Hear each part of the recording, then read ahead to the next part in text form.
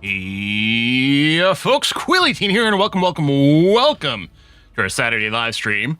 And I have been lost in programming all morning. I just looked up at the clock at like 10 to 12. I'm like, oh my god, I gotta get the stream going on and stuff like that. Heck, wasn't even properly dressed yet. But that's okay, don't worry, we're not gonna violate any streaming terms of service. Clothing. I'm sorry to disappoint, or I'm happy to have saved you, one way or to other. Hey, Yondar just made it in time. Excellent. Mr. Danish Butter says, just in time for a relaxing game with Quill. Yes, because nothing is more relaxing than RimWorld. I have just played a session of EU, the board game, and it's so mentally hard that my head is totally bombed. Whoa. I think one of the funkiest board games I ever played in terms of like rules, and it doesn't help that I've only played it for real one time.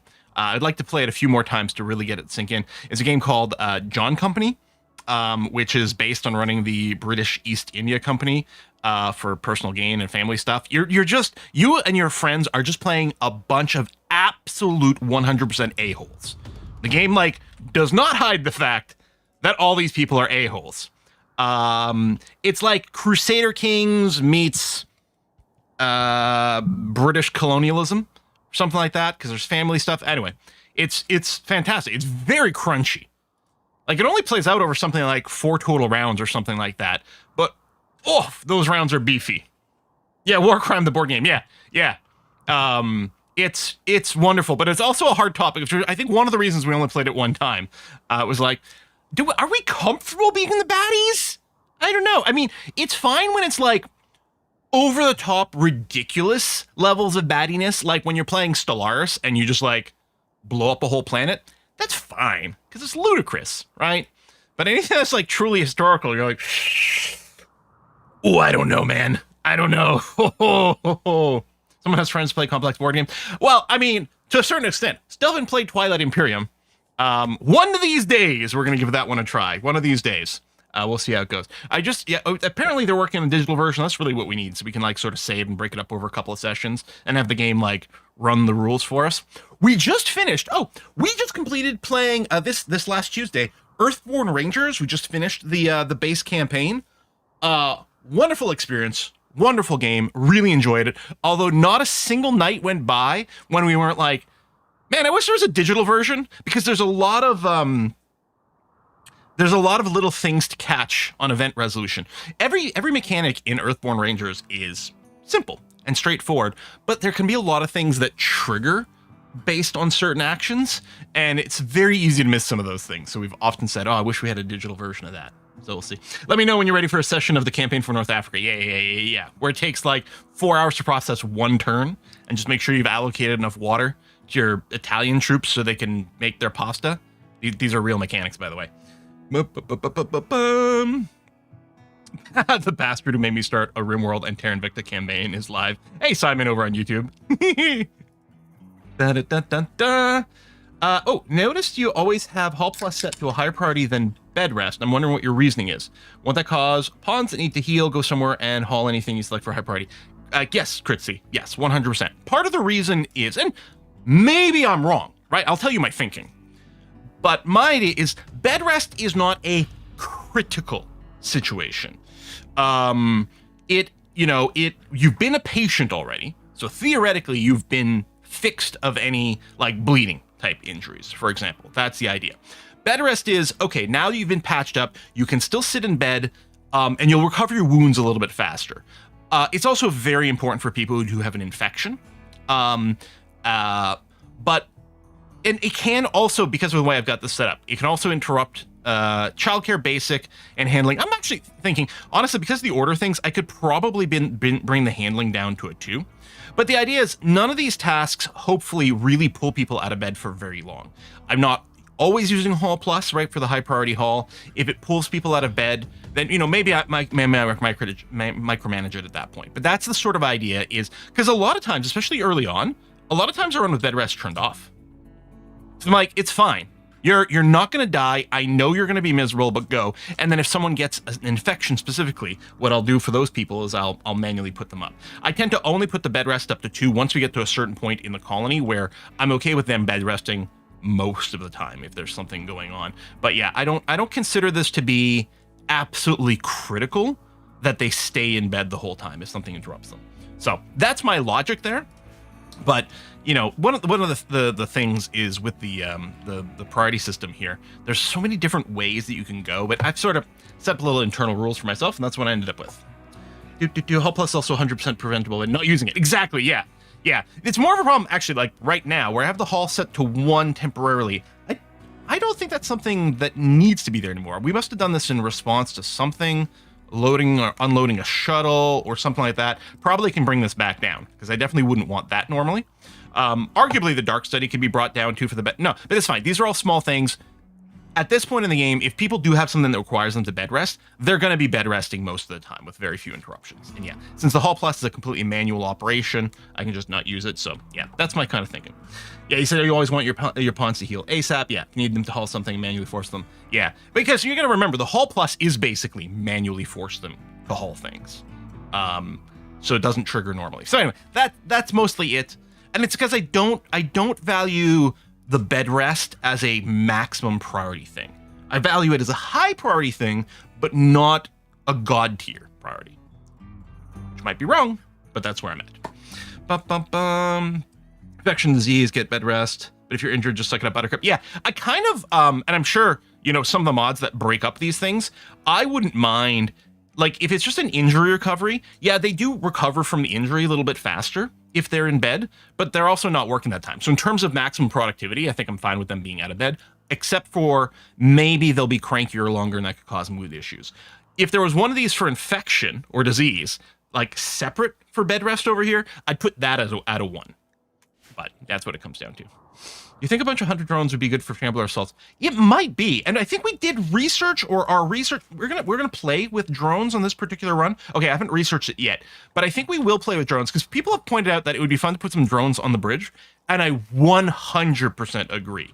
And it would be really interesting if that does things to the shamblers. Like we could just put a bunch of drones around here, which would also, I guess, be good for breach raid because your normal raids. Like I almost don't want to waste drones on regular raids because if they're going through one of our bottlenecks here, we're going to be fine. But yeah, maybe that's a good point because I talked about, and this came up a bunch in the vampire run, it's like every single raid that happens, I feel completely 100% comfortable handling.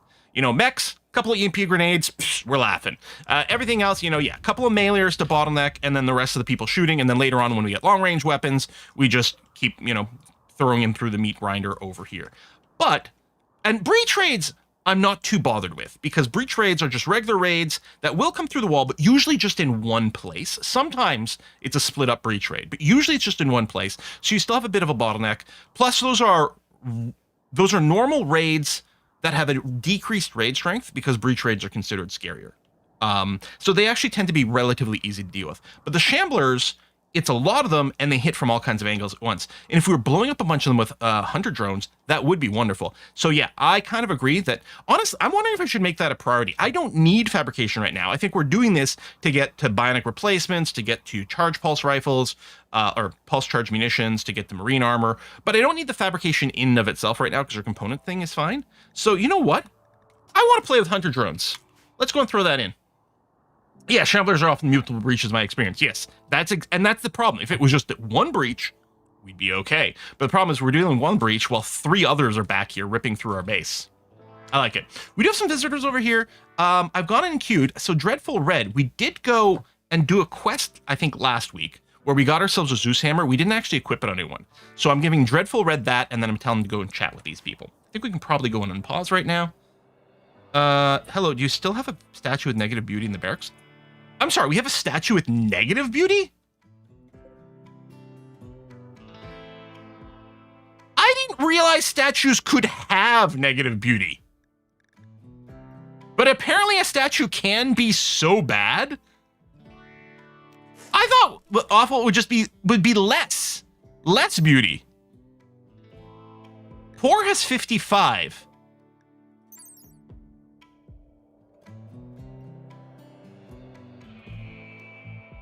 So, poor is fine, but awful is so awful that it's negative?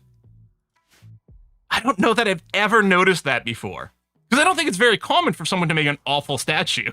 Because usually, when you've got someone doing artwork, usually they've got some skill. But we did start Halko when they were very young. Maybe that was one of the first ones they did, or just did a bad roll.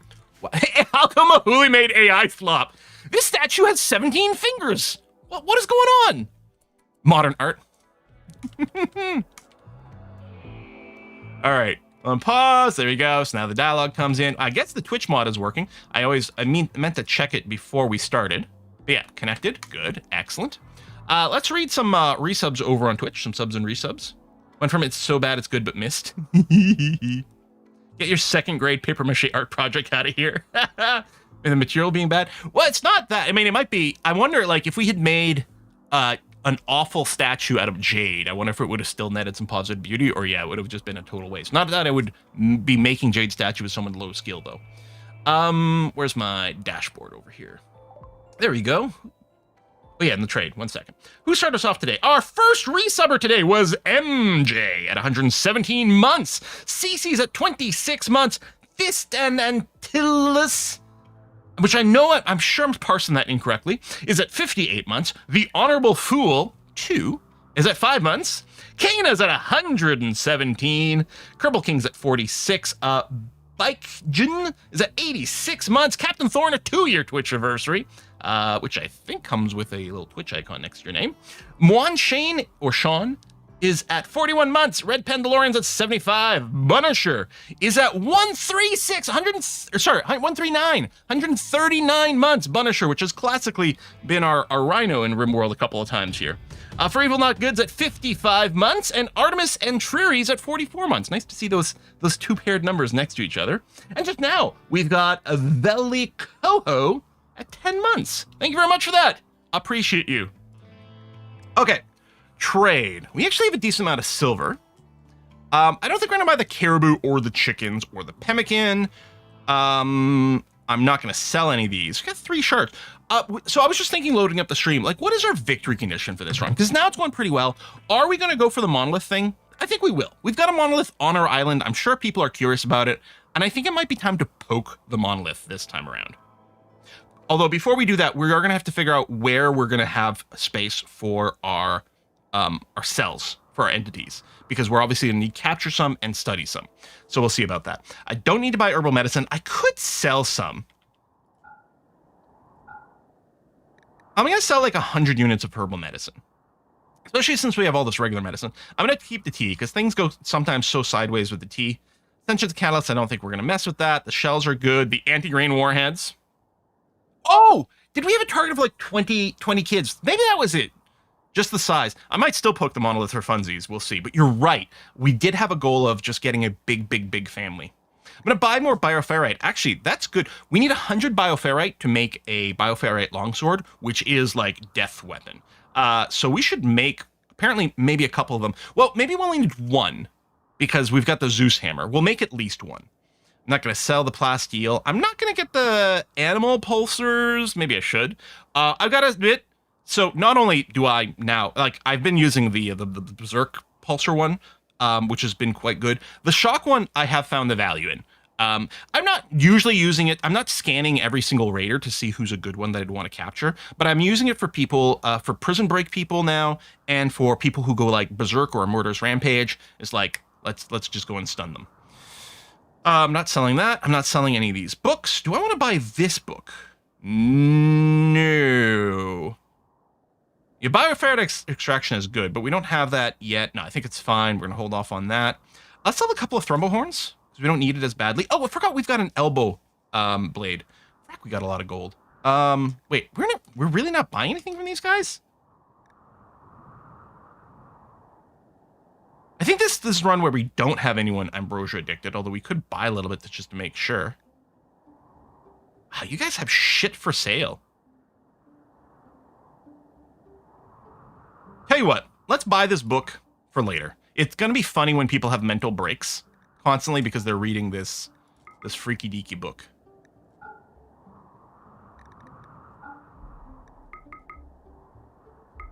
There we go. Let's do this. Buy a chicken for the lulz. Oh yeah, the sculpture's still there. Thank you. I did want to sell that. Because at least it still has... Flip this the wrong way. At least it still has some monetary value. Alright, let's do this. That's a lot of gold. But I'm not going to sell it to these guys. Awful quality applies a minus 0.1 beauty factor, so beautiful materials end up being worse than boring ones. Oh, that's funny. I guess people are appalled, like, I can't believe you wasted jade on this awful piece of crap. So, I think we may have been... I can't remember with the Thrumbo. I think that's partially... We don't really need it, so who cares? On the other hand, they're there, and it would be pretty trivial for us to do. So, we should probably go and take the Thrumbos. So, we'll set up over here. Now, they're all going to go at once, but we do have a lot of psychic powers. Dreadful, I'm going to get you to over here, because we'll use you to do some kiting stuff.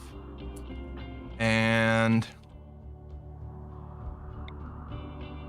target that one. I think they'll all aggro because they're close together. Well, especially if we're hitting multiple. Well, 20 phalanges didn't aggro. I'm going to burden that and stun this. Red Shirt Wizard is going to go and distract them. Good job, Red Shirt Wizard. You know what? A lot of our people aren't shooting right now, which is a little annoying. Oh, what? Our bot died. Okay, the fact that the bot died so fast is a little annoying. And I think the idea was, too, like, oh, maybe with these guys around, it'll be easier to kill the Thrumbos. I don't know if that's going to be the case, but... Eat a stun.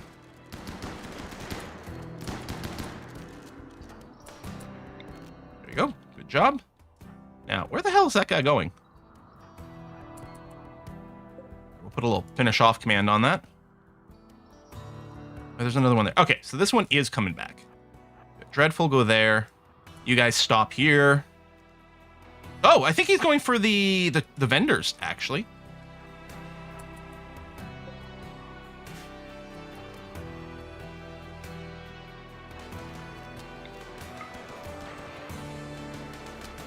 Go, eat a burden. Burden's more useful than stun right now, because we are looking to do some kiting. Burden lasts a good long time. There you go. We'll put a finish off there. And there are two more Thrumbos. There's that one and 20 phalanges, and they haven't aggroed yet. All right, let's keep going.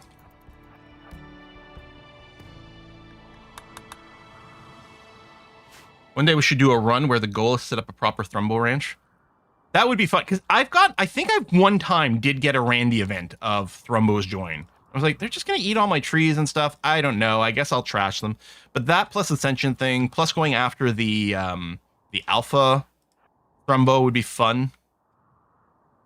You know, we'll do it the same time we do we actually use genes and modify people run. You know, because that'll happen one day. Probably. Maybe. Get burdened. There you go.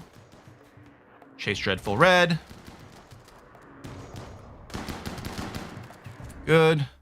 Actually, just go ahead and finish him off right now.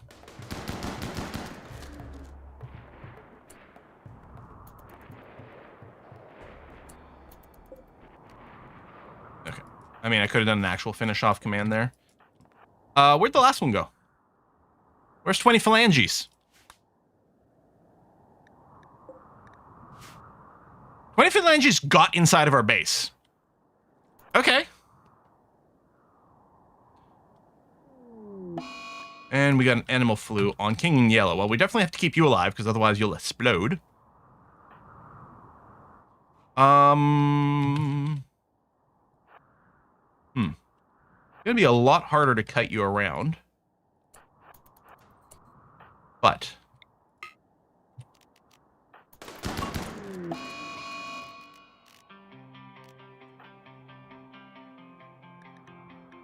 so where's your stun power? It's covered by the UI.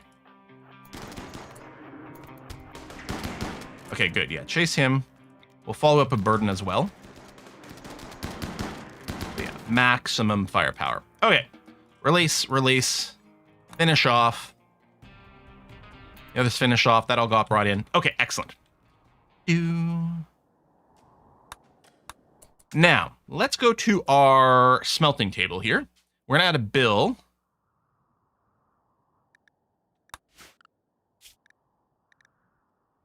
Okay. Drones will wait. We're going to research long bites. Imagine if Thrumbos would fly. Oh, that does sound terrifying.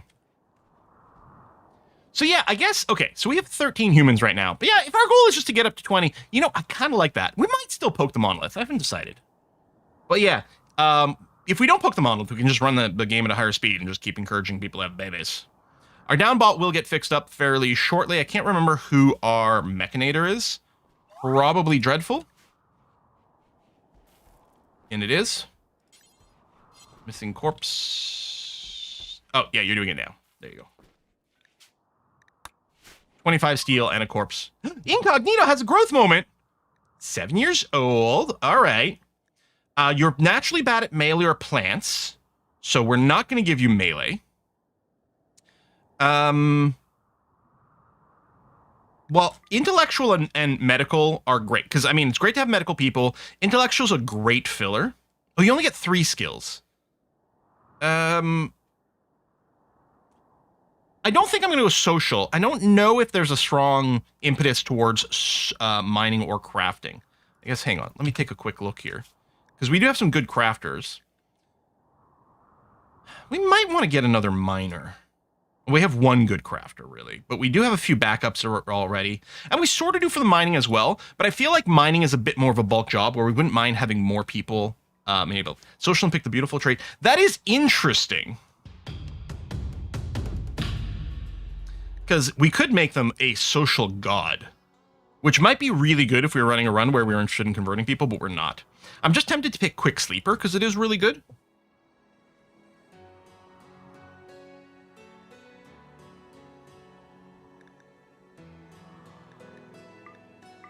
I think I might do this. We need time mates when you have social plus beautiful. True. We are hurting for social. Yeah, but did we need social for anything on this run? Because we normally, the reason I want one high social pawn is to make them the moral guide so that they convert people powerfully and then also recruit people powerfully. But we don't do either of those things. It does help for counseling.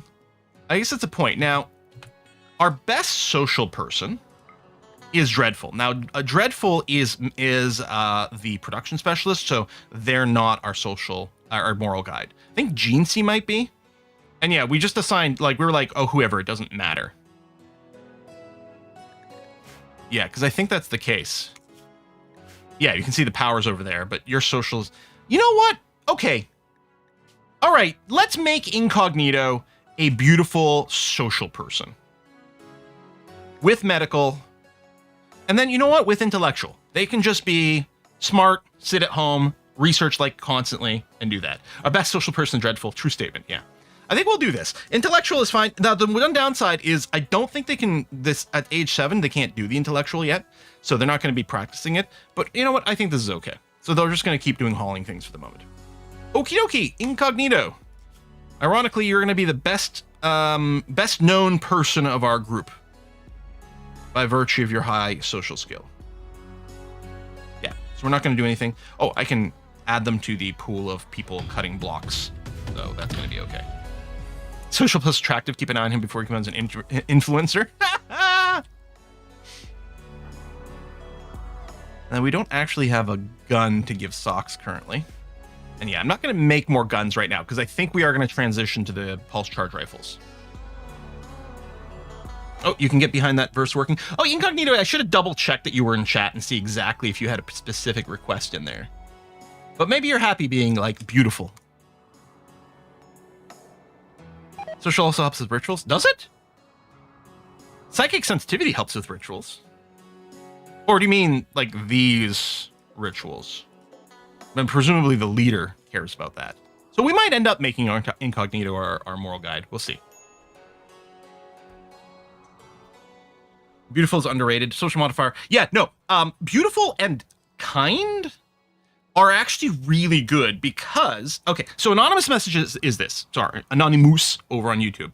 Beautiful is underrated. The social modifier that makes everybody like them a lot is great to avoid things like social fights. In a run like this, it'll help with romance too. Yes, 100% agree. Yes.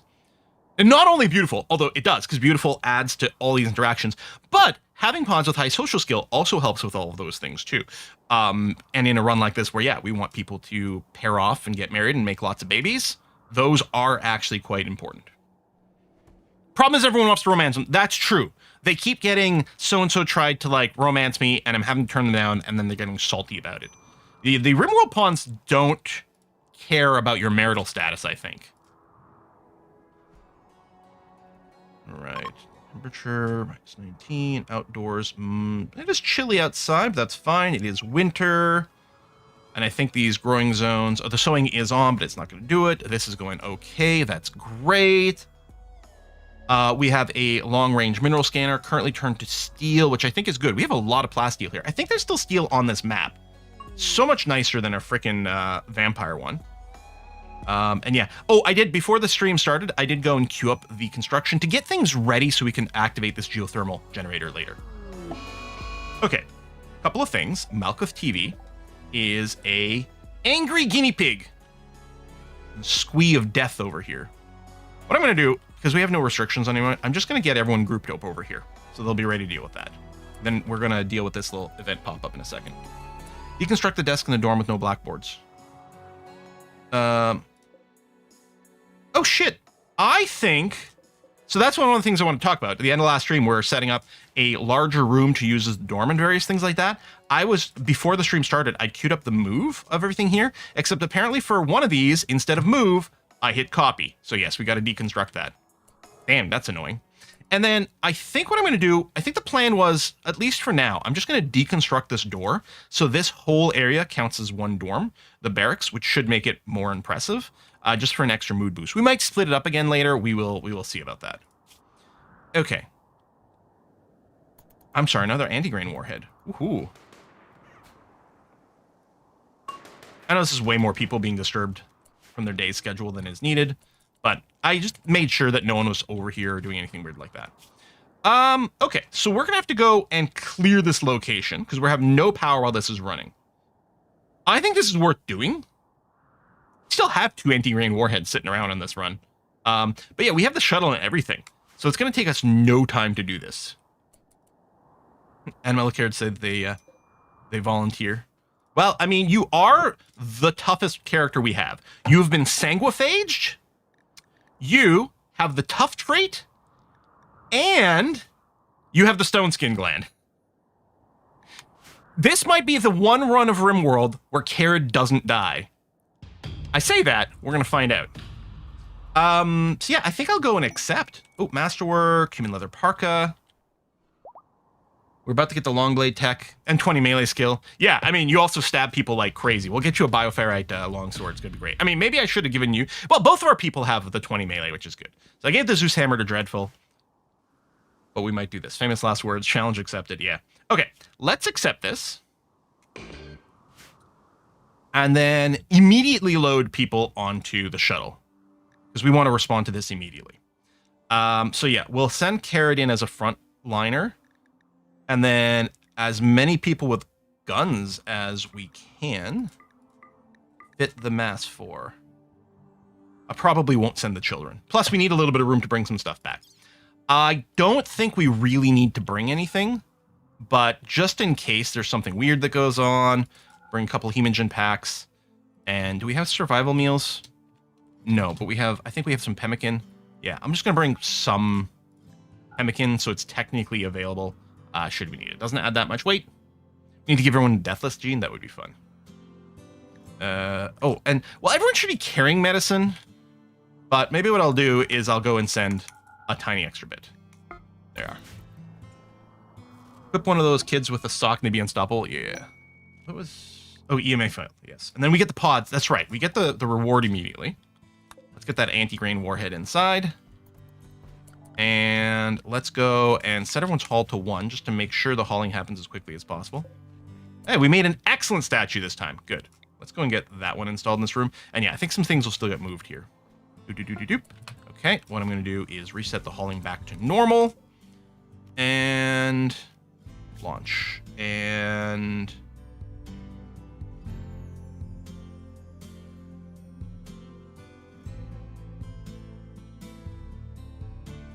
where's the dynamo?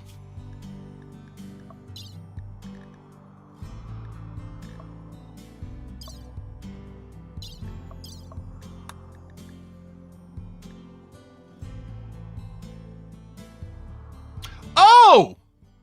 I just assumed this was one of the ones where we had to raid a site. This is just we don't have power for 5.7 days?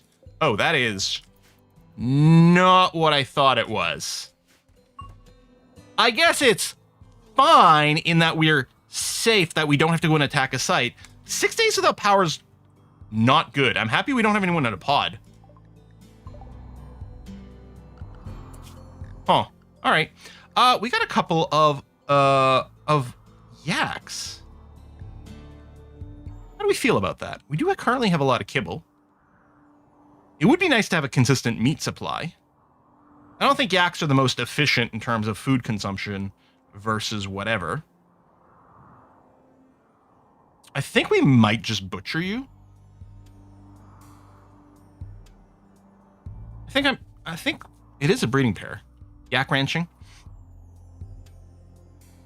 Don't slaughter them until power back on. Well, that's true because our freezer might rot. Okay, we'll keep them for now. I don't think there's any auto slaughter on them. Oh, that's not true. There is. Okay, we turn that off now. But yeah, our freezer not working is going to be annoying because all the meat's going to start rotting. Yeah, raids are a consistent meat supply. I don't think passive coolers can bring things to a frozen level, but they might be able to get things to count as refrigerated. I don't know. Maybe they can't get below like 15 or 16 or something. I haven't really experimented with spamming passive coolers before. I'm betting there's a limit that's going to be a problem. Guess we're not researching. Yeah, eat all the meat now. We could put a little campfire or a fueled stove. Process a few more. Yeah, okay. What I would have done, I think I still would have accepted the event, but I wouldn't have accepted it instantly. I would have done some more prep work if I had realized what it was. Do we have any... No restrictions. And I guess our bots are EM protected, so they can still wander around. Make more meat piles? Oh yeah, you're right. We could make a few more of these. That's really funny, because this will take some of our human meat, put them in here, and these things don't rot. So yeah, let's save some human meat. That's really funny. Passive cooler is limited to 17 Celsius. Okay. If you recall correctly. Oh, well, I guess we'll find out. I mean, it's still below freezing for now. Hell, the airlocks don't even work anymore, although... I don't know what that means. Oh, Reg Cooper's got a growth moment. Okay. Reg is already a jogger. Ooh. Bad traits. Okay. No, okay, this is quite interesting. So there are 3 decent ones here. None of them are god tier. But we're looking at Optimist, Kind, and Great Memory. Now, of those, I think if you were just going to do a tier ranking, I think Kind would come out lower than those. But again, we do want to acknowledge the fact that building up social relationships is really nice. Reg has shit for social, but being kind could still help because you won't make nasty things. Optimist is great because you just get a permanent mood effect, and that's obviously beautiful. Great Memory translates effectively to more skill points. You don't learn things faster, but there's a natural decay for skills that when you haven't used stuff for a while, you lose some skills over time. Now, I think Great Memory isn't required for something where the person is grinding something constantly. Like the plant work, for example, I don't know if Great Memory really interacts in an important way there. But for maintaining shooting or medical, I think it's quite good. So there's 3 decent options there. Pixel Villain says they're a big fan of Optimist, and Asiak says Kind makes other people happy. Yeah, these are all very good. In terms of skills, I think we'll definitely go and give you the double passion for planting. Well, we got 4 skills. I think we'll just go and passion up everything you've got. So that's pretty straightforward.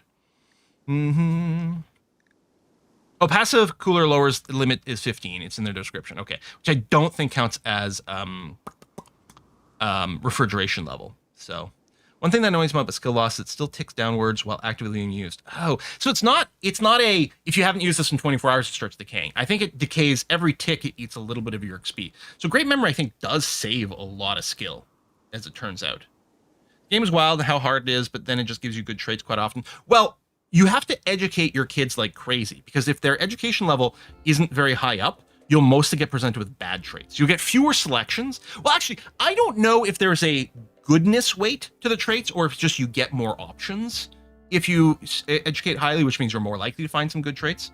Yeah. Good Memory is great for medical, shooting, mining. Yeah, like I think we might do it. It'll help with the shooting because it'll really maintain it while they're not active, and I think it might generally be good. So I think we'll do this. I'll have to double check again in the wiki to see exactly how it goes. There's no waiting for the skills. Okay, so just higher education just means show us more traits. Okay. So yeah, we'll go with this. Boop. And then, who was this again? That was Reg. So Reg, I mean, I could have been able to tell pretty quickly by skills that aren't set here. You do have double passion for construction.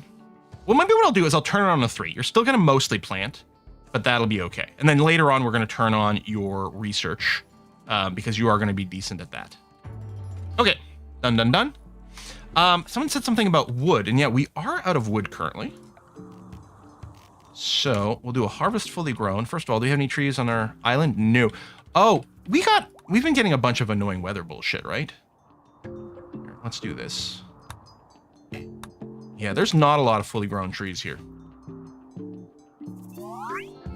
And 20 phalange. Oh my god, everyone's aging up at the same time. Age 10. So Phalanges already has Fast Learner, one of the greatest traits in the game. Again, as a starting pawn, I would value Tough and Super Immune probably a little higher, because the important thing is that your one of your starting pawns doesn't get instantly knocked out. That's bad. But after you've got like the basic sort of early phase through, Fast Learner is probably the most powerful trait. I mean, Industrious is really good. Jogger's always excellent, but Fast Learner is insane. It means even the things you're not skilled in, you learn super mega fast. I think we're going to keep you cooking a fair bit. I don't know if you need a second tick in animals, but you know what? What the hell? Let's go and do it. We'll give medical because it's always nice to have some extra medical people. And after that, it doesn't really matter. We can give you tough, which is the only positive trait in here. Night Owl's got it. It's fine. It's not so bad, but it's a little bit annoying. Aesthetic's actually fine too. But yeah, we'll give you tough because it's obviously one of the top tier traits, so that's pretty easy. Where are we going to put... Is 20 phalanges in the chat? I don't see anything immediately. Whatever we give your 4th one here probably won't matter. You're feeling a little outdoorsy. Like animals, cooking, we can give you plant as well, just sort of semi on theme rather than mine. Although tough miner also sort of makes sense, I think, because I have in my head from Dwarf Fortress that miners develop a lot of muscle skills, so they turn out to be pretty good mailers. I think I'm going to do this, and that'll work for me.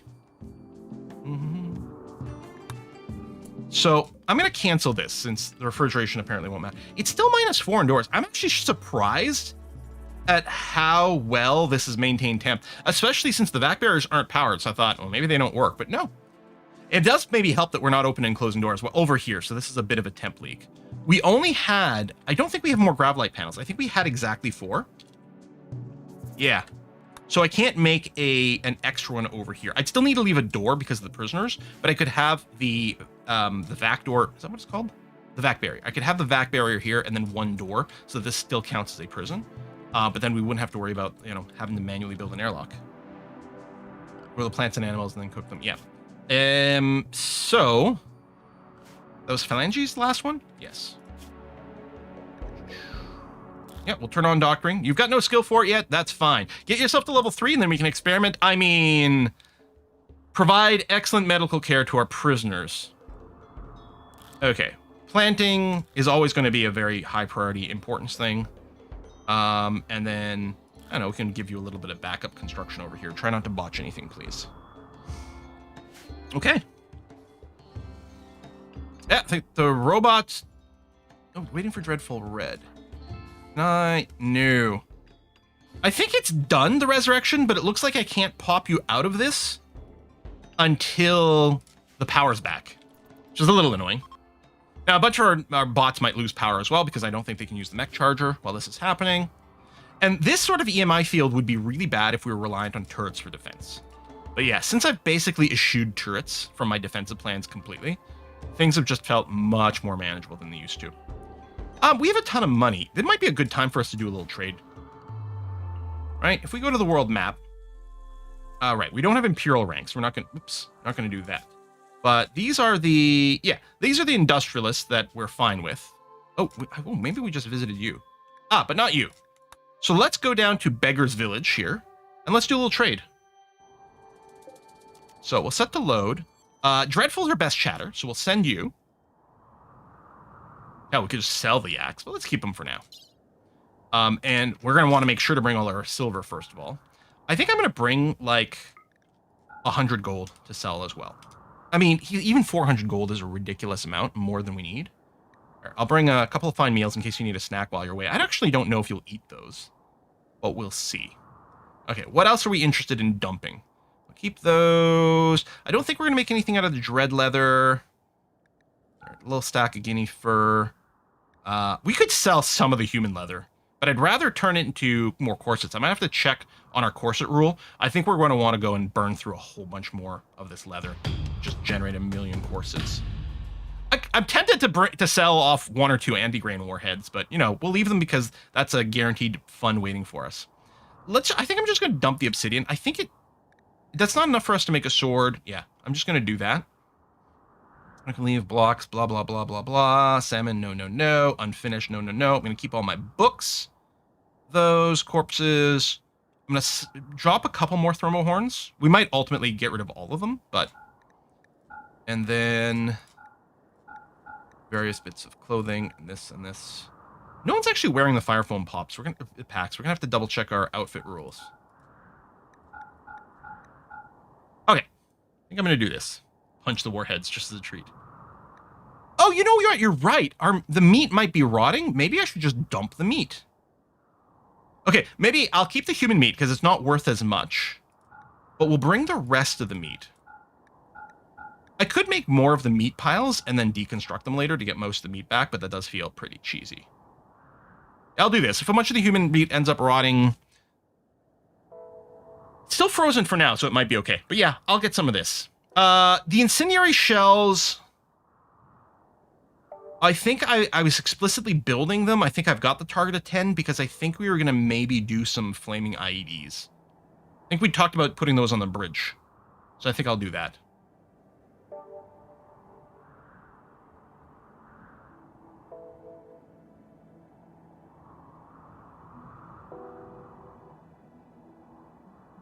Yeah, so that's a lot of meat, yeah. Okay, I think I'm fine with this. Oh, do you need the incendiary things for hunter traps? Well, then that's what we'll do. You might have missed this, but I had an idea to put another ring of concrete around the shuttle landing pad and color it alternating color. Oh, black and white. Yeah, that's a great idea. I think I had, I do like coloring the landing pads to make them look more landy. First of all, I think you're right. that if we're going to do like anything like that, I think we do want one extra level of concrete around it, which admittedly will be missing a corner. We could paint the outside, or I could just paint, I might still just paint this inner part here and then leave a little concrete ring afterwards. But we can, if we go into the paint floor, well, this is pastel orange, pastel yellow. I guess the brightest looking yellow we've got. Do this, and then this is black. It's really just a very dark gray. Well, let's do this. We can always remove the paint and then move it to the outside, but let's give this a try. And then we'll know exactly where the shuttle's supposed to land. Sometimes I put little lights down here too, because it looks cool. Actually, right, you can put a ship landing beacon, and this is for other people. Minimum of 9x9. Yeah, so this won't be legal because it's only 7. I'd have to go 9x9. We could maybe consider a different landing pod, but that's only for other shuttles. I think for ours, we'll just do something like this. Okay. Oh, Wiki says 100 traps only need 40 steel and chem fuel. Okay, so we don't actually need that, but we might do the IE traps. I think we might have been willing to experiment with some of the fire stuff. We'll see. Who's got the medical emergency? Harduke.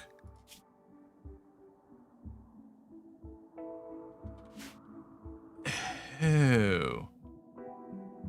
It's 7 degrees in here.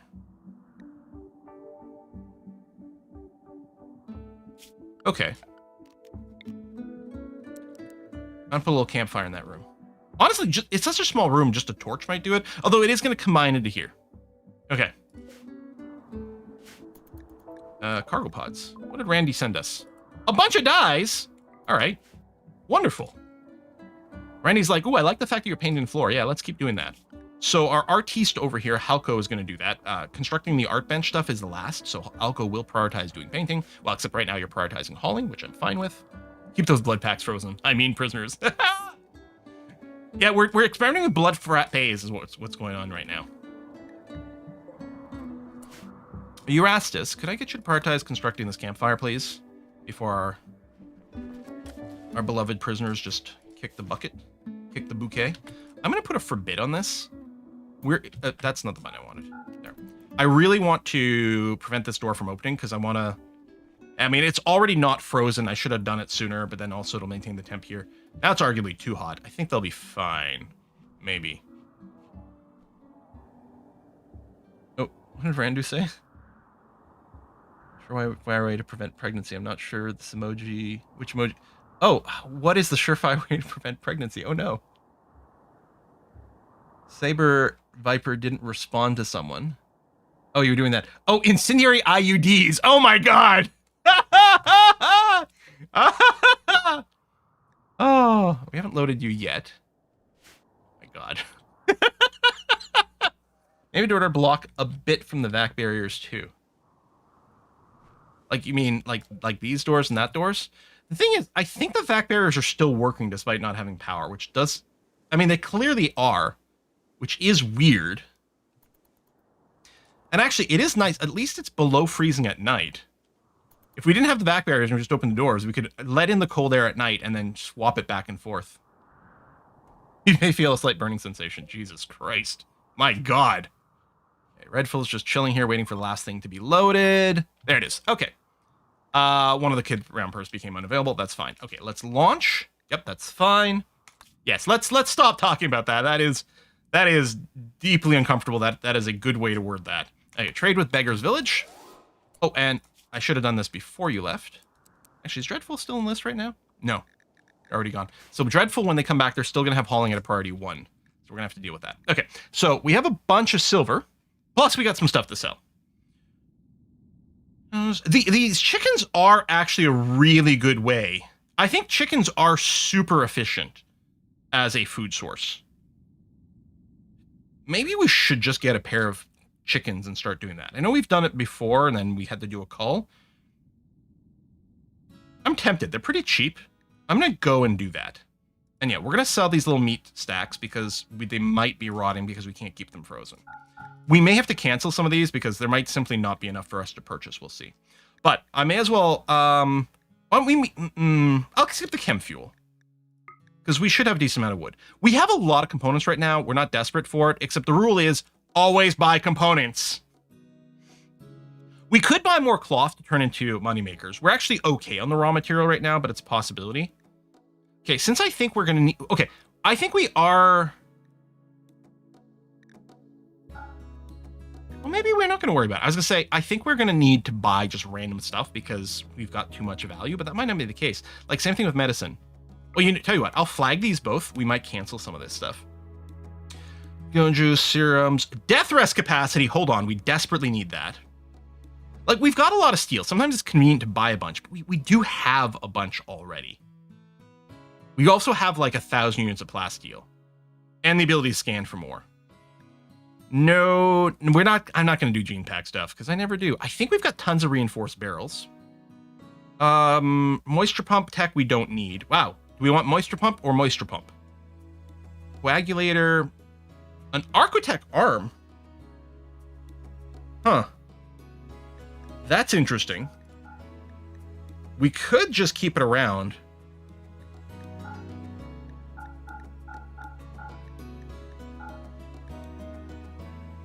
I do like the Psychic Insanity Lance, actually. I'm going to buy that. Sell the excess gold. Don't buy statues. Don't buy television. Hospital bed. No. Okay, so we do have some extra cash. Red packs, low shields. I think I'm going to get the Arquitect arm. And then we're going to end up with 1,700, 1,700 additional silver, actually. I forgot about that. We weren't even spending it. I was just looking over here. Yeah, okay, you know what? We'll buy the steel. Too heavy. I mean, I guess I could just buy as much steel as they've got.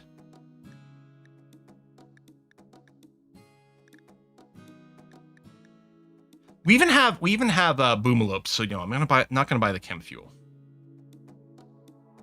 May I have the architect arm so I can make even greater art? You might need it.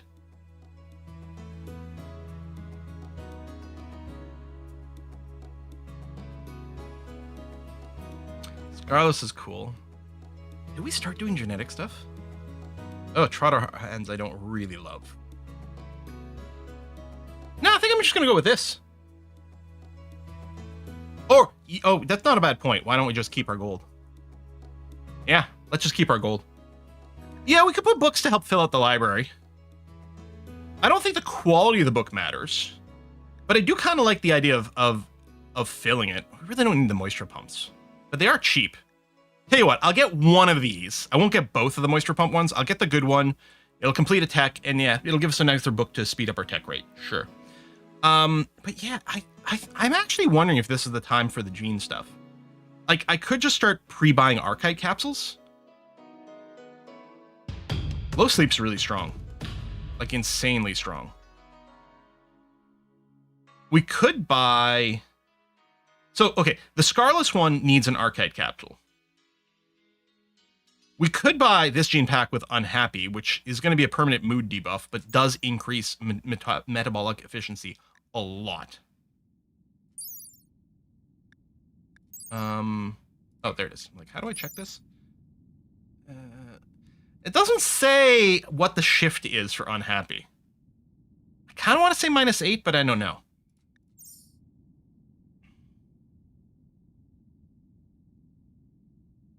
I don't want to give people trotter hands. I'm tempted to just blind buy the archite capsule, though. I think I will. Okay, I'm going to call this good enough. Genetics are easier to invest in early when your colony is smaller and fewer people to worry about modding. Gene packs will eventually come. All right, let's just do this. And then wait for Dreadful. We could have him visit a second site.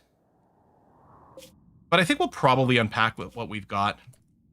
We could always just pack up, say, just the silver.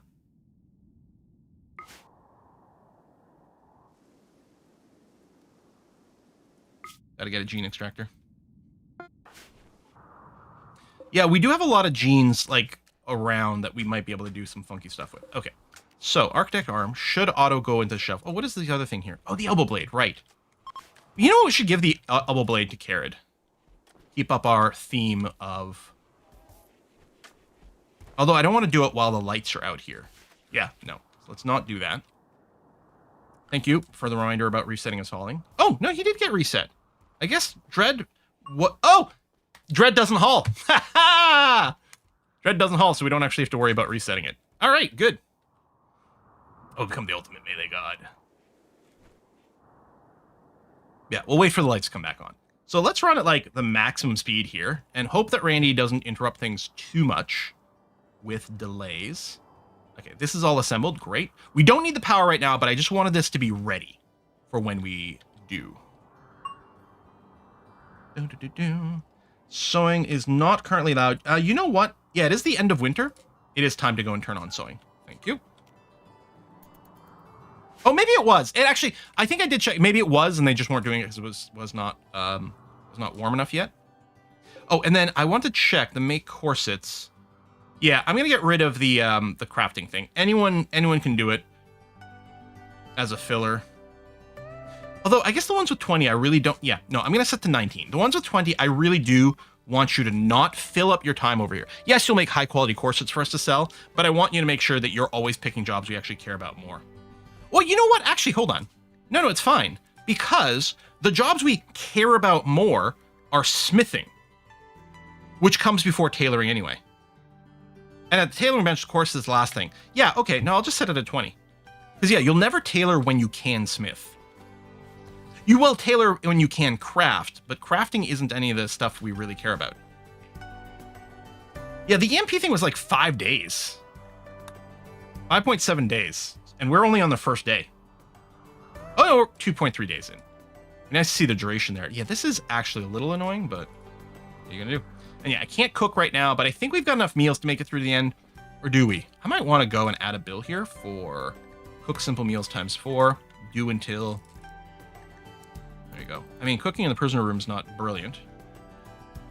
It is also currently very dirty. Right, and then... No, hold on. I don't want to do it here. I could build a second campfire.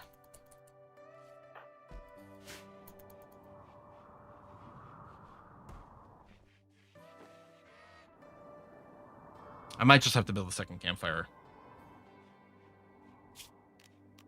And I think I might build it outside. Or in one of these rooms. As long as the room is kept clean. Here, over here. It's not currently clean. I'm going to go and increase the cleaning priority to a 2 here. I know we've got cleaning bots, although some of them are going to be running out of power. And clearly the base is very dirty. So let's do a clean catch-up. And then over here, since this will now be a clean room, do until it have X. There we go. And use the meat first. Yeah. Like that. And then copy and paste a second one, which also allows vegetarian.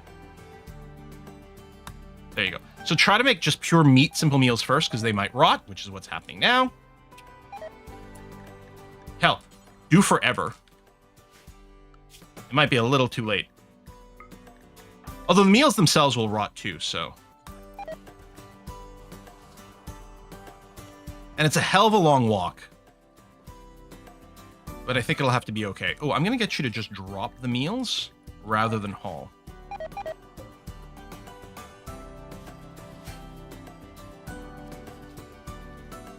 Will plants die in the dark in the greenhouse?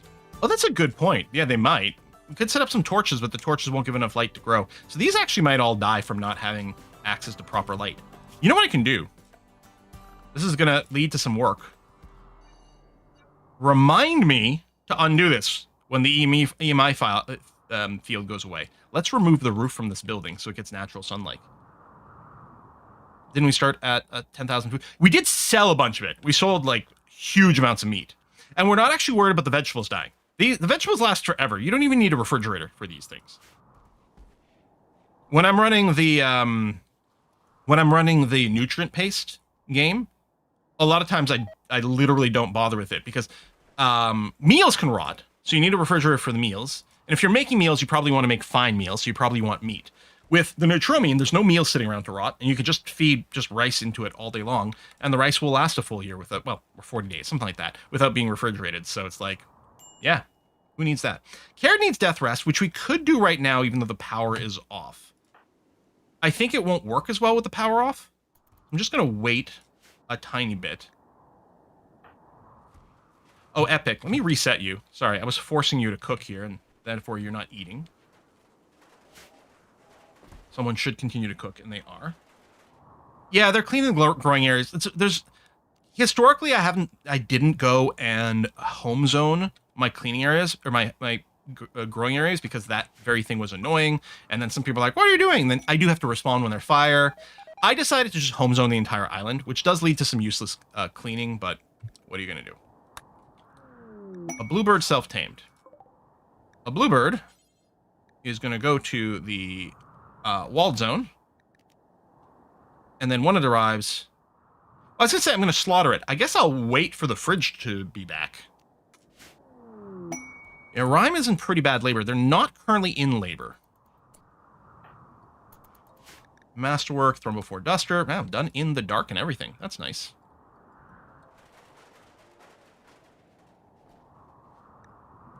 Okay, we're halfway through. Slightly more than halfway through.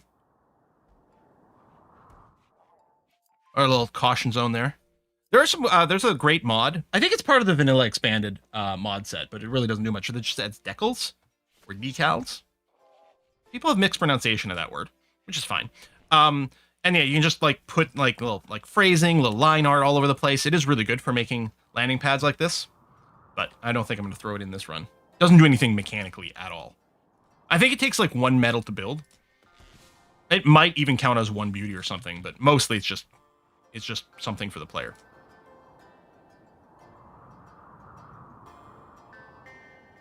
Gene manipulation on Brandon's colonies of blood purist. Yeah, but the gene manipulation is like, aren't our genes already perfect? That was the flip side to the genetic modification argument. All right, Dreadful's going to get a power. Yeah, I'm leaving the default selection. The meleeers may not be the most useful with the power because they're usually too busy defending themselves in melee combat, but sure. Plus, actually, it might be good when we do move to this defense and we're not using the melee choke point as much. It'll give our meleeers, who are probably just sitting behind, ready to move if we are getting rushed by melee, to go and defend our shooters. But otherwise, they do tend to sit behind, and then maybe it'll be quite good to just have them be ready to do powers. All right, Dreadful. Vertigo Pulse, beautiful. Love the Pulse powers. Nice to get an AoE like debuff. Wiz Khalifa likes your shuttle area. Wiz Khalifa's a rapper, right? I know pop culture. I don't understand what this is, though. What that means, but... Oh, I guess the black and yellow striped concrete I used from some sort of mod. Oh, yes! There is one of the mods. It might be part of the vanilla expanded architect that adds some extra flooring type that has a proper sort of like caution like tile, like you find in Factorio, for example. Oh, that's right. We can color the shuttle, right? We had figured that out. Well, red ones go faster. There we go. I think we queued it up and we realized we didn't have any dyes, and I'd canceled it before because we had queued it up at least once. Yeah, the red ones go faster. Oh, Wiz Khalifa has a song called Black and Yellow. Oh, yeah, that's right. It goes black and yellow, black and yellow, black and yellow, black and yellow, black and yellow. I don't know if it has any other lyrics.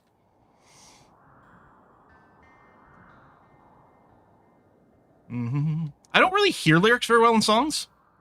It has to be like the vocal track has to be very forward. And we have dyes planted. We did. Yeah, right over here. Well, they're not currently planted, but yeah. Yeah, the music has to be very low, and the language has to be like very like clear and probably not too fast paced.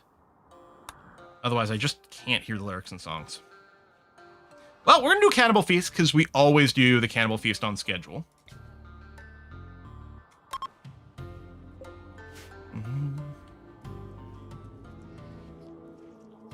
The thing is, I really like, one of the most important traits usually for determining if I like a song is the vocal melody. Even though I can't often, boring Great Advent. Womp womp. Even though I can't usually like pick up the lyrics, usually I have to go and read the lyrics to know what the hell's going on. The melody line I hum when I get a song caught in my head is usually from like the vocal melody. I'm here for the scheduled Cannibal Feast. Delish.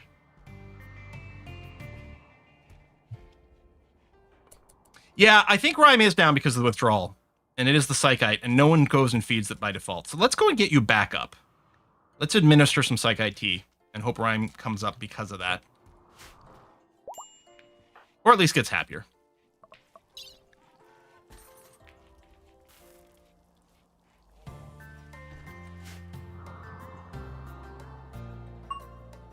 Rime got addicted to tea again. I mean, I think at least half the colony is addicted to Psychite tea. Well, we might be able to update some of our policies here because it's Epic. Well, I don't know if you're 16. Oh, you are. Yes. And annoyingly, can't set the drug policy here. But you can officially be... Well, you're a teetotaler, but we'll put you on the adult policy anyway, just to say. Halco 13. So no, you don't have the full body size yet. Planocite, Incognito, Carid. You also don't have the full body size yet. I don't know if you'd be extra immune to it because of being a vampire. But no, okay, we're going to keep you on the default, which is the no, don't go and drink a bunch of Psychite tea yet. What is thin diagonal line running through the temple?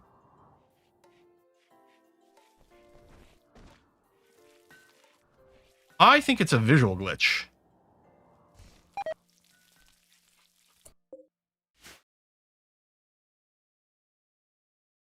Huh. I've never seen that before.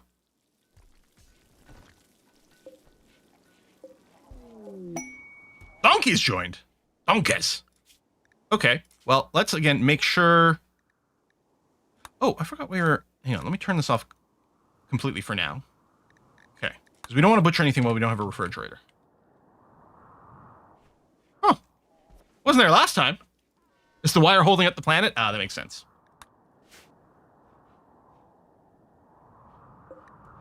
Okay, I'm going to send Carid to their sleep now. Even though I think if it's unpowered, it's going to be slower. But you have been going without for a while. All right, I was like, why did I paint this area? Because that's the place where my 2 EMP grenade people stand when there's a mech combat. I suppose with that in mind, I could do maybe just this, so at least they have a little bit of a barrier. This is not the optimal way of defending, but we're almost past using the structure anyway. Looks like the wall lamp is connecting to one of the batteries. Oh, maybe something. Which wall lamp, though? Because this, if you follow this line, it's like sort of ending up... Yeah, it does keep going. Oh, wait. This wall lamp. If I can collect it. Huh. Did it... We used to have the batteries over here. Was this lamp connected to this battery and then maintain that connection even when we move the batteries? That's not supposed to happen. That sounds like a bug. Oh, there's another fun bug, though. I don't remember if I ended up talking about this on stream or not. So here's a fun thing. Let's say I would take this wall lamp, and I'm going to move it. So I'm doing a reinstall over here, okay? And then I'm like, you know what? I don't want this to be a slate wall anymore. I want it to be a wooden wall, which used to be you'd have to deconstruct the wall and then rebuild it in vanilla RimWorld. And then a lot of us would run a mod called Replace Stuff that would let you queue up a new material on top of an existing one, so it would deconstruct and rebuild it. Now, as of 1.6, that's built into vanilla RimWorld, right? I can go and say, I want a different wall type over here. And then I'm like, wait. Wood? That's stupid. Hold on. Let me cancel this.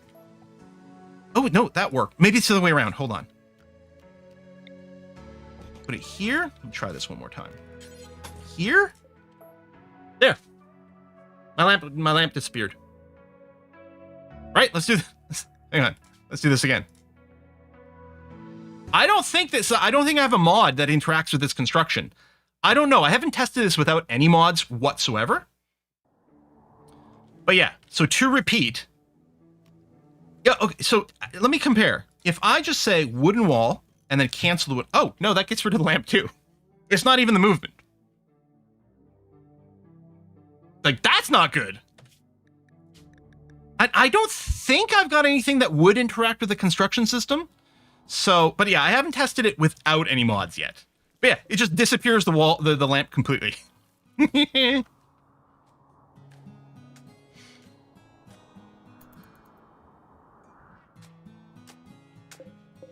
It came up in a solo game I was playing, because I started with the base made out of wood, and then I was replacing everything with stone, and then I realized, oh, I don't have quite enough stone, or maybe I was like, oh, hold on, I'm not going to want this wall here later, so I canceled the construction, and I'm like, where did my lamp go? Oh, the power's back! Hooray! Okay. I'm going to say, let's keep the chickens.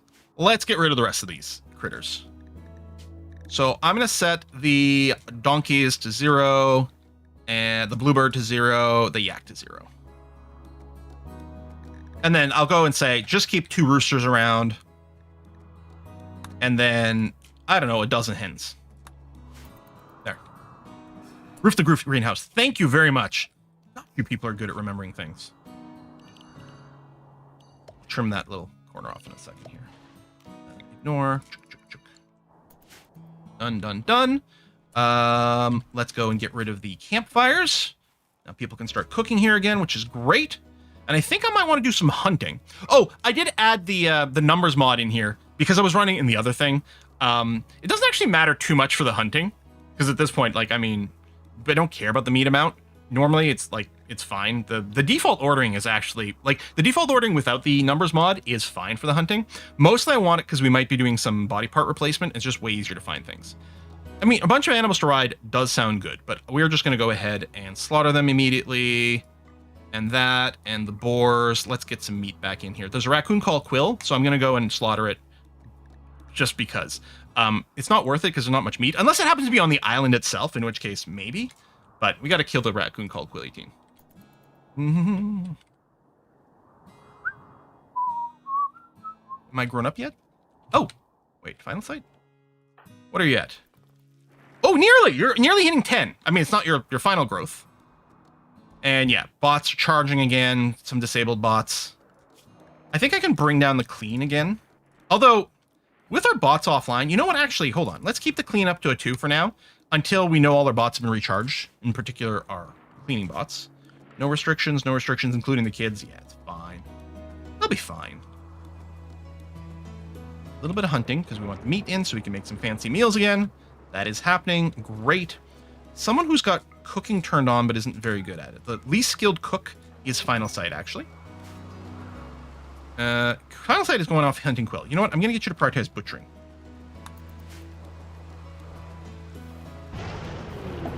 Rhymes in labor! Gather for childbirth.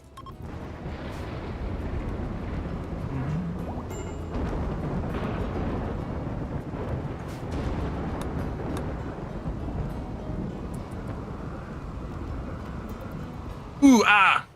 Remember to breathe, Rhyme.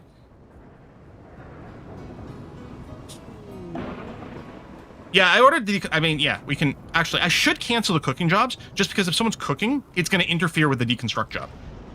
Healthy childbirth! Hooray! So, what we want to do is just accept this. And then... select which random name. Nope, that's... We already have a final site. The Stitches! Welcome to the family, the Stitches. Oh, yes, time to elbow blade. And, oh, check that. Okay, so... who could use the architect arm? So this is one of the reasons I have the numbers mod. So if we do this and we go to the medical preset, just because it's annoying to go through and check everyone. Oh, hold on. We pod the Stitches, please. It's annoying to check through everyone, but if we go here and we can just sort by manipulation, find someone with bad manipulation. Now, Cared is because I think they're death resting. Ron, yep, that's fine. Dreadful has a penalty in manipulation because of web phalanges. Wow. No one's actually got an arm problem at all. Do we just keep the architect in case someone loses their arm? I mean, it would be nice to boost manipulation, but... damn. We were going to elbow spike Cared. I mean, Dreadful also goes into melee. Maybe I just elbow spike Dreadful and then we go and find some more after, since you're here. Oh, did we not get the roof done yet? We might need to go and encourage people to roof a little faster. First of all, I'm going to reset. And yeah, tell you what I'm going to do. I'm going to set the construction to 1 for everyone. And then reset them again. We've got no other construction, I think, going on. And roofing is a very high priority operation. There you go. Roof the heaters. Yes, please. Oh, gimme. Calibration, more accurate shooting. All right, good.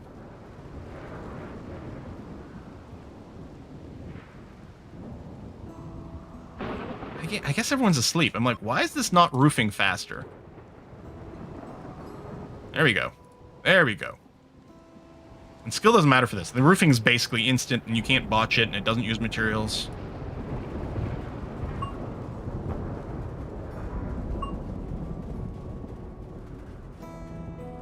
Okay, it's got to be almost done, if not already done.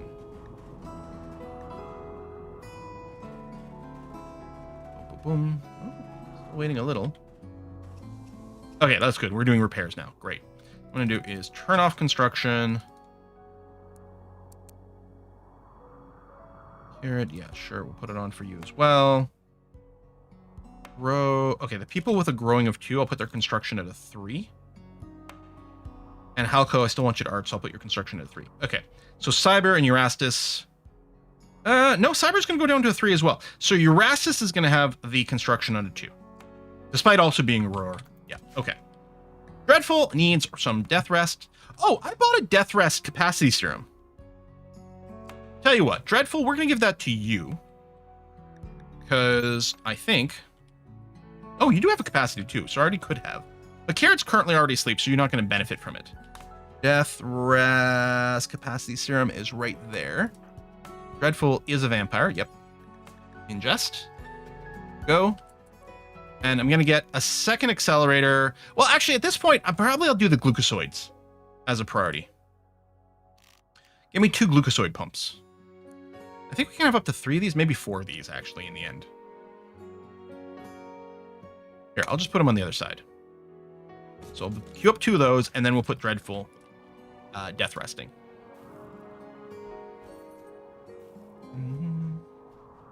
Gives XP the one rare free thing that gives XP. Wait, so you can go remove and re-add the roof over and over and over to grind some random construction XP? Without using any material? That's crazy. I didn't know that. Oh yeah, that's right. That's one of the things we set up the ID for. Because insects keep spawning over here, and we're like, hopefully, this will work.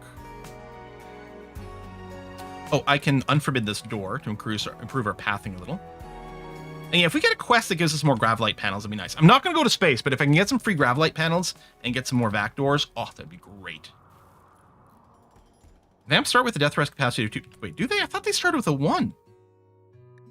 Oh, okay. So when they ingest it, they go up to 3? I thought they started with 1. Maybe, I don't know. In any case, Dreadful currently has 3. And needs Death Rest. Let's do that, and then, yeah, we can give you the glucosoid. Again, I kind of like the Death Rest Accelerator early when, like, losing someone for an extended period of time is very painful. With so many people like this, we can afford to lose someone a little bit longer, and then we just want them to move faster when they're up. I think it's probably the best. Okay, Longblades is done, so we're going to go back to Hunter Drones. Then, over at the Smithy, we're going to do Longblades, Longsword, and we do have someone who really likes spears. In the chat, but just to compare, right, the stats, the basic longsword, so a steel longsword, has a so 8.6 and 33 armor penetration, and the spear, slightly more armor penetration but less damage. But I think the longsword might get more benefit from the material. So we're looking for the bioferrite. I mean, obsidian's also really good, but then we get 11.3 and 44. It might still be better. No, see, now the damage falls off even more, and it actually has less melee penetration. So the better quality longsword, I mean, the longsword always has more damage than the spear. The spear starts with higher penetration as a base, but the longsword benefits more from better materials and possibly quality as well. So anyway, these are going to be cleared here. We're going to go with the bioferrite longsword, and we got enough material for 2, so I'll just tell them do it twice. How about plasteel? Oh, that's a good question. We should compare. So, again, so the bioferrite, 11.3 and 44. Plasteel, higher damage, less penetration, right? 11.9 and 37, or did I misremember it? No. So the plasteel has slightly higher DPS, but less penetration. Maybe it swings slightly faster. Let's see. Like, I wonder if it's lower damage but higher swing. So let's say the edge, 2.08. Yeah, so that's the difference. The plasteel one swings slightly faster, but hits less strong. And I think we want the more strong for the penetration. At least that's what I'm going to go with. Plasteel spear would be even worse than bioferrite. Oh, maybe, yeah. I don't know. Yes, so there is a cap, regardless of the death rest. There's a cap of 2 death rest accelerators and 4 of the glucozoid pumps. Yeah.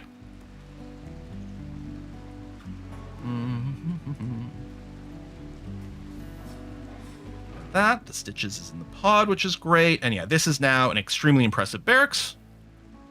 Some things might change here, but this is good for now. Got some things over there. What was it? Oh yeah, Final Sight was the cook with the lowest skill, but you're actually pretty decent now, but we'll still give it a little extra training. You actually can't do fine meals yet, so yeah, go rest. Excellent. Bioferret spear for the intimidation factor. Oh, bioferret spear. A ferret on a stick. That sounds like a Fallout weapon. And yeah, I didn't check the obsidian because we didn't have any, but I suppose out of curiosity. Right? So again, the bioferrite sword, 11.344.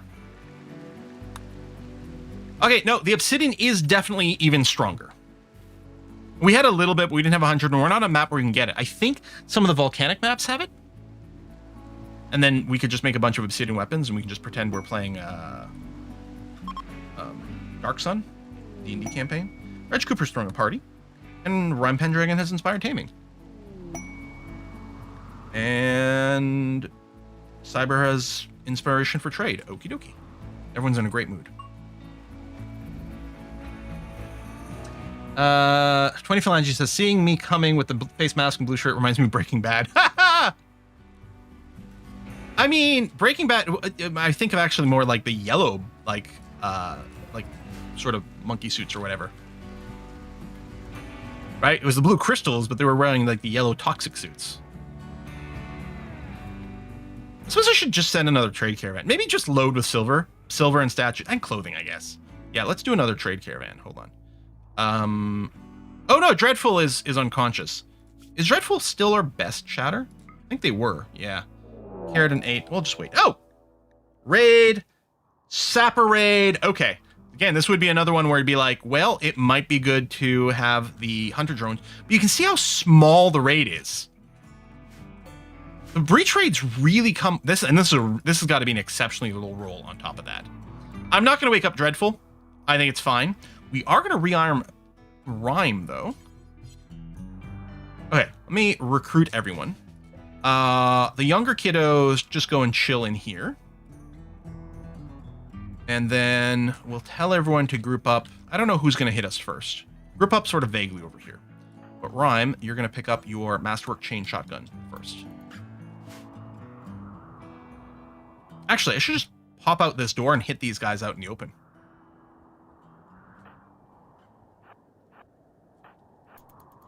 Yeah. Are they going to grenade? Oh, yeah. So they're just going to go and shoot through the wall instantly via grenade. Well, actually, I don't know about instant. A breach axe instantly does it. The grenade might not.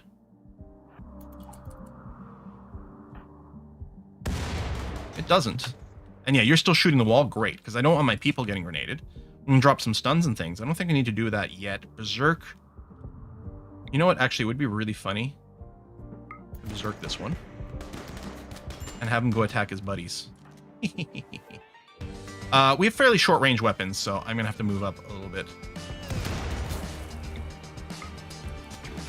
Whee! Stab. Ooh, psychically deaf. Who people are psychically deaf? You know what? Let's combat command. We're taking a lot of hits here. Oh, there we go. Kantos is running. Okay, you know what? As much as it would be nice to chase them, we need to worry about the other raids. Oh shit, they're actually going through our funnel? I didn't even realize that. Oh, yeah, that's annoying. The 2 groups are going through a funnel instead of grenading things. Maybe this is the only group that had any grenading at all, actually. Oh my god, yeah, these guys don't have any breach. Monosword? And a Zeus hammer? Are they not persona'd? Because that would be swell. Yeah, chase the bots, or you're gonna go and steal stuff. Wait, are you gonna deconstruct this shit? You can't minify this, so I don't think you can steal it.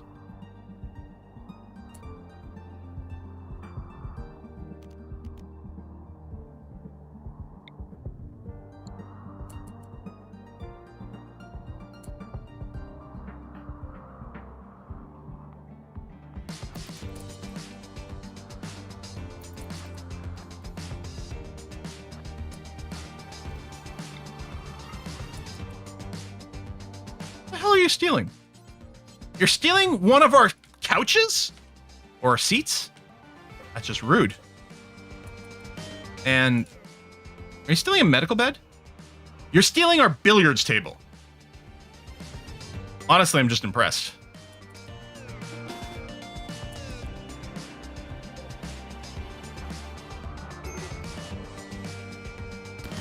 One of the groups is stealing things. The other group is setting shit on fire.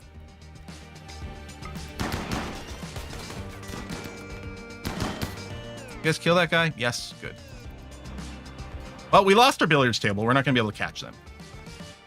Oh, I think these guys have death acidifiers. Oh, are they from the Empire? We did piss off the Empire, didn't we? Yes, okay. That's why they're showing up with such great weapons. Oh, there's people in here.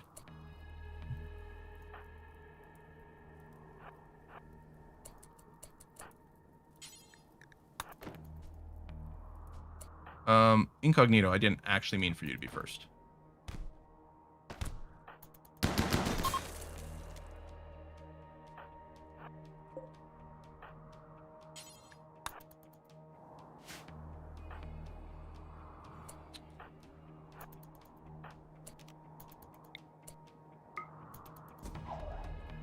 Stab! Someone drop a...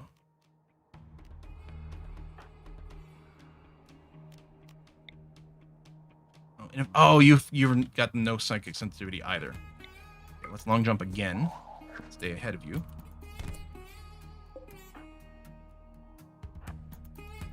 There you go. Stop to attack. Good. Can I rest when they're running away? No. They have to be down. We could do a stun and then take their shit. That's a good point.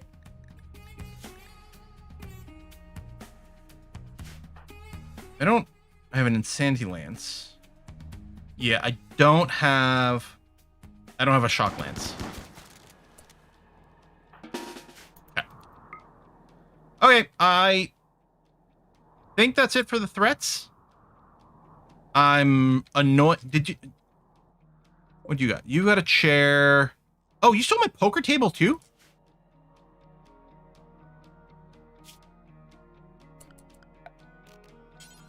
What a bunch of a-holes.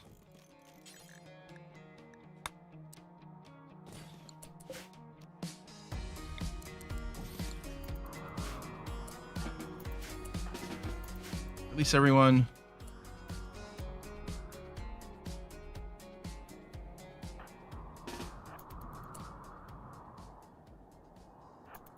I didn't realize you were pathing this way.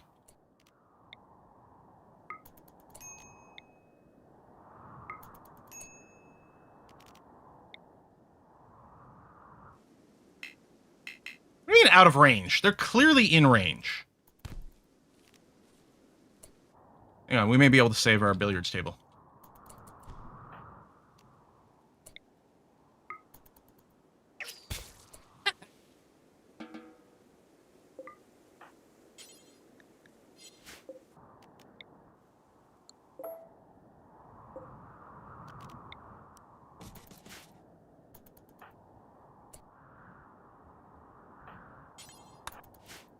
All right. No more red dots. No more red dots. Okay, speed should kick in again in a second.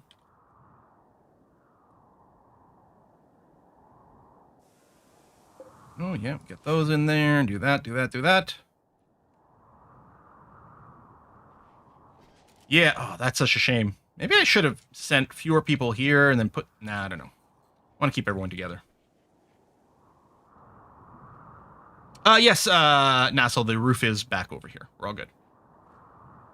That was Vampire that runs against the Empire. Yeah, this one, well, the difference is this one here, we aggroed the Empire right away because we're like, we don't need you for psychic powers. We got our own. Also, we're superior. We don't bow down to anyone. The Vampire run is pretending to be in favor of the Empire, but our goal is to actually eat the Stellarch with our Vamps. So yeah, the Acidifier acidifies the gear, but the corpse is still there, so we can at least still butcher you. That's still something. All right. What's important is that we killed people. Yeah, I don't think we got the monosword. I think that all got just shredded. Okay, since I am fighting the Empire, I do think, actually, the Shock Lance is a higher value thing. If it allows us to steal some stuff bypassing the Acidifier, that is actually really nice. I don't have a Vitals Monitor here yet. I think we were maybe a little bit shy on some material for a bit. And actually, I'm going to go and finish my hospital beds as well.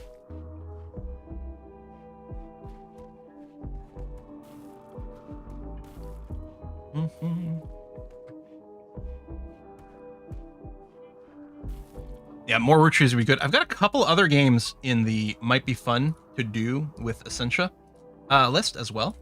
Though I suspect we'll want to finish the root trees first.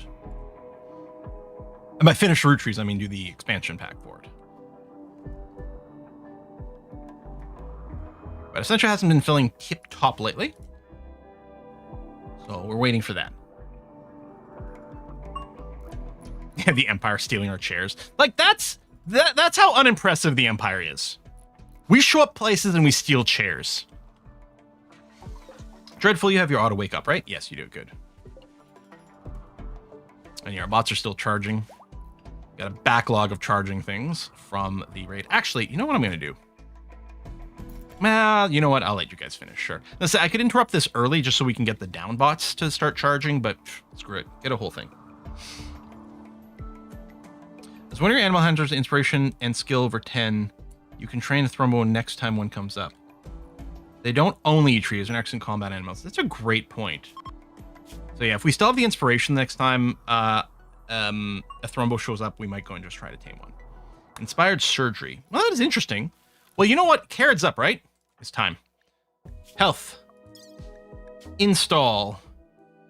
Elbow blades. I don't think the arm matters. So right arm, elbow blade. Come over here. And, oh, it's Carrot has got the inspired surgery, so you're not going to surgerize yourself. Cyber's our best doctor. Let's go install some elbow blades in here. So, is my understanding this gives you like extra bonus attacks on a different cooldown than your actual melee weapon? I don't use them very often. RimWorld elbow blades. Can be crafted, blah, blah, blah. Elbow blades are implanted into the arm of a pawn. They are universal and can be installed either left or right, as implants do not replace body parts. Does not replace any natural attack, simply adds an other. How often this attack is used will depend on the other melee verbs available to the pawn. Oh, so does it just shake up which attacks get used? Is this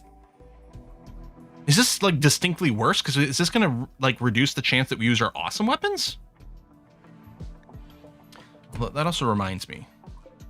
I want to make sure that the Bioferret weapon is, just in case we have multiple crafters on, only work on this if you have at least 15 skill, please. Which is just an arbitrary number I take.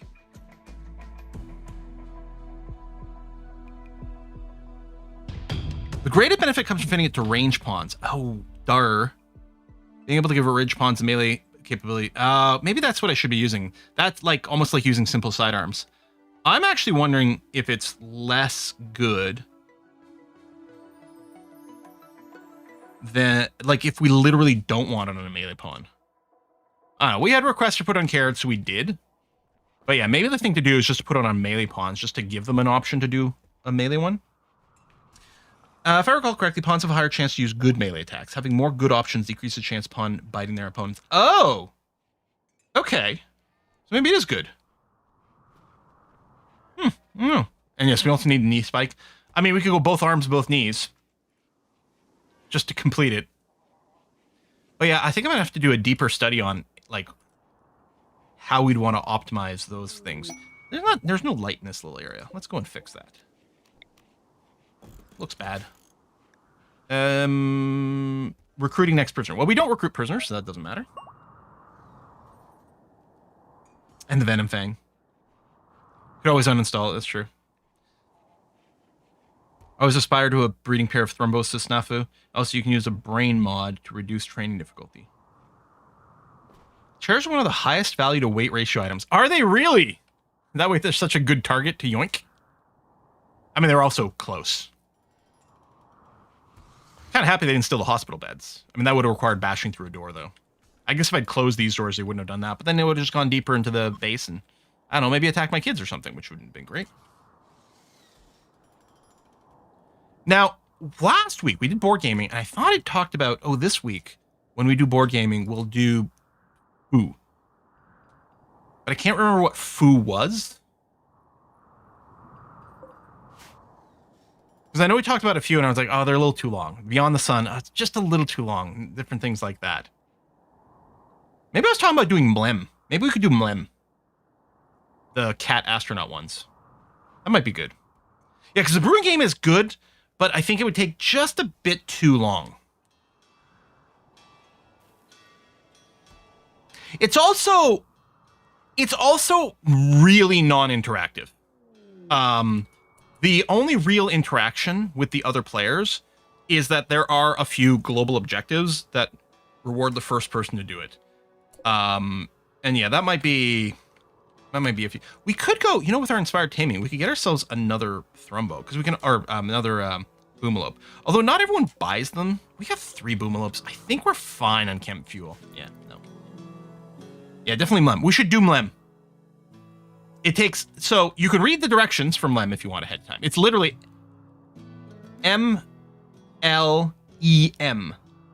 It's based on like the internet slang for like the, you know, dog or a cat like sticking out its tongue. MLEM, Space Agency, the board game. So if you want to read the instructions for it ahead of time, you can. But it's super dead easy to play. And it's just, you know, delightfully dumb. Sort of a push your luck dice game that like thematically is cooperative, except in reality is competitive. It's lovely. Do we have outdoor lamps? Yeah, floodlights. Let's go ahead and drop some floodlights. I guess I could put it here, but I hate blocking the walkway, so I don't think it's quite as efficient.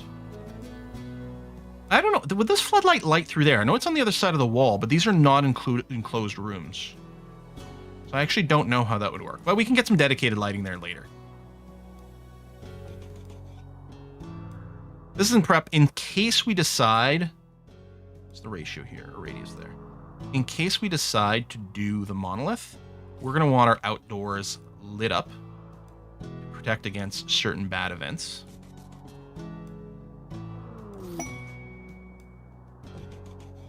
There are mods to sort of show you the lighting, but it's kind of annoying. Here, we'll put it there.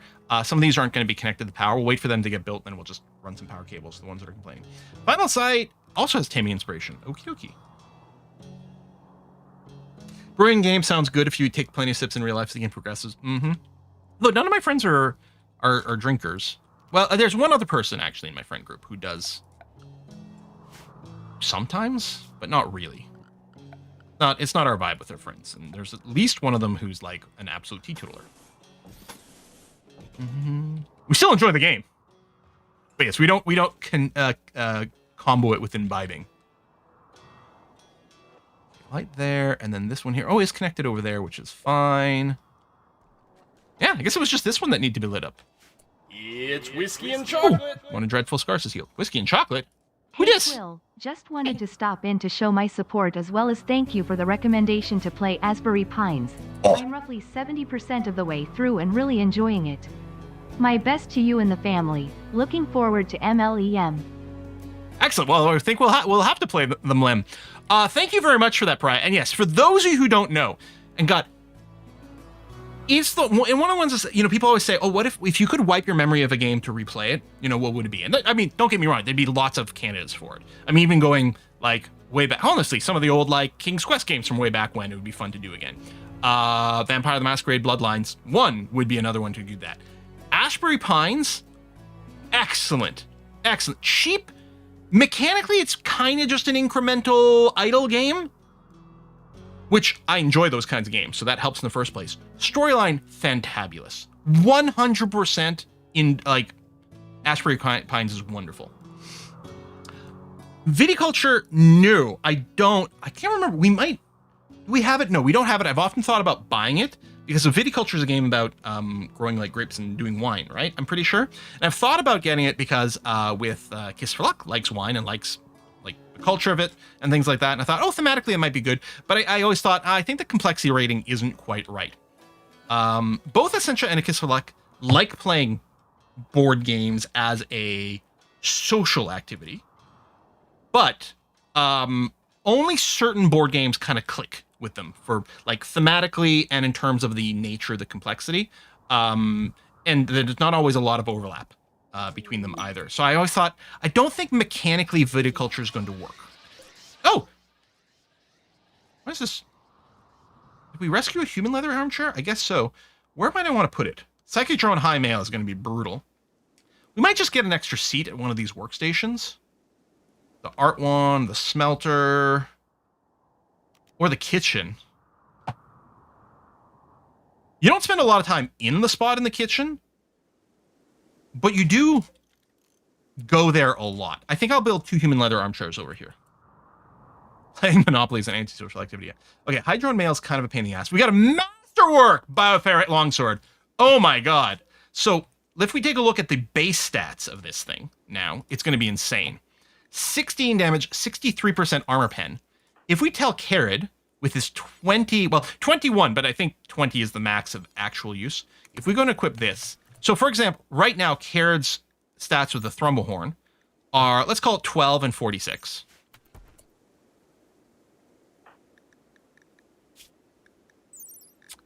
$18.5 and 71 armor penetration. Death machine. Yeah, we could compare it to the horn because then it would have been base stats, but then we can look at the equipped stats. Nuts. And, we'll build a second one, kind of just to have, because I kind of like the Zeus Hammer. Now, the Zeus Hammer's damage is going to be nowhere near the same. Well, that's only good quality. Wow, you can't make Zeus Hammers. Okay, no, that's actually a death weapon. And it's got an EMP burst, which means it's going to wreck mechs, which is lovely. Did we get a new subscriber? Oh, yes, Archon Psych. Hey, thank you very much for the sub. Make sure to join the Discord. Beta Plan says, thank you for the lovely series, but also give me some time to catch up with so many rollouts. I cannot follow up the stream. 1.5 streams behind while also following the Vampire series. Yeah. I've got, how far am I in the Vampire series? I'm at like episode like 59 internally in my recordings. I'm really liking that one. And I'll keep like putting off finishing it. Like, I can basically go for my self-imposed victory condition whenever I want. And I'm like, no, I must delay because I'm having so much fun.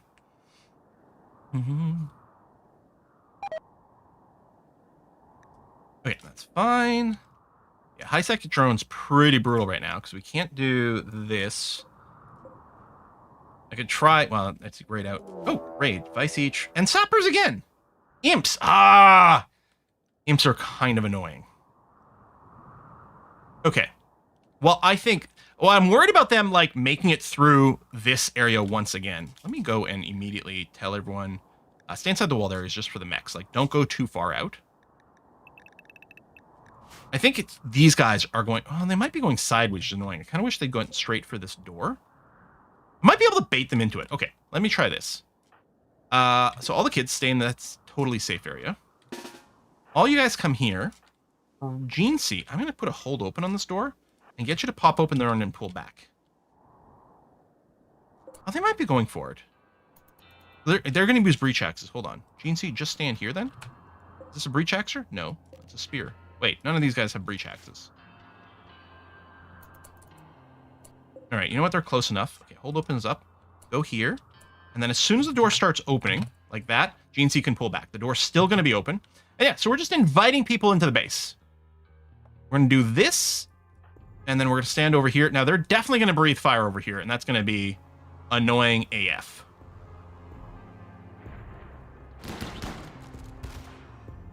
Nice little watch on that from you guys. Nice. Oh, the rat's gonna leave. Okay. I didn't want to shoot my people back here if I could avoid it. You can get a little closer. That should hopefully be far enough that not everyone's getting set on fire. Incognito's not actually on fire. That's good. Dreadful, what are you doing? Oh, you moved out of that area. Also, you guys are vampires, so you're going to freak out from the fire.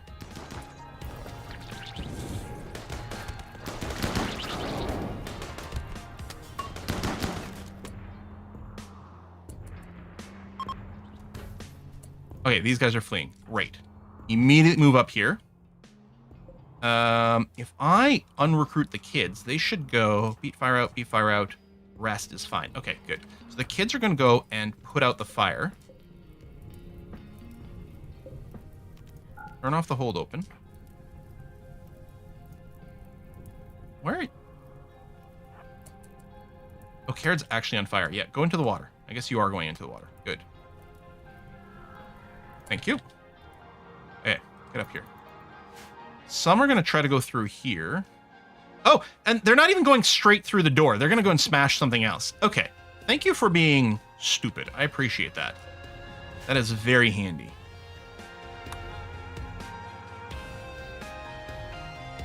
I might set up for over here, although then we will get sprayed by a ton of fire. You know what? Change of plans. Come over here. Ambrosia sprout. We'll do a bit of attraction, but sure. I'll do this and disallow sowing. Okay.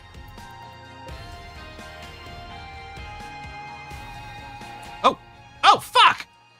I thought you were smashing this wall. No! Oh, and these guys actually did have breach axes. Oh, no. I missed that.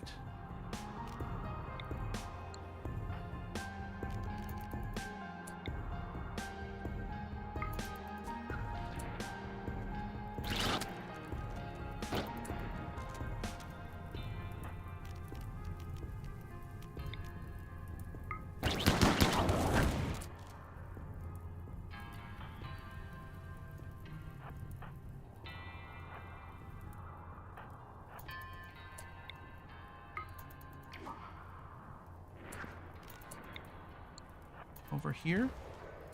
Long jump past the fire. And then go and chase some dudes.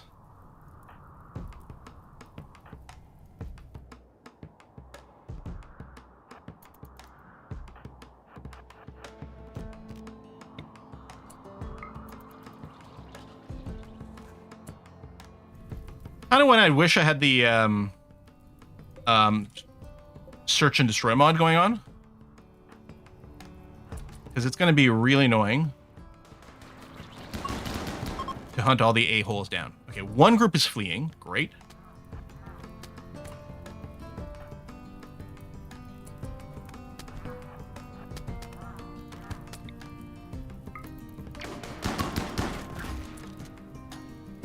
Second group is fleeing. Okay, I'm going to unrecruit my meleeers, who will still try to fight if they can, if they're not fleeing fire.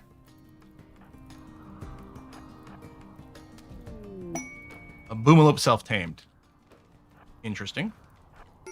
Also, interesting escape path over here. Eurastus. Come over here and rescue. Okay. You're still bleeding to death there. Okay. I'm going to do this. I'm going to remove the restrictions. Known as... Oh, that's not true. Cyber, we're going to unrestrict you. And Eurastus, here, I'll also do this. Prioritize the rescue. And finish off the baddies that are downed. I'm not going to capture them from organ stuff.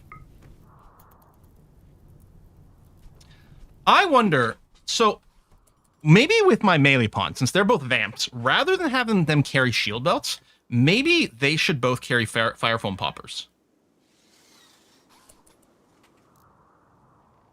Huh? And we could go and strip these first, but their clothing's not worth anything, so it doesn't actually matter. But yeah, go and put out the fires. You know what? Since you're here, I guess do the strip and then finish off. There we go. Fires, a little bit of self-tending. Mechanoids needs repairs. Door goes up. Door's closed there. I don't know why that became forbidden. And that, I guess, because it's the breach and they don't want people running in there. Probably a decent safety feature, but... Okay, I think we're okay. You've done a gene stealing playthrough. Start with baseliners and steal genes to create superhumans. No, but we do have to do a very gene focused playthrough at some point, because I always kind of want to mess around with it because it sounds fun. I just never get around to it because usually by the time you can do gene stuff, you're usually just strong enough from other ways. But I also I think I mentioned this. Well, it probably hasn't aired yet. Probably one of the upcoming Vampires versus the Empire runs. I saw a post on Reddit talking about doing a run where you do no research at all.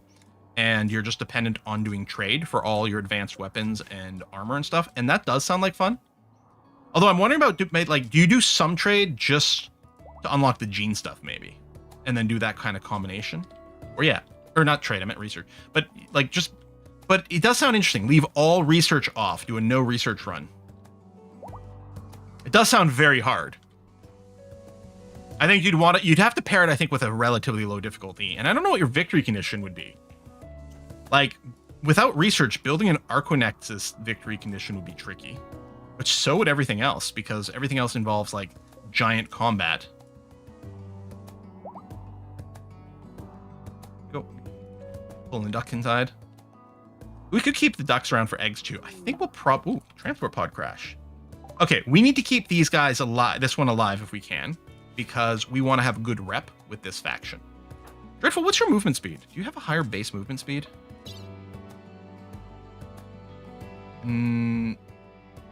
No, because of other things. Weaken. Glucosoid Rush, this is the one that gives you movement speed. Oh, I didn't realize this. So Glucosoid Rush doesn't show up as a moving modifier over here. It must show up as part of this, though. Yeah. Okay. But you still move quite quickly.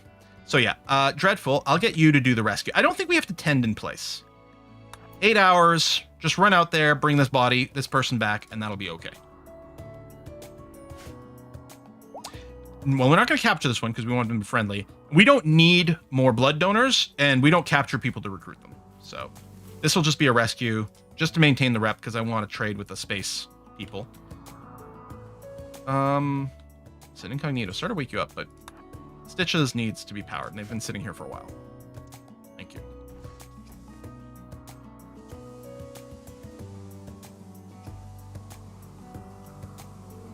Oh, an Aurora. That'll be nice for everyone who's outside. I'm wondering about doing an accelerated little turn hauling on for everyone for a sec here.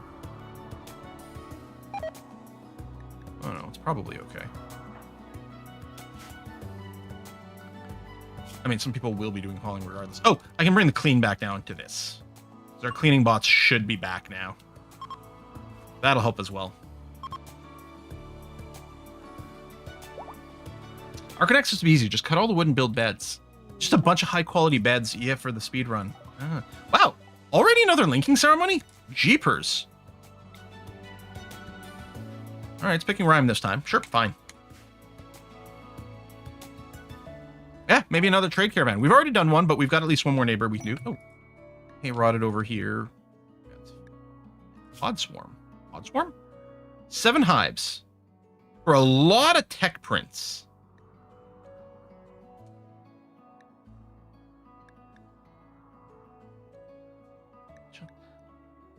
The insects are fine. But at the same time, I'm not sure that I care. We do have some hay we could kibble more. We have tons of kibble.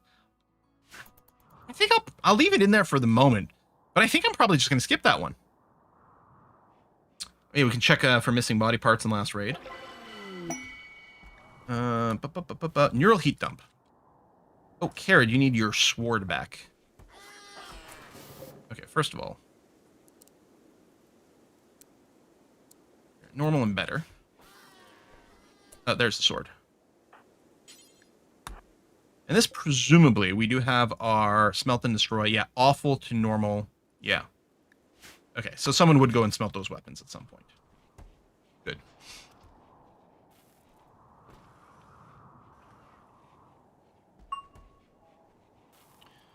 Oh, research only from books. That's actually a great way to do it.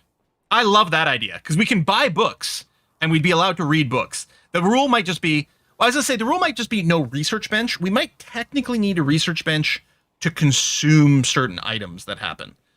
Like, theoretically... Well, that's going to be fun. Theoretically, could you get a research book for something that you need a tech print for, but that won't work until you've got the tech print for it? So that might be a thing. It also, that would be a good one to pair with the trait where you're a ritualist, because the ritualists always have slow built-in research. And then it would also force me to do more of those things. Are you really landing here? Well, luckily, everyone's back to full health again, so that's great. So I'll just pile all my shooters over on this side of things, and put my mailers kind of roughly in the middle. And then these kiddos here, we're going to make sure you guys are there. Oh, some are going to be over here. I mean, could they have blown up my chem fuel by landing on it? It might still happen. Something really fun might happen here in a second. Okay, we've got an Insanity Lance. I'll probably end up using it immediately here. To sort of break up whatever's going to happen. Maybe the guy on the back. Oh, it's an... Oh, no. I thought it was an Empire raid, but no. Furkin, what are you wearing? Is this plate armor? No, marine armor. Jeez, it would be great if you didn't die. Oh, God. That one's got grenades. This one's got Molotovs. This one's got... Smoke launcher is fine. Oh, I do have another... Okay. You're doing an attack. Okay, we got a Berserk power. Oh, we're going to target you pretty hard. Let me Berserk that one. Because you're using your Insanity Lance, which is fine. You've got a long jump. No, we're not going to use those powers. I'm not going to smoke pop. Honestly, I'm a little bit worried about the kids here. I'm going to move them immediately in case the grenades go off. And you've got an Insanity Lance as well. Oh, here, let me Insanity Lance this one. This isn't a hard raid in terms of the people. It's just this placement makes me real nervous. Because that's a lot of fire.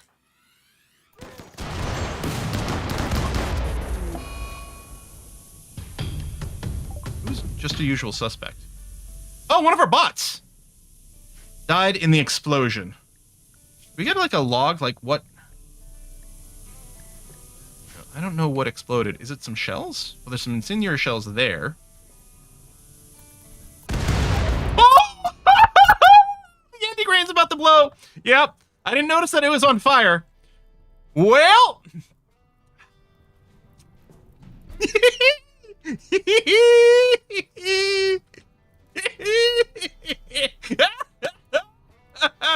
Oh, our 3 anti-grain warheads. Always fun. I mean, the thing to do with them is put them in a little closet to, like, remove them from this thing. But that is funny. We lost a lot of stuff. Not everything. Oi! Yeah. Expected to be worse. Yeah, that... Oh, my God. What a bunch of a-holes. Okay, I think that's it. I think we can release everyone. Carrid, strip, and finish off. And strip and finish off. I think there was just the 2 wigglers. Whoo-wee! We still have our Psychic Emanator. That's good, because we can't replace that. Wow! Guy with the marine armor still alive? Nope, not anymore. He might have been alive for a tick. Wait, did I not tell someone to...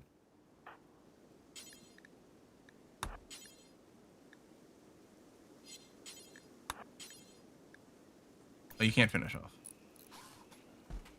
Do that. Actually, come over here. There you go. Whoo! How much wealth was just removed? That's an interesting question. We might have to wait a tick for it to update. Wow. Well,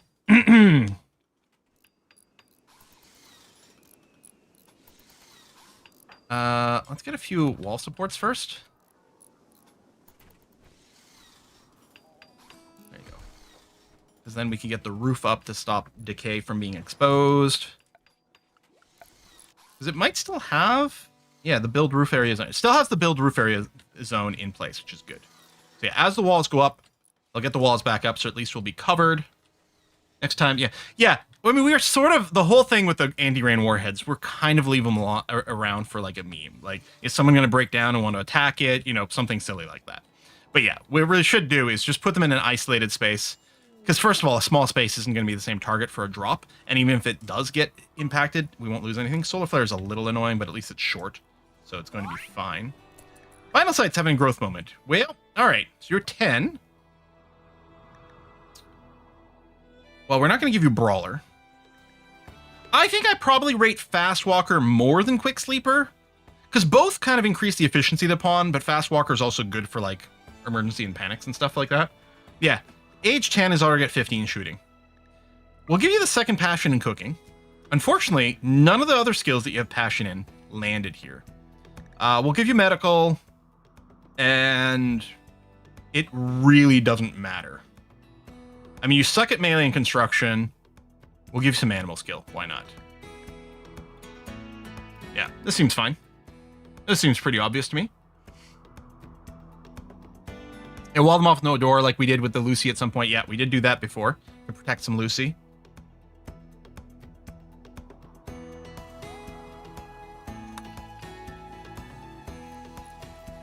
This will contain my walls. No, they had 41 tile diameter. Okay, yeah, so it actually is quite good that it was there, because otherwise it would have nuked, what, like, everything here? Losing our Bloodmobile would suck. Losing everything here would suck. And we didn't lose everything that was on a shelf, so at least there's that. Oh! Look at that wealth dip! Oh my god! Yeah, a screenshot right here. Ooh, that was lagged. I don't even know if that took. There it is. That happened instantly. Good. By the dip. Look at the crater! It didn't even put the reconstruct over there. That's how bad it was. And we'll queue it up later, but I'm not going to bother for now. It does keep the linking, which is nice. Did it keep the storage rules too, I wonder? Huh. Oh yeah, it does, because this has got the weapon slot. Okay. Wow. Maybe you can't build on it. Oh, we got to fill in the crater. You're right. Wow. Well, goodbye. Now what we're going to do is get a big mechanoid siege where I wish I could nuke them. Pod Sprout. Well, we'll harvest it for the money and then not bother. We'll just sell it because that's what I tend to do. We'll have to do another Dryad run at some point. The weekend is hunting Eurastus for food. Eurastus is here. Okay.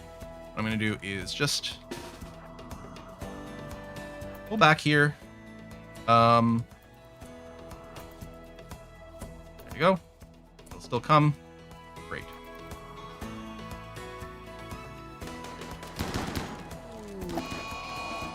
Good. Chat wants to keep the crater as a pet. Can we keep the crater? Well, you know what? Let's not rush to fill it in. We will see. For now, we can leave it there. Yeah, we get craters. There's a few different things. I mean, first of all, I get these cool explosion graphics. But yeah, the fact that it leaves a crater is kind of awesome. Damn, man. I was like, just them dropping on top of our heads is going to be annoying enough. That was a whole other level of messiness. Wait a minute, do we have a crater? Oh, yeah, so we had a raid land over here. And mostly in here. 2 dudes dropped in here. One of them started a teensy tiny little fire or something. Or maybe punched something. I don't know what they did. But they set the anti-grain warheads on fire, which exploded. And took out our entire stockpile. Build a worship spot around the crater. Sign from above. It makes me feel like Megaton from Fallout 3. Well, we've got lots of meat. We're like Arby's. We have the meats. That's the Arby's one? Got the wood for the doors. We need more marble bricks, which theoretically are being produced. We still have some marble over here. Yeah, that's going to be fine. So yeah, this should get rebuilt. Just somewhat annoying. Oh, he had grenades. Did he just grenade the anti-grain warheads? I mean, no survival instinct in these a-holes, right? All those out of there. How much wealth did we lose? Oh, a bunch. look at the drop. Boop. We lost. That's 297. About 300,000. Yeah, we lost 60,000 wealth. Oh man. Yeah, Arby's we have the meat because it's Wendy's has like where's the beef or whatever. That's theirs runs, right? Or at least it was in the 80s or 90s. That was their campaign. Here's the beef. And this map still has so many resources on it. It's ludicrous compared to our vampire run. Oh, this run also has vampires in it, but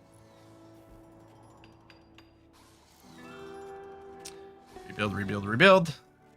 I mean, it's not actually hurting us very much. And actually, we didn't lose all of our components. That's the other thing. Like, if we got a big reset on components, that might be awkward. And we might have lost some.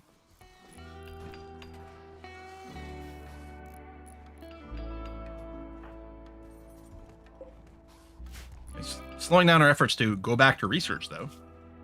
But the 100 drones are coming. At this point, I just want a normal raid. One that we can just have fun defeating via choke point and feel really smart about. We've gotten 2 breach raids in a row and then 1 drop on top of us. Now we're probably going to get a shambler attack.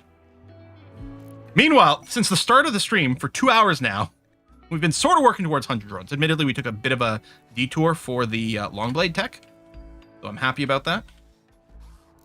Glory be to the Creator. It saved us from the sin of material possession.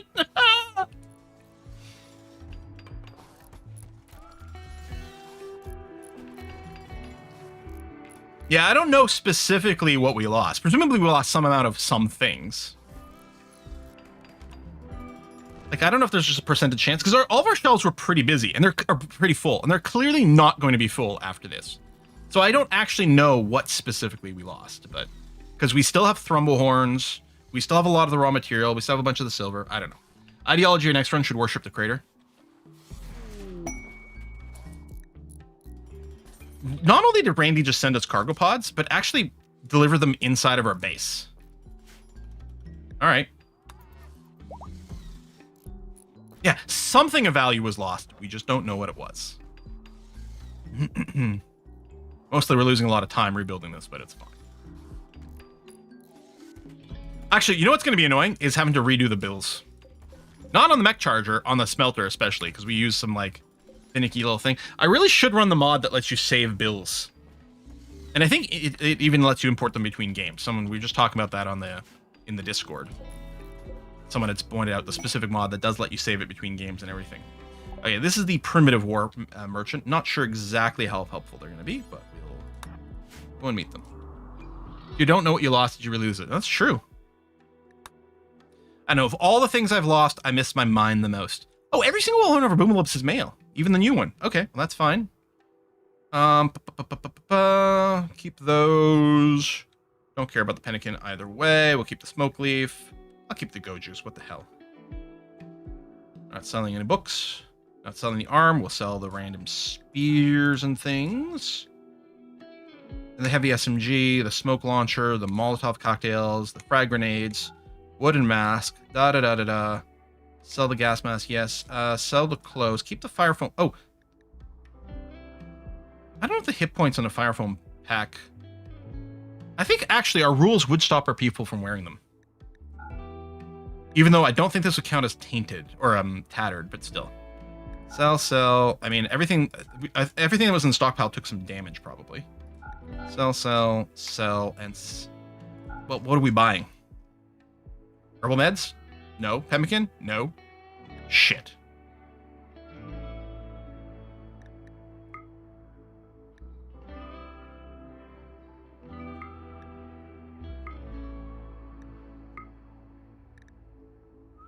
Whatever. Okay, we'll do this. We'll just take most of their silver, and I think that's all then.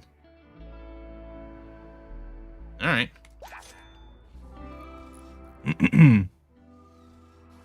Maybe once we figure out our situation here, maybe we'll send out a shopping trip at that point.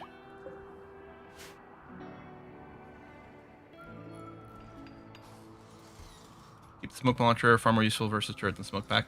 That's an interesting point, because you probably put the smoke on the turret, right? But that sounds like the kind of micro I don't care for.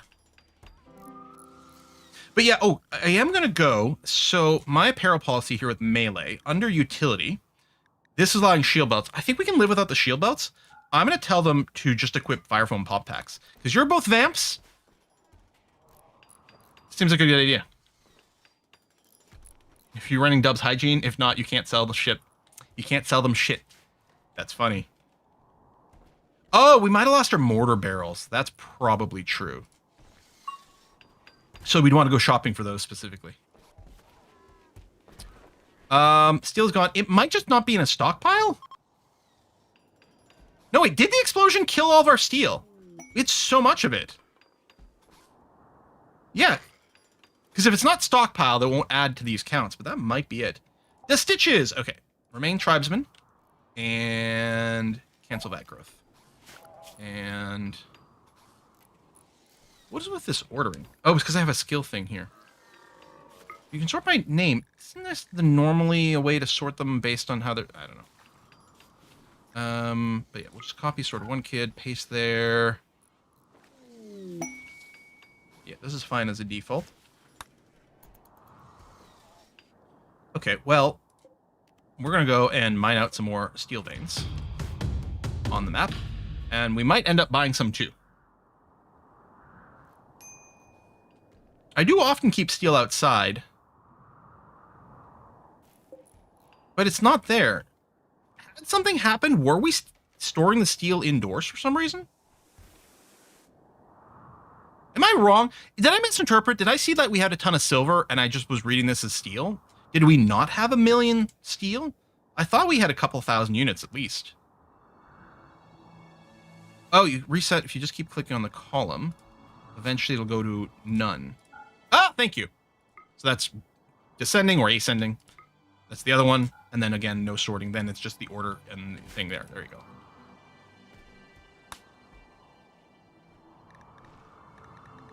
We have some on the ground. Yeah, I don't know. I'd have to go back to my own little thing to figure out what the situation is. Yeah, that's the stuff we just mined there. I mean, maybe we just burned through the steel just naturally. I think we did. Steel is there on important. These things are set to preferred. Any steel we had should have been stored outside.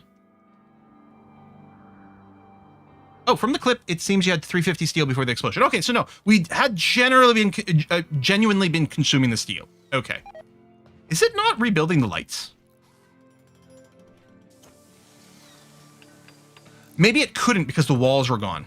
So it couldn't queue up the rebuild the wall lamps job. I bet you that's what was going on. Time for a mining caravan? Maybe. We still have this tuned to steel. I don't know if we have any steel on the map. I think we'll do a purchase one first. Yeah, we're not doing enough research. I might have to go and turn off a few things and get a few more, like, research-focused people. I mean, Rhyme Pendragon is research-focused, except that you're mostly going to be making blocks, which is also important. Thrumbo for Kid Romper. All right.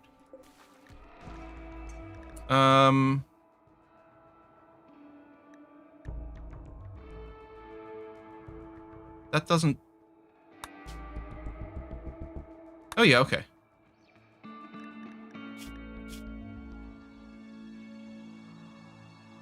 Okay, it is off for that. I don't know why... Oh, I have cloth off because I want to keep it for flak. That's right. That's why that's like that. Did I do the same thing here? I didn't, actually, so I'm going to turn that off. Because flak armor requires cloth, so I don't want to consume that for those jobs. And yeah, so this is a Kid Romper, don't use cloth, and this one here does use Thrumbo fur, which may or may not be needed, but we did put the good Kid Romper thing in there, and that's okay. We try to keep point. Oh, we lost our neutromine. That hurts too. Okay. It would be nice when you're doing the distant trade caravan if you could still check what you have at home. Okay, that's sorted. Okay, so let's go pack this. We're going to send Dreadful Red.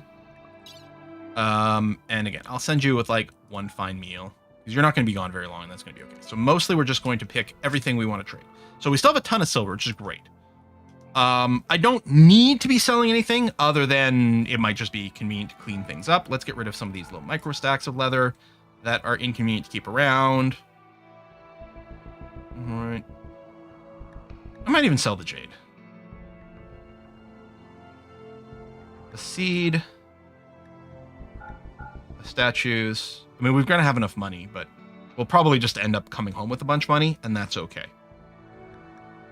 So off the Thrumbo horns.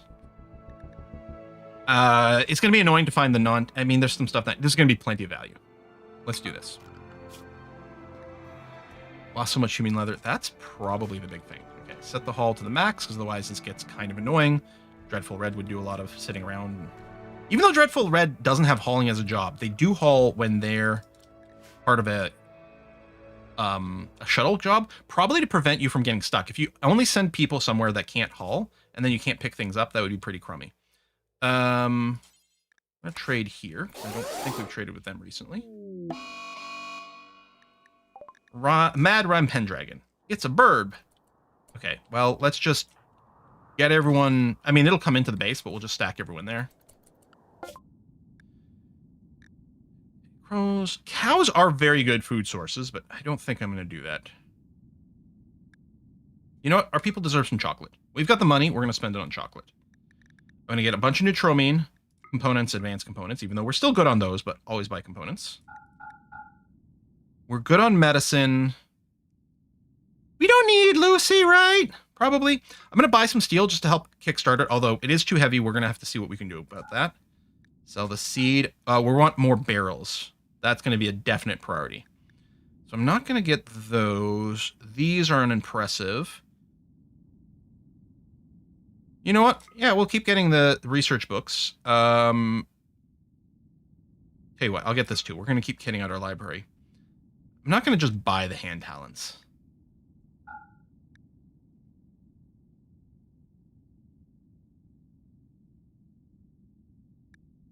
Sure, another insanity lance. Buy gold, no.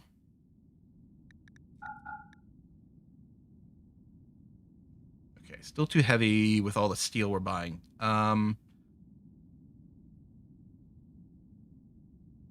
Lucy, fire foam shell, flake. I could just buy some extra regular medicine.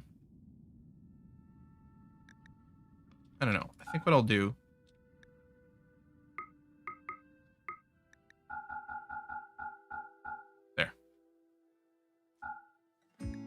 We'll just do this. So we're going to spend 5,000 bucks. Mostly on neutromane components, the advanced component a little bit, a bunch of steel, which I think is fine. The reinforced barrels, which seems great. I think this is okay. And we get a little chocolate. Shuttle can't lift lots of heavy stuff, hence keeping a few pack animals around. Yes, I mean, we've discussed that before, and it is nice for doing big caravans, but I think this is okay. All right, we're gonna go and do this, and then yeah, we go to wait. There we go. Bird is done. Come on, let me fast forward. That is the only attacker, right? I still love Laser Dog Island. Well, it's technically called Cannibal Island. And go home, please. And we've got our landing spot nicely indicated. And we can't use a grav ship for trade. That is true, huh? Might make things way too easy. They just don't have enough room. Plus, by default, taking off with a grav ship destroys the map tile. Maybe that's the lore reason? I don't remember.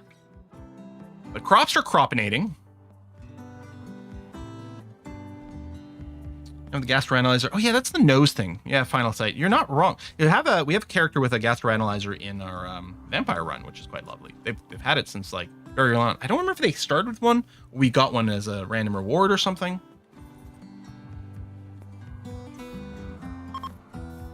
Yeah, hate how they added orbital trader guild stations only used for raiding. Yeah, it's a little weird. But they're just very protected of themselves. Rebuilds there. Yeah, we'll keep the crater for now, because sure, fine. Why not?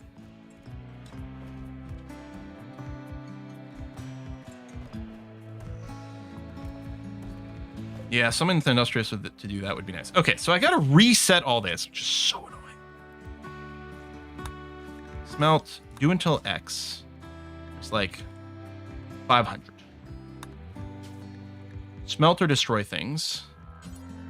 Better pause before this happens. So this one here is going to be, so turn off non-biocoded. So this is for the biocoded.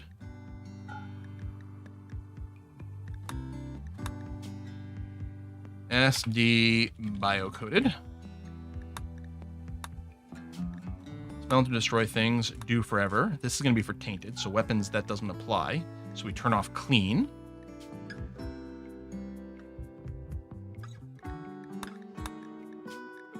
Smelt to destroy things, do forever.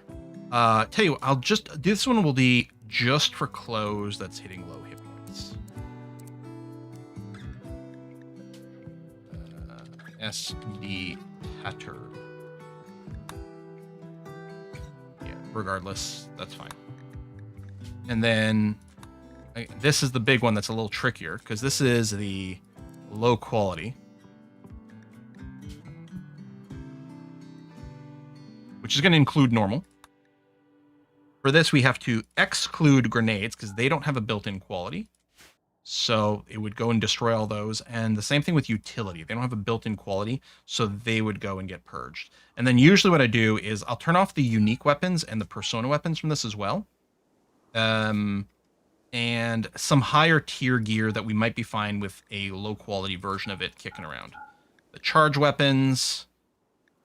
These for now. The minigun. Maybe the sniper rifle. And maybe, yeah, maybe the high tier armor just in case. Yeah, normal quality, cataphract. Not the flak jacket because you don't use it. But pants and vests, grenadier, the vac suits.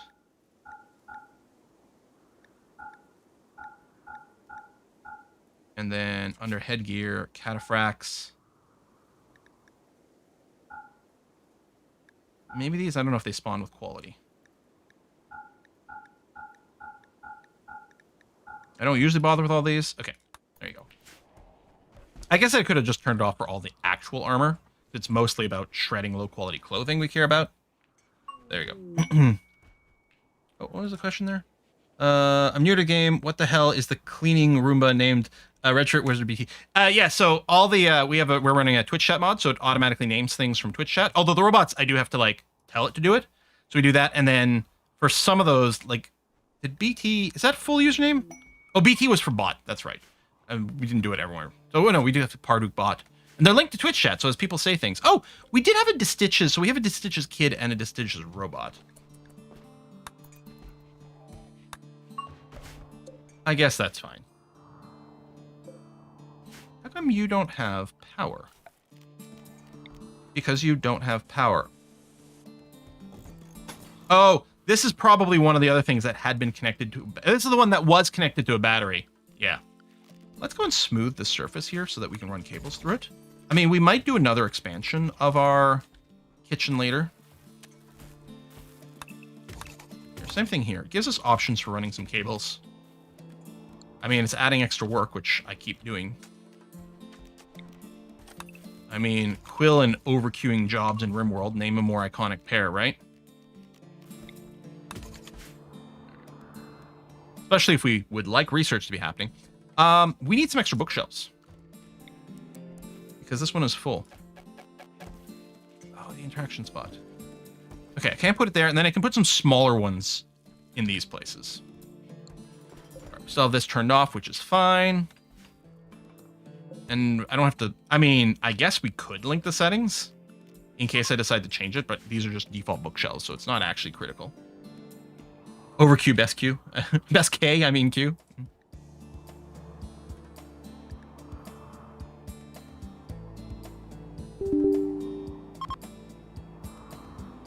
I just ran out of hard drive space. Oh my god. That's fine. Luckily, this didn't happen while I was just recording a Let's Play.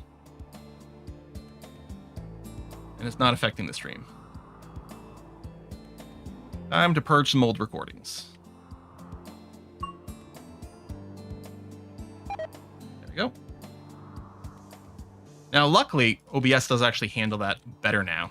It does finalize the recording rather than just leave it in an incomplete state, which is what it used to do.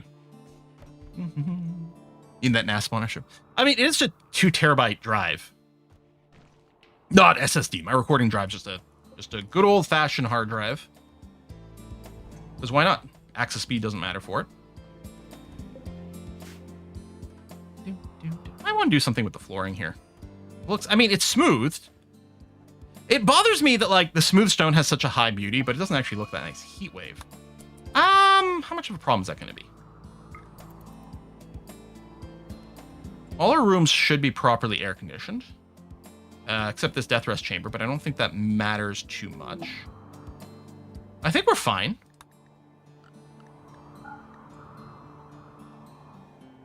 What time to run out of hard drive? Those prices, yeah. No, that and the RAM kind of makes me wish I'd gone for 64 gigs when I built my computer a couple of years ago. And an Eclipse. Okay. Oh, you're right. Shield belts do have a quality, so I could leave the shield belt job on for the auto smelt, so we burn low quality shield belts. That might be fine. And some of the other utilities might as well. That's true, but.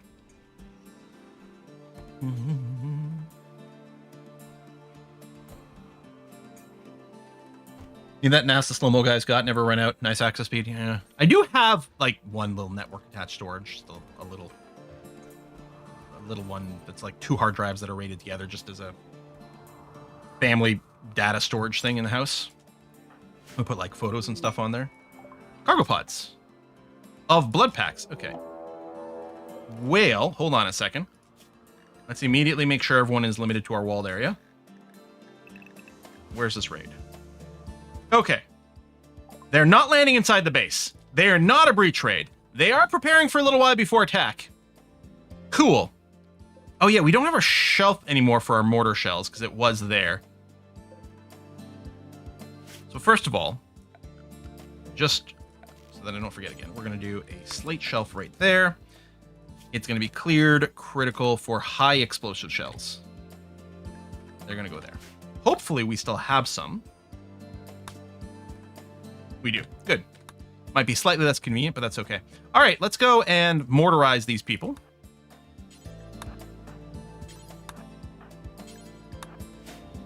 Now, it is pigskins. They like explosives, which is kind of annoying because we can get grenaded by them. Ooh, who dis?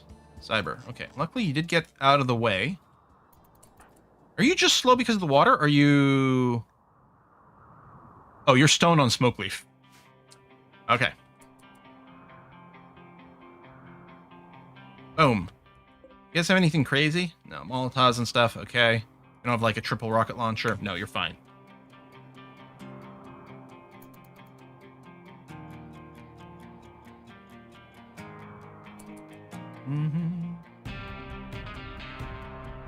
I think we do have a safe zone for this, and we might move them in a sec, but... Oh, Dennis. What are you doing? Dude, Dennis. Dennis. Dennis, my dude! What are you doing? Oh, no! Ah! What a tragedy. If only they'd had 2 brain cells to rub together. Oh, okay, they're beginning the assault. Cool. So... Boom, boom. Boom, boom, boom. Then we'll put one of the kiddos properly behind the wall when they get here. There we go.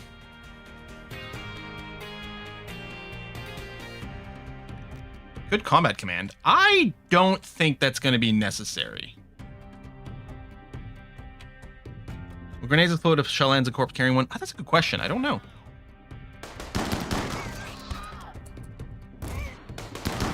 And yeah, the psychic powers don't matter. Dropping a stun and things in here is not very meaningful.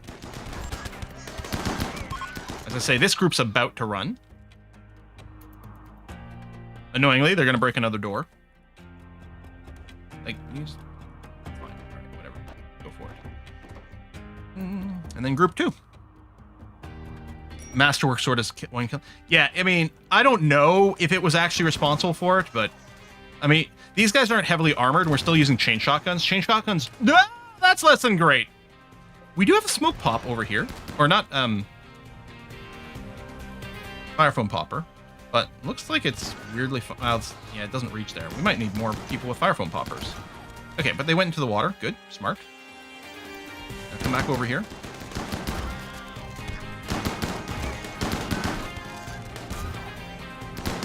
They did deploy the little shield there, which is annoying. I could get one of my... Reg, do you have EMP grenades? I could just... Yeah, it doesn't matter.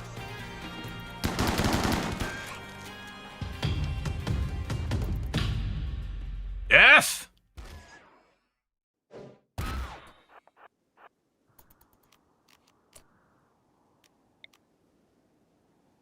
Oh. Whee!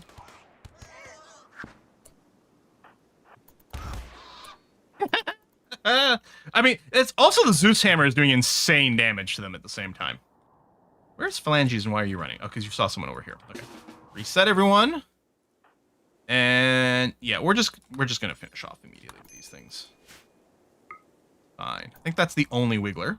Unless someone is wiggling on the edge of the... Oh! There's someone over there. Dreadful. Run out here. And finish off. Yeah, we don't care about the organ. That's fine. Heat stroke, quest expiring. Yeah, I'm not going to do the pod swarm. I wasn't impressed by the rewards for that. Oh, there's someone else over here too. Whoa, whoa, whoa, whoa. Dreadful. I think this person was trying to leave the map. That's the last... Oh, in there? Jeez! Okay.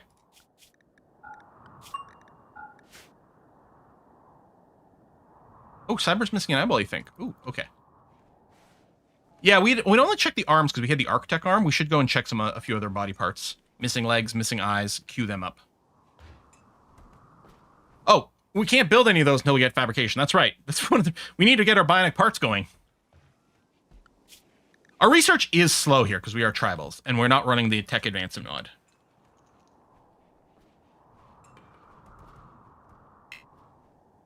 Yeah.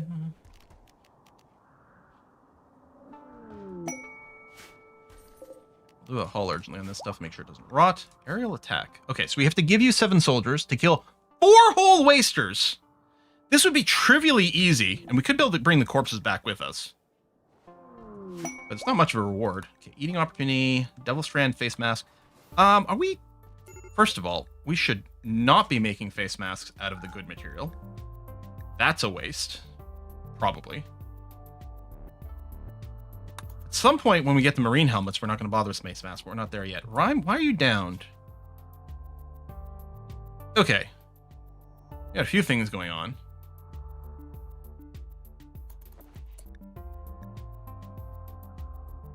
But still. Psychic withdrawal plus the other stuff. Tell you what, let's make sure that someone administers a little bit of... Oh! Oh no! We're out of tea! We're out of tea! Okay, the crater's entertaining, but it is annoying me, so I'm gonna get rid of it. We're out of psychite tea.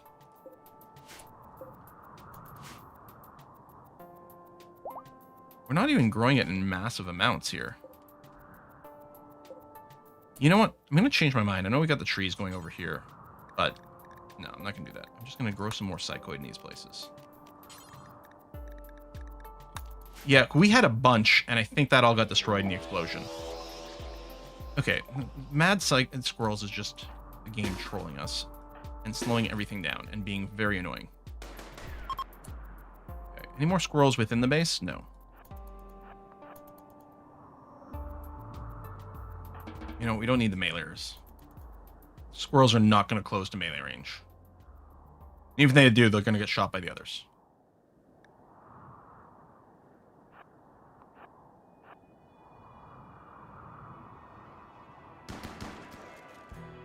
Okay. I'm over here. Oh, I should have... Everyone get inside the walled area. Otherwise, you're going to get randomly squirreled.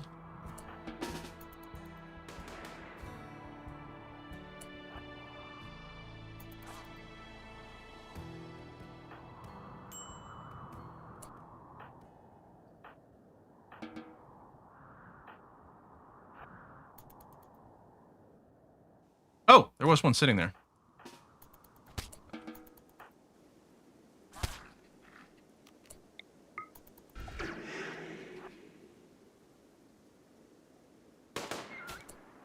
God. Cyber is the one being attacked by all squirrels. Well, and phalanges. Let's try to loop you back around here, buddy. I should have actually micromanaged your running.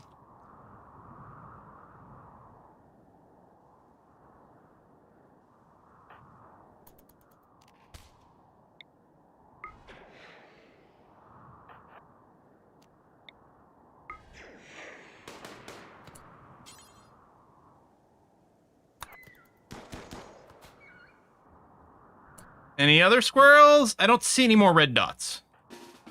Unrecruit everyone. Unforbid. So I'll still take a second and get everyone to go inside the base. Okay, no, it looks fine to me.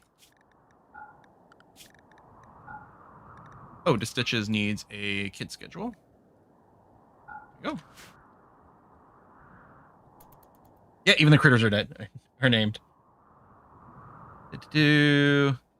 Wildlife tab, and you can see the red little symbol, although there's so many of them. But yeah, that's true. That would be a good way to find those maddened animals. There you go, a little bit of repair. See, I hate this. If the bot is downed and you start repairing it, the second they get up, they start walking away. But then if you initiate a second repair, then the bot stays still. That is a bug. The bot should not start walking away the second it gets up if there's a repair job queued up. I don't know. Maybe it's intended. Maybe the idea is like, well, maybe you just want to get up on his feet real quick, and that's, you know, as far as you want to go. Dreadful, come over here, please. It'll be the same thing here. Probably. See, Val gets up, and then the repair stops. It's like, no. Finish the job. Thank you. Because it's still moving slowly or whatever. Squirrel's back on the menu. Draft the bot, keep it in place. Yeah, but see, it still feels like annoying micromanagement. We have too much stuff here. Okay, let's do a high priority haul in this area to clean this up so we can get more freezer space. Because I want to take these corpses and be like, listen, haul them inside real quick as well. I mean, it could also just set everyone's haul to a 1 right now, but I don't think so. Mostly it's like high priority haul this area. I know there's lots of hauling outstanding all over the map, but let's just do this. At least it's not keeping these doors jammed open. That's always a really annoying problem. I think squirrels and sight sealers are related. Somehow squirrels go for the eyes, like miniature giant space hammers. That's true. Always the thing. You start a game of RimWorld, you get that first mad animal attack, and then it rips one of your eyeballs out. You're like, this is how we're starting? Really? Jeez. It always seems silly at first. Like the first time you're playing, like, oh, a rabbit has gone crazy. You're like, ooh, what could possibly go wrong? Says people who have never watched Monty Python or Watership Downs. I've never seen or read Watership Downs either, but I know it's got a nasty robot. Rhyme Pendragon, or rabbit, not robot. Rhyme Pendragon is pregnant. Talks, dead calm, weak melee. Yeah, that's fine. And then all of our people are fertile with high libido, so that's always guaranteed to happen in our kiddos, which is great. So we're going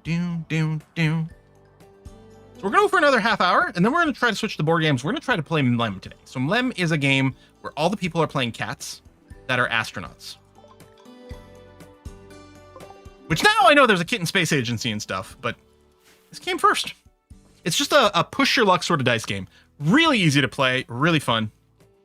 Tends to involve a lot of ships exploding, but it's okay because cats have infinite lives in that game.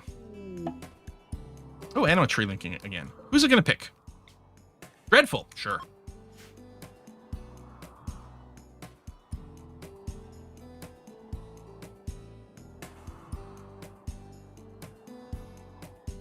Let's see another Quill BG3 playthrough.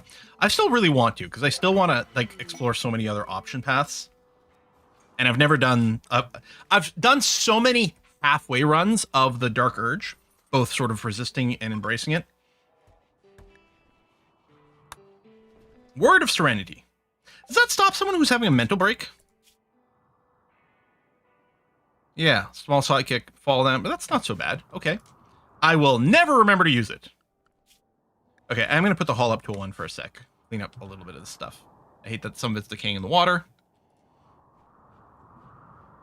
Just general cleanup. Some stuff outside that we might want to bring in as well. Plus, it'll keep the freezer a little bit more organized since it's full again. Yeah, and then Neutromian on the ground, yeah. Masterwork, Kid Steel helmet, okay.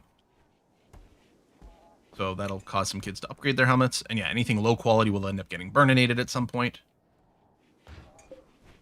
So yes, we're going to go and build these shelves here. Link, and then I'm going to move that there. Legendary cloth face mask. All right. That's like an N99.9 face mask is what that is. Yes, and the vampire run too. I really do want to finish Bloodlines too. The problem is these days, whenever I'm like sitting down to record, I'm like, what do I feel like playing? It's just being more RimWorld. And every now and again, like Terra Invicta. But I do want to go. It's gonna have to be like a binge treatment. That was an odd sound that happened for a second there, and I don't know what that was. Almost thought it was a growth event. Meanwhile, my graph ship has a legendary doormat. I haven't played with the doormat mod in a long time. That was a fun one because it did help with some dirt management, but mostly it felt nice to have little dirt doormats. Masterwork human leather. Okay, we'll slow down. Inspired taming. Oh, bulk goods trader. Okay, caravan. We haven't had a ship this playthrough or this stream yet, right? I don't think so. Still don't have a ton of steel, although some of it still tagged me mined over there. There might be some more steel in them Narrow Hills, but we're probably basically out. We're kind of going to hope that some of this research kicks in. Dreadful, could you go and find Oxpeak? I have a bunch of chickens. I like how they all get names. Dingosaurus wrecked. I'm not going to buy any of those. I'm not going to sell any animals. I don't want to sell off the kibble. Although we do have a grazing thing on this map, but when we run out of kibble, then we have to cull everything. That's really annoying. So I don't think I will. We basically only make the kibble when you get the insect invasion anyway. I don't know if I'll buy more chocolate. We're not sitting on infinite money anymore. Oh, sorry, I can't buy chocolate. I was misreading the lines. Keep the human meat. We'll keep these various meats. That's all fine. Maybe, arguably, we have too much corn.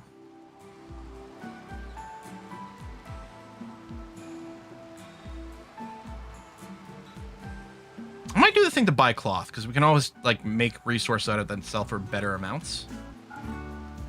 Drop this. I'll keep the human leather and Thrumbo fur. I'll keep the drugs. The medicine's fine. Barrel situation is fine. Not going to sell the architect arm. We'll dump these crappy face masks that are low percentage. Hornets chem fuel, yeah. Legendary cloth face mask worth $68. Wow. What a great use of that.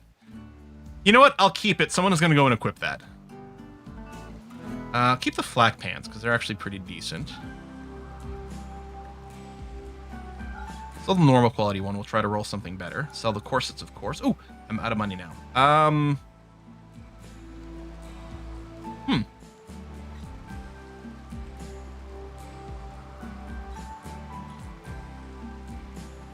Or they're out of money is what I meant to say. I can buy some hyperweave. That's not going to be enough to craft anything out of it, though.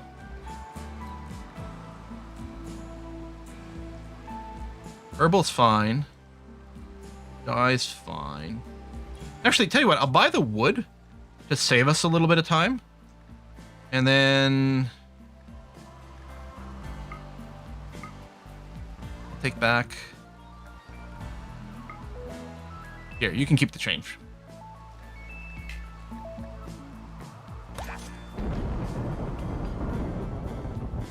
Where did you?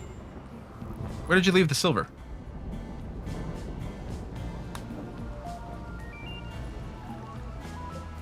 Oh! All right. Yeah, we had anti-grain warheads. We had 3 of them. And then things went kablooey when a raid dropped inside of our stockpile / workshop.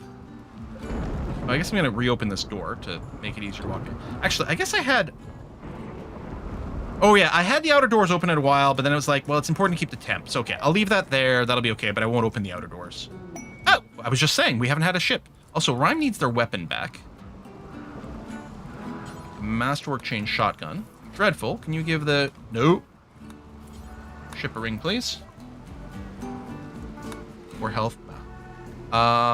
Yes to components. We don't need the shuttle engine.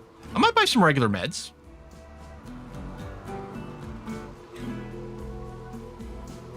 Brain wiring, no. I think I'll skip the gene pack stuff. Our genes are perfect. That's our whole thing. I don't need more reinforced barrels.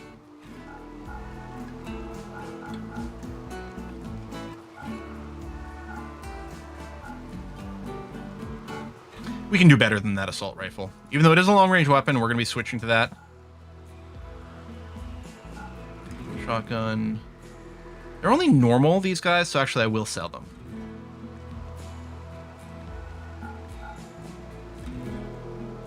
That.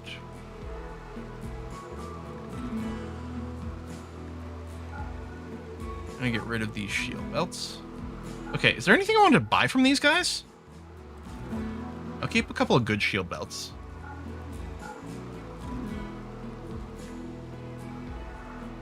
I mean, I could buy more barrels, but I don't think we need to. A wooden warhammer. Wow, that just like... What a terrible weapon. Plasma sword, monosword. Honestly, our weapons are pretty good. And these are only normal quality. I mean, the penetration is really good, but the damage is lower, I think.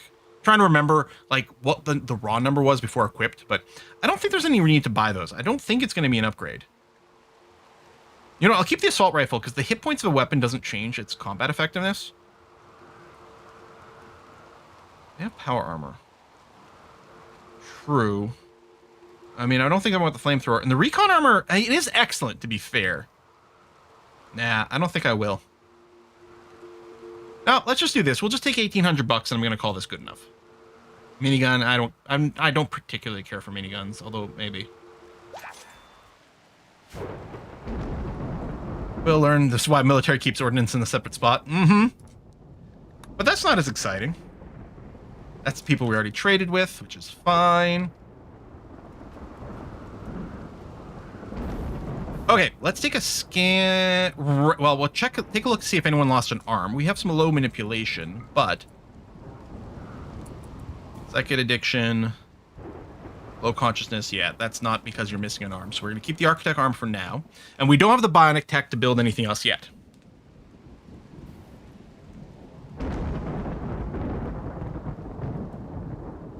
Oh wait, did they have steel that we didn't buy? I didn't think so because they're a combat supplier.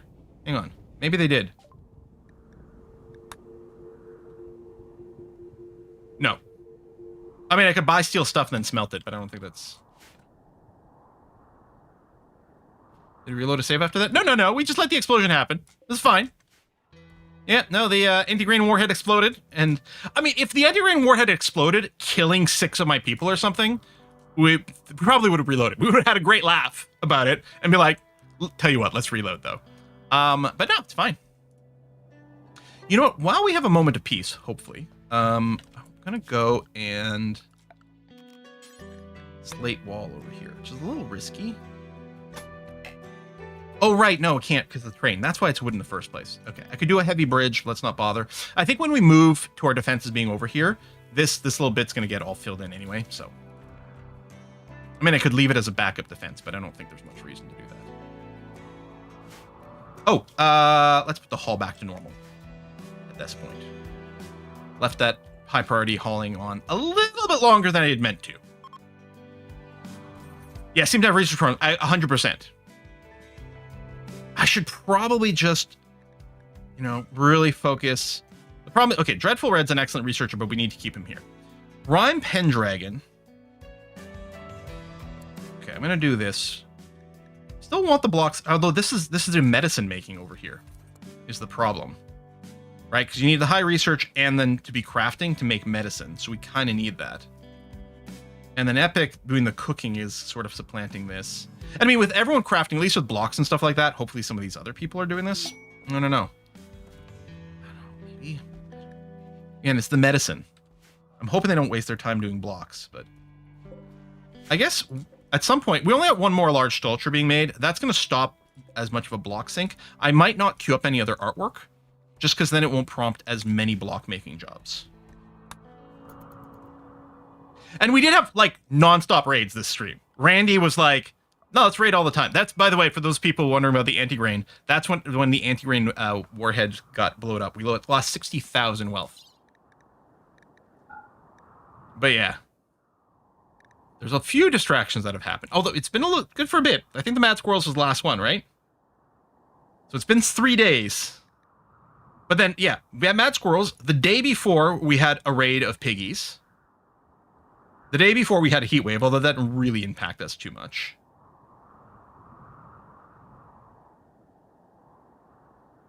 This was the explosion right over here.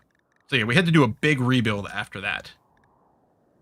And then we had 2 different breach raids before that, because we had 2 breach raids, and then a land on top of your head raid, and then a prepare for a while raid. So we've been busy. Oh, trade deals, sure. And the corsets, sure, that's fine.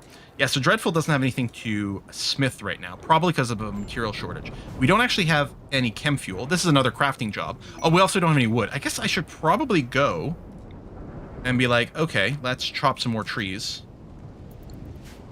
Please. Although we will get chem fuel from our boomlopes as well, but we might need to boost it. Only cool would refer to multiple anti-grain warheads detonating in our base as a distraction.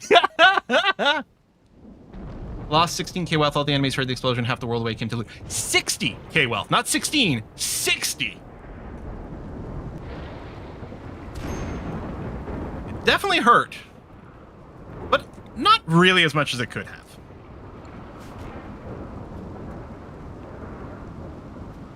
You have an EU5 playlist on YouTube? Do we not have a playlist for the current EU5 playthrough? As Strasbourg/Lotharingia?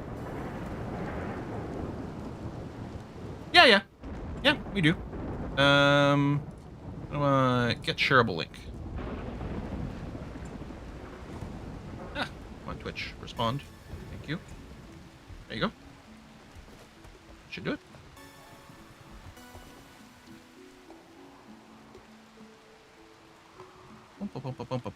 Man, a little bit of quiet period. That's nice. Let's go super fast forward. Yeah, see, no one's getting around to the research. What do I want to do about that? I mean, it's really the question of what is Rime doing with their time? Yeah, cutting blocks. Which eventually stop. Would someone else be able to do the medicine? Because I don't want you to do the blocks. And it's only, I think only the actual medicine making. Crafting 4. Okay, actually, the requirement's not that high. What's your crafting at? Well, it's not 4. Okay, Carrot could do it, but they're also busy. Yeah. Well, again, at least, okay, actually, the blocks are done now. That's great. I'm teaching a lesson. Sure. Using vanilla mods. ST, there should be a link in the description below on YouTube to the mod list. So there are some mods. There is the mods are basically just visual quality of life stuff, like zoom out more or have this different, like come on, click on a person. This different UI over here. Little things like that. The only thing that I'm running, as far as I know, that changes gameplay in any way is I have a mod for no authors where works in progress don't have a fixed author, because it drives me bonkers. I feel it's stupid. Why can, if person A starts on working on a component, why can't person B finish that component? Drives me crazy. So I think that's the only thing changing gameplay though. Otherwise, it should be basically vanilla. Again, just some low quality of life things that like minimizes how many clicks we have to do to A, see something, or B, do something. Like I've got one for auto die over here, because you can manually tell whenever you want. You can go and tell someone to go and change their style, right? And then you can be like, okay, for your apparel color, let's set you to their favorite color to give you a mood boost. You can always do that. I'm running a mod that makes it so that they go and dye clothing on their own. When they're wearing undyed clothes, they'll go and do it on their own, which I think is lovely. Doesn't do anything you can't do yourself, just saves you a little bit of clicking. So it's vanilla-ish, plus all the expansions, of course. Oh, CDDA is good. I'm gonna have to do another go. I want to go back to Project Zomboid at some point, and then what's the effectively like the first-person Project Zomboid? I'm going to say Prey, but that's not it. But I feel like it's a short name like that, or something else that starts with a P. Vane. That's what it is. 4 letters, some overlap. I don't know. The Vane, which I only have the demo of, although the demo had a lot of gameplay. That was fun, and I think that's going to have to be something to take a proper look at. I mean, Vane is basically just 3D Project Zomboid, and ain't nothing wrong with that. All right. We're in this middle of summer. Weather's good. No disasters. Speed 4 a little bit more, but yeah, we're going to switch over to playing a board game in a bit, and anyone can join. I will post the invite link to the Discord first, so that subscribers take a first crack at it. That's Twitch subscribers, YouTube paid members, or Patreon supporters. And then otherwise, and then we post the link publicly so anyone can fill in at that point. You don't have to be a subscriber, but subscribe, get a first shot. Okay, so they're going to be... That's fine. Okay, since the Empire that's raiding us, we don't usually get to experience this, right? We're not usually at war with the Empire, so we're going to see some different types of people. But a siege is fine. So what I'm going to do is I'm going to get everyone in position. Jump onto these mortars. But then hold fire. Because what I want to do is wait until these guys get to the spot they're supposed to get to. Because first of all, if they're on the move, they're hard to hit. And then they're going to get their drop of resources at the same time. Okay, so they're settled. Good. Too bad. This would be a great time for an anti-grain warhead, wouldn't it? Wouldn't it? Yeah, if only we had an anti-grain warhead. And it would be great if any of them don't instantly die and we can get some power armor of it. Great. Well, that was quick. Sucks that we didn't down any of them. But what's great is that we're going to get maximum material out of this. All right. Let's go. So our safe zone is decided. Oh, yes, our temple is our safe zone. Okay, we'll do that. These 4 kids, yeah, go to the safe zone. Everyone else, get ready to go to the front.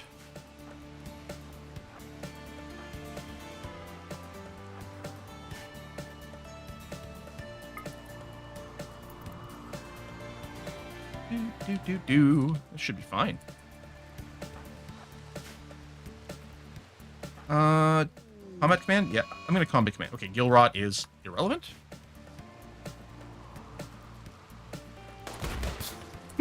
So, what actually killed you? Halco. Perforated, the tibia, misted. Okay, so nothing here was a kill shot. This was you were downed and then you rolled, I die on down. What about you? Oh, that's the same body. Carried, wielding her longsword dexterously, hit Kyoz with a cut from her longsword's edge, halving her torso and neck. These Imperials have no idea what's hitting them here. Okay, you're annoying me. Where's my... When I select everyone, there's too many abilities. Actually, I'm going to berserk you, so you actually turn around and attack the... Oh, no, you're just dead. All right, we'll do some... oh, yeah, a bunch of these are going to be immune to shit, too. I forget about that. I think all the Hussars might be low whatever. And I forget that stun is so important it actually has a hotkey.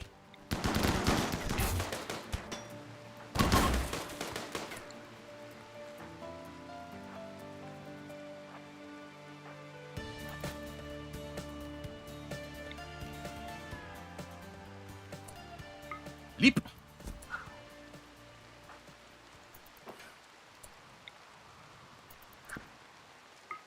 Leap.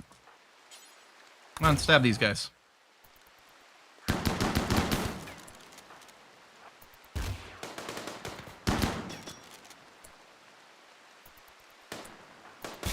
All right. We'll call that good enough.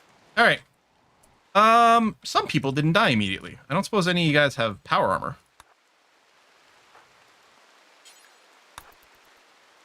Oh, dropped a monosword. Yeah, only so exciting. And no.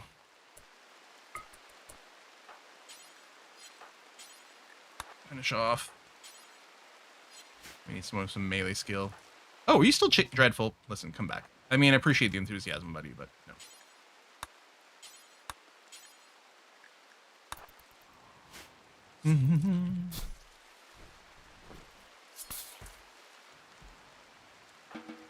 Okay. Let's release and release. Good job, everyone. Well done. Dreadful and Cared took a little bit of damage, but barely. No prisoners with medical problems to replace? I don't know. I mean, we even have room for one more prisoner. Ah. Plus, if they're Hussars, we don't want to feed them go juice. That sounds really annoying. We don't have Tetracell white production. I mean, we could. For all I know, I researched go juice. No. But we could because we might want to have our own people carry go juice. Oh, Ready haul these things, please. I suppose these survival meals, too. I don't think you can get food poisoning from survival meals.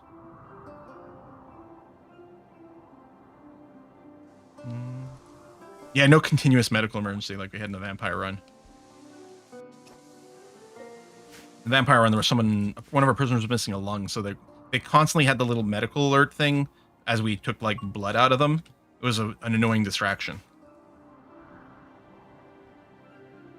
Those will be kill priorities next time. Oh, you're missing a lung? Yeah, we're not keeping you around. You're going to be missing all the lungs. And the kidneys. And whatever other body parts we could grab. Sock just changed their helmet. Visitors, okay. Consuming fine meals. Doesn't help that, some of our characters are pregnant all the time, too. That's like slowing down their, like, going and doing research thing. Trade with Beggar's Village. You just want 1,500 cloth, which we probably have. I think I'd rather just turn into corsets.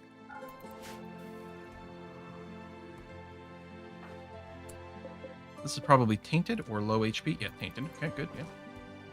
Every now and again, I check the smelting jobs, so, like, hopefully you're not doing something dumb. Right, you got the animal stuff, too, and then you're changing your face mask. No wonder you're never getting around to research. Oh, you're going to do more meditation?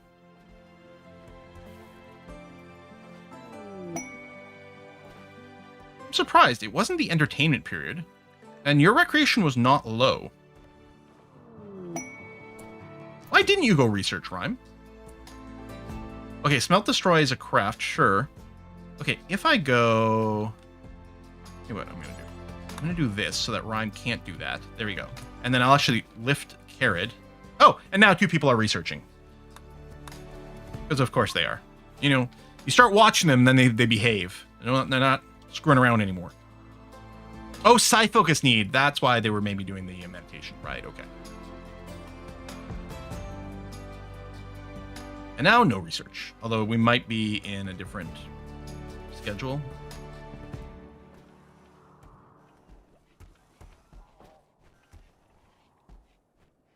I don't know if you can set Can you set a skill on these? No.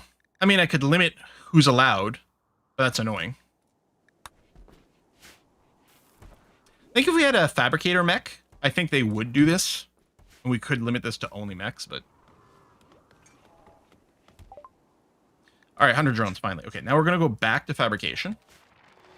Because of prerequisite things. Enter traps. Cool. I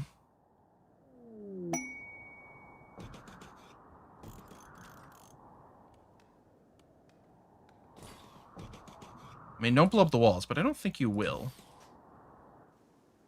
I hate that I wasn't consistent with how I placed these.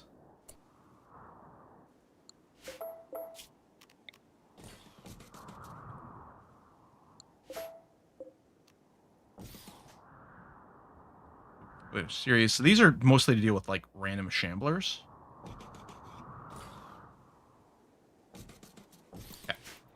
Rare Thrumbos. Well, I don't know. I might just not bother. Yeah, we don't have inspired taming anymore, though, do we?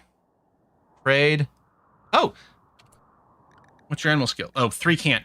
So, Final Sight has inspired taming, but they're not high enough skill to actually be able to do it. So you need a minimum of 10, maybe? 10.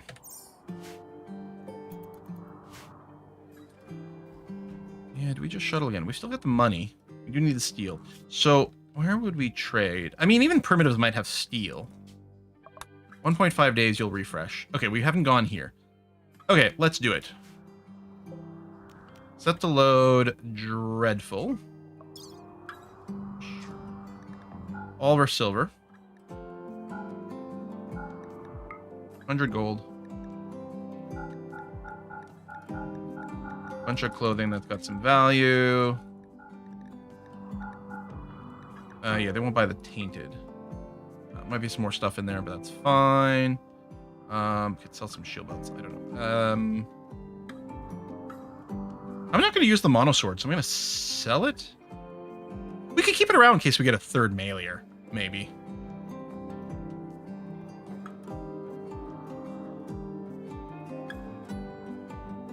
There's more. You know what? I'm just going to do this.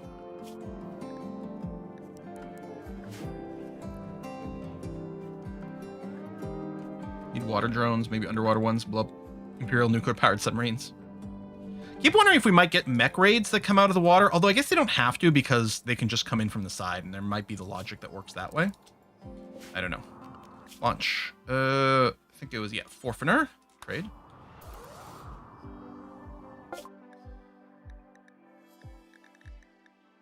I mean, we actually are good on components. I mean, I'll put them in a queue and the Neutromine, but we might pull back on those if it turns out we can't afford all the steel, although I think we will be able to do that. I'm not going to buy the chem fuel. In theory, we can just keep making them. That's going to be okay. I wonder, I'm actually going to buy...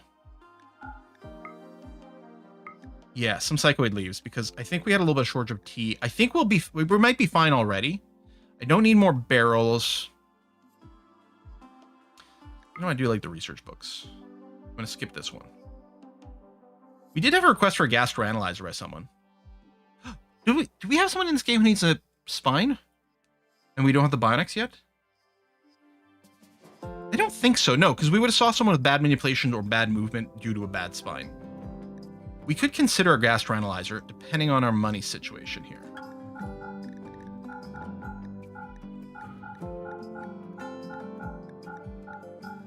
All right, I'm going to sell off this gold too. So we're still going to spend a bunch of silver, but we're going to have some left over. And we get some steel back. I think this is going to be okay. We need an eye, which we don't have, yeah. I could buy the wood to save us time from chopping trees. I bet there's no, like, buy until full, like when you're packing. Yeah, we'll buy 33 wood. It's hardly meaningful, but we're going to do it anyway. Okay. Caravan's run out of food. It's fine. You're fine. Just relax. There. Okay, you're going home, buddy.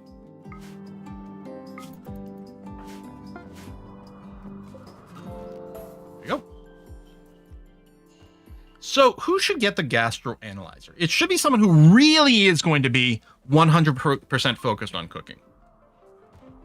Epic is currently our best cook. It doesn't necessarily mean they're the ones. For example, Final Sight, who Ed specifically asked about it, I think in chat, has a cooking like double passion, which is good. The only thing I'm worried about is we are running childhood backstories. If we go and give you a bunch of bionic parts right now, when you become an adult, or when you turn 13, yeah, and become adult, it'll change your backstory from child to something else. And if it decides that you've been operated on too much and treats you as a surgery victim, then it'll give you the body purist trait, which will make you really unhappy that you've got a modification. So I'm thinking we want to not add body modifications to people who are still with the child background. So then the question is, do we give it to Epic? I mean, Epic is basically cook, and if you don't, you research. You've got nothing else going on. You've got a couple of ticks of passion, but this is going to occupy all your time. So yeah, I think Epic, we give it to you. And you're properly grown up.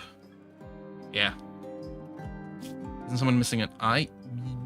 I think Cyber is still missing an eye, We did get an architect eye at some point for Epic. The problem is we didn't have an eye. There wasn't one to buy. I don't think there was one to buy. And we don't have the bionic tech yet. So anyway, I think that's what I'm going to do. I'm going to install the gastro analyzer into Epic.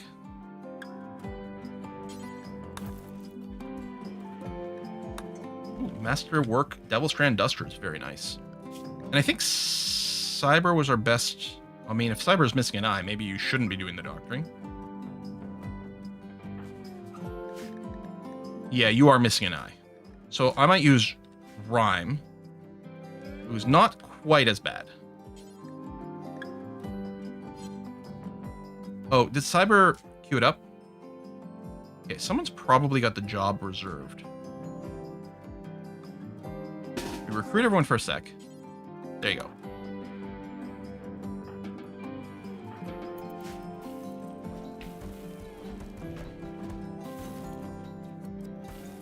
Should be fine. Oh, we got to switch over to play Mlem. There we are. Okay, so now you've got a gastroanalyzer in your nose, giving you +5 cooking speed. I don't know what +5 cooking speed. I'm hoping that's not +5%, because obviously that would be horrible. So yeah, I don't know how that translates. And right now, if we looked at your cooking speed, it probably is going to get... It's a flat +5. Okay, so your cooking speed is your skill first. So this is like having 5 extra skill. Not in terms of quality, but in speed. I mean, it is handy, because cooking is a big time sink. All right, we'll probably put a stop here. I'm still not going to go after the Thrumbos. We're going to just leave them be. We've got our little hunter traps are being built up, which is great. Digging and compacted steel over there, which is a hell of a walk, and that's a little annoying. Are you going to do the thing where you just do 1 steel and then you run back to the base? Oh, you didn't this time.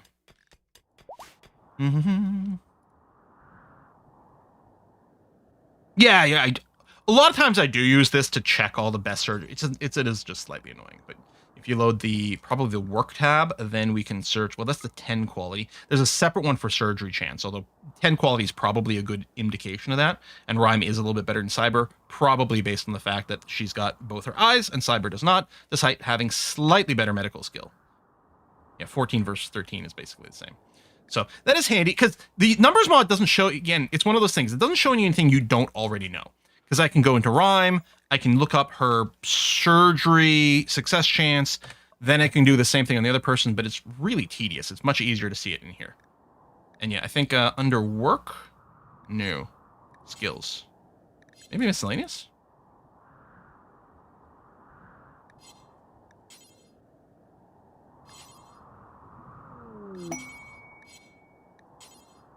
Maybe stats. Where's surgery success chance? Anyway, doesn't matter. Every game needs more spreadsheets. That's true.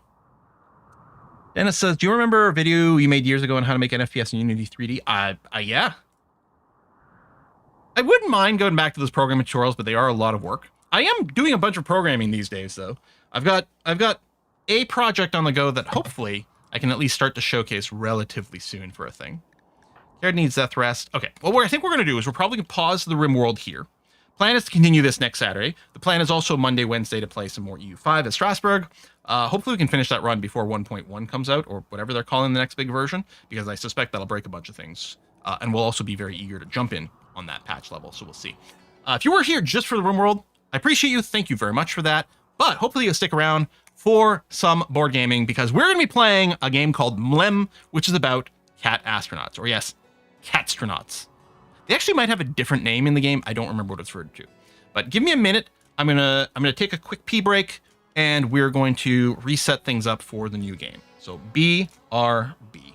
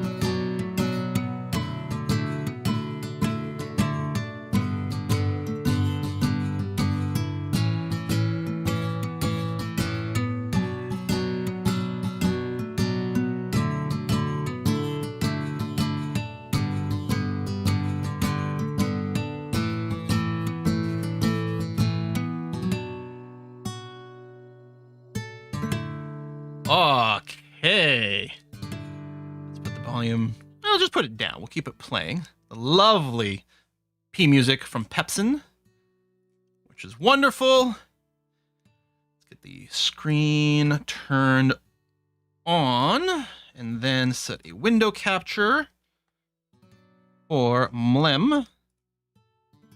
Like so. Okay. Oh, I forgot to say you do need a account on boardgamearena.com to be able to join us. I meant to spam those links before. It's free. You just need an account, but then you'll be able to join in. So we're gonna play Mem. We're gonna explain this one as we go. It is super simple. I guarantee you. Honestly, it might be more entertaining if you don't know what the hell's going on in the first place. Thank you. Essentia did post the sign up link over on Twitch and on YouTube. That one there. If you use that sign up link, I get some credits towards a month of the premium, which is what I need to host these private games. So I'm going to hit play. 5 is the maximum number of players. Here, we'll put it on slow for the speed. That's going to be okay. All the options are set to default. That looks good. So I'll do this. I will copy the invitation link. And then I will first post it in the Discord, and then I'll give people a minute to join in, and then, or, 30 seconds. There you go. It's in the general channel on the Discord. And then I'll post it in YouTube chat and Twitch chat. There you go. We got Clone 47 in here. So this is a push your luck dice game. So we are all catstronauts of the Mlem Space Agency. We are all going to be getting on the same spaceship and try to go as far as possible with that spaceship. Oh, there we go. As far as possible with that spaceship. And then we're going to want to choose every time we stop at a planet or a moon, individually as players, each player will get to choose whether they want their cat astronaut to disembark onto those planets, which gives you points. The further the planet is, the more points it is. The problem is, at some point, the spaceship's probably going to explode and crash. One or the other. Crash or explode, one of those things. It'll go boom. And then what happens? It's okay. Catstronauts have infinite lives. We just respawn back on Earth, and it's going to be okay. No worries. But obviously, you won't bank any points. So we start down here, and then we move up. I think there's a maximum number of launches, which is what this little timer is here. So every time we launch, eventually we run out, and then the game will end. The game also ends, I think, when 2 people have disembarked in the deepest space, or something like that. And every turn, someone is going to be the lead astronaut. So I don't know if there's an indicator for, purple. It must be purple right now. Although I can't see who the purple player is. So it's the person I can't see over here because apparently I can't scroll this list. So the leader is the person who rolls the dice to move. And the way it works is we have a dice pool, you roll them, and depending on what square we're on, you use those numbered dice to move. It'll become very intuitive as we go. Okay, so looks like red is actually leading. Oh, is that what the little indicator is here? There you go. So the purple indicator, I think, shows the captain. So it's going to be Captain Yondar. So Captain Yondar is going to be rolling the dice and doing things. But any of us, if we're at a planet or a moon, can disembark. The way the moons work is, you can see the points here. So for here, one person can disembark on this moon, which is worth 2 victory points. One person can disembark here, which is worth 1. The planets, the way they work is they're worth more points to whoever kind of controls that planet. And you control it by having the most cats there. And if there's a tie, it's whoever is there first. So this planet here, the Fishbowl planet, is worth 3, 2, an infinite number of 1s. So the person in control of this, the first place person, so again, the person with either the most cats, or if there's a tie, the person who was there first gets 3 points, second place person gets 2. Everyone else can still score 1 point by spamming cats on there. And the further planets are worth more. So if we go all the way over here, and I know the timer's going, but it's fine. This planet here is worth 7, 4, 2, and the moons are worth 3s and 4s and a whole bunch. There's also shared goals over here. So first player to place 4 astronauts on 4 different planets gets to claim this for 5 extra points. This one is first player to have 4 astronauts on 4 moons. This one is 3 astronauts on 1 planet. And then finally over here, first player to place 2 astronauts in deep space, which is this over here. A slight difference in the comet and the rest. This might be the first person gets comet and the rest get here. I can't remember. Something like that. In addition, and this is the most confusing part the first time you play because you don't know what the strategy is, what it's asking me right now is to choose an astronaut over here. Everyone has got 8 starting cat astronauts, they have slightly different traits that do slightly different things. I don't remember what they do off the top of my head. So I'll just pick something. When this astronaut disembarks the rocket, the current commander must discard 1 dice if you use. Okay, I'm going to do that. The dice have this boost symbol. I think the boost symbols don't get burned is one of the things. Oh, Yondar. So someone, is it this cat one? No, not that one. One of these started us off here. Oh, it's this satellite. So Clone played this satellite one, which starts our ship further ahead over there. So we started here instead of here because someone played the satellite start. There you go. My headcanon is that the spacefarers are called Meowstronauts. I like Meowstronauts better than Catstronauts. I like it. So Yondar's got to roll the dice. And then I think, there we go. So I think Yondar can use twos or threes, but then it uses all the dice. There's some weird rule like that. And I kind of wish I'd been like flying because I would have been able to be like, right, that's how it works. But there's something like that. Like it'll consume a bunch. Now, the flame one is special because I think it stays. All the other dice get consumed. And eventually, if you're on a square, let's say over here, let's say we had only rolled 4, 5s, and 6s over here. Actually, I don't even know if there's a 6. I think the 6th spot might be the flame. But let's say we hadn't rolled anything that matches, the shuttle would have exploded. So when you start running low on dice, there's an increasing chance that you won't be able to get it. So for example, here, 1, 2s, and 4s advance us. If we rolled only 3s, then the shuttle wouldn't be able to move, it would explode, and we'd start over. So the question is, how far do you think this shuttle is going to go before it explodes? So we've stopped here, this is a moon, and we get to choose an order. So Yondar's choosing first. Yondar could disembark to one of these moons. If Yondar does, and the rest of us don't, then what's going to happen is the next cat in the queue takes control, so Clone would then be in command. And if both Yondar and Clone got off, then so on. You can see here, there we go. Clone got off, and everyone else shot up just a little bit. So that's the thing. How far do you think the ship will go? Because you want to go as far as possible before you're getting off to bank maximum points. So there you go. I'm going to say, you know what? We've got lots of dice. There's 3 different colored dice that are valid here. I'm not going to get off right now. I have faith in Yondar. He's going to take us far. So I will pass. And that's the game. Beautiful.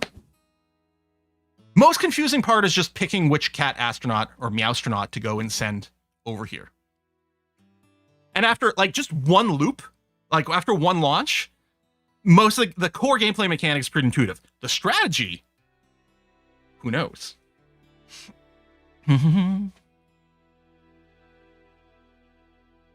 So, oh wait, Dennis, I meant to read the rest of your message as well. Sorry about that. Dude, you started my journey way back then, dude, because of you. It's my #1 hobby. I've been making games for the kids, my family. They love it. Thanks, bro, for making me a great uncle. Dennis, that's awesome. And I used to do that for my nieces and nephews as well. You know, it's like family to get together and had my laptop. I'd rip open Unity, and I'd take pictures of them with my phone, and then just crop out their heads, and then make their heads into little like little platformer characters where they would run, or doing something that was basically the equivalent of like an Angry Bird, but it would be like the kids themselves sort of doing the thing, and they love that. Okay, so we advanced a little, and then Yondar's like, that's it. So I could land here. Only 1s and 2s count, which won't get us very far, admittedly. You know what? I'm just gonna go. In fact, I really shouldn't use this symbol. This is actually a waste. I didn't realize how far down I'd be. This is a great symbol for when you're not the captain, but you're pretty high up. I don't know. I'll pass. We got 4 dice. We're fine. Oh, what's the difference in different types of cats? So yeah, they all have a slightly different bonus when you mouse over. So the one I have is when I do disembark, it does deny a die from the captain. So actually, maybe I should have done this sooner, but I'm like, I think we can do a little bit more. The parachute is quite cool because if the rocket crashes, you then get one more chance to choose to land. The parachute is like super safe, super awesome. Right, this cat is worth double the points for a planet with an astronaut. All right, you know what? I'm going to land on this planet. I'm going to be in first place over here, which is great. We've only got 2 dice left. I'm going to land. And I think me landing with this Catstronaut, Meowstronaut, I think we'll remove one of these dice. You're always guaranteed 1. No matter what, you always have at least 1 die. So you can always push your luck a lot. But yeah, I'm going to land on the planet. There we go. So, oh, so yellow. Who's... Oh, it's Kentos is yellow, and Kentos stayed on. They rolled a 2. Oh, but they do have the parachute, right? So the Kentos got to push their luck. So that's what happened here. They blew up, but because they had the parachute, they had one more chance to land on the planet. And now it's going to cycle. So now it's going to be Clone is going to be the lead Meowstronaut. Yeah, I was thinking the double planet one is pretty good, especially when you're a captain, you feel you got a lot of control. Yeah, it's the only reason you did that, because you had the parachute. Yep. I'm going to go for... I don't know. What is this one? As long as the astronaut's on the rocket during the travel phase, the commander may use the astronaut as a die with a value of 1, including in addition to whatever else. Like, I don't know. I'm sure there's some strategy about if you're the captain, it's better to use this one. And if you're not, a lot of people have the double value planet thing. That'll be interesting. So are they going to prioritize that? I'll tell you what I'm going to do then. Is I'm going to go for the double... Oh, wait. Fuck, I misread that. I want to do the opposite of these guys. I thought they had the double value planet, and I was like, oh, I'll go double value moon. But no, I misread that. They're going double value moon. I wanted to go double value planet. Womp womp.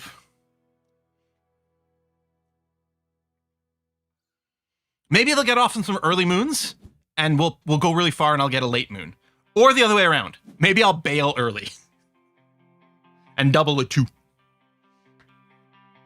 I have no idea what the how many points are in a typical game. I don't know what the target is. No idea. No clue. And yeah, I think, so the end state I think is this many launches, which is 10, 12. I feel like that's 12. Looks like 12 launches. But I think there's also something about when there's X number of people on this final location here, which doesn't always happen. Don't understand how the dice are consumed. So yeah, I don't recall. I think... Yeah, this is how to play. There it is. Travel phase. Okay, so you roll. So don't screw you auto scrolling. I'm trying to read. My God. When it's going to be my decision, I'm just going to not take it right away. So the dice, the 6-sided dice, it goes 1, 2, 2, 3, 4. So there's no 5, no 6. There's an afterburner. And then you group them together. The commander then picks any number of groups whose face matches the rocket marker's current location. So at example, location 0, afterburners 1s and 2s can be used. 3s and 4s can't over there. Each set chosen for movement is added up. Right. So, right, if you're in a place where you can use 2s and you have 3 2s, all 3 2s get used up if you choose those, but you would move 6, I think. So it's an interesting decision sometimes because you're trying to decide exactly, like maybe you only want to use 1 die to move a little to still have lots of dice left over, or maybe you want to use a lot of dice to move more. I'm not going to disembark on the moon worth 1 point with my double point moon thing, so I'm going to pass. I'm still salty about that. I really would have gone planet, but I misread. Do. What I like about this game is it feels very cutesy and it's very accessible, and that is true.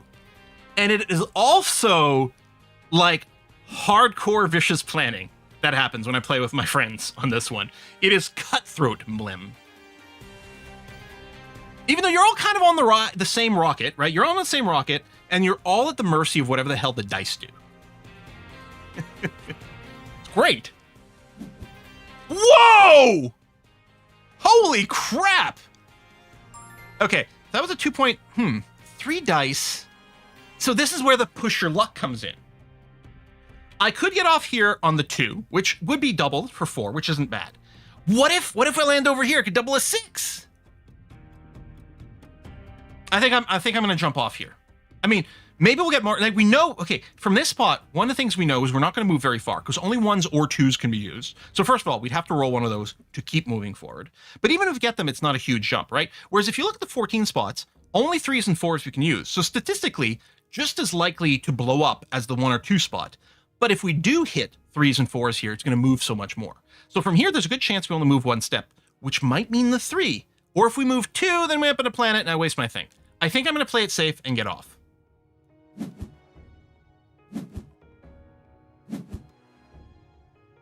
So I think, yeah, blue stayed on. So Yondar probably wants to stay on because they do have the double planet.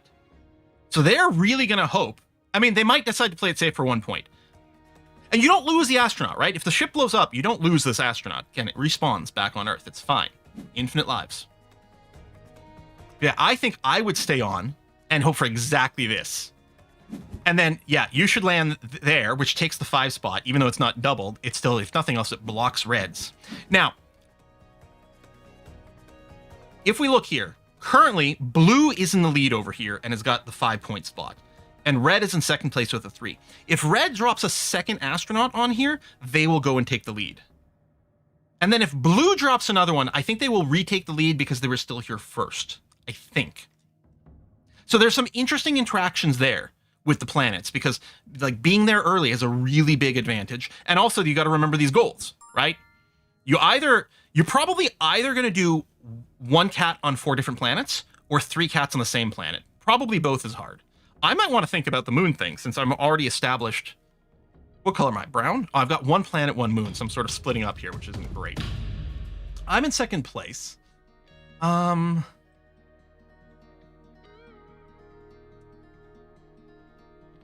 Yeah, this planetary stuff is filling up quickly. Tell you what, I'm going to take my double planet slot early. Well, early. I wish I'd done it sooner. Because yeah, 100% I would have stayed on for a little bit more. Especially if you're ahead. Right? Because you get first dibs, and that helps a lot. I wonder, I guess I could deploy this double planet thing on this planet, which, first of all, would help secure my position. I think would double the points. I'm not sure. It's been a long time since I've played or read the instructions, but I think that might be the case. And then I could think about getting on this, I guess that's a wool planet, right? It's a ball of yarn.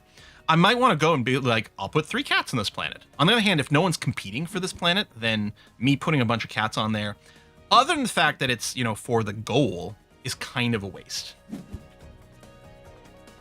Mm-hmm. Is this essentially a queue filling game? Maybe. I don't know. Did British people get excited at that thought? Then maybe that's what it is. Yeah, I think the entire game mechanic's been explained now.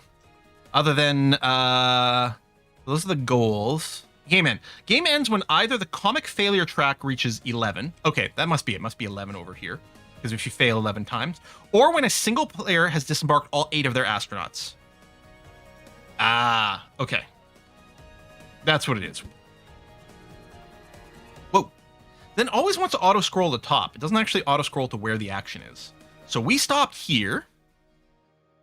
We've still got 4 dice, which admittedly isn't as much as we'd like, but I can't see myself getting off on here, especially since it's not a double planet. So I'm definitely going to pass. Oh yeah, this one here is quite good. So yellow is running this one. It lets them disembark a space ahead or behind by 1. It gives you a ton more flexibility.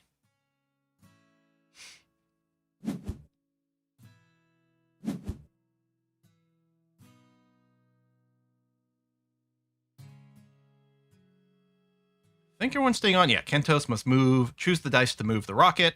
You rolled all 2s and 4s. So Kentos has got huge selection. So I think you used both 2s. You would move 1, 2, 3, 4. If you use the 4s, yeah, there you go. We moved 8. 8! This is slightly annoying, though. Ah, so Kentos uses plus or minus 1 to push a little further ahead. This is my double planet. It's kind of a waste to use my double planet on the moon. On the other hand, the odds of being able to move forward are pretty low. And a 3-point moon is still good, even though it's a waste of my cat. And I love that this game is all these decisions like this. It's how much am I pressing my luck? Or I just accept, you know what, maybe this cat isn't getting to planet. Maybe it is. I've got a 50-50 chance. Hold on. I think I'm going to push my luck. I think I've got a 50-50 chance here. Because there's 2 2s plus an afterburner. Yeah, screw this. I'm staying on the ship. What could possibly go wrong? And the thing is, so the 2 is obviously going to be worth 2. The afterburner is worth a different amount depending on the pips over here. In this case, the afterburner was worth 2. The thing that makes the afterburner special is that die doesn't get consumed. So it's quite good to use those when you get an opportunity.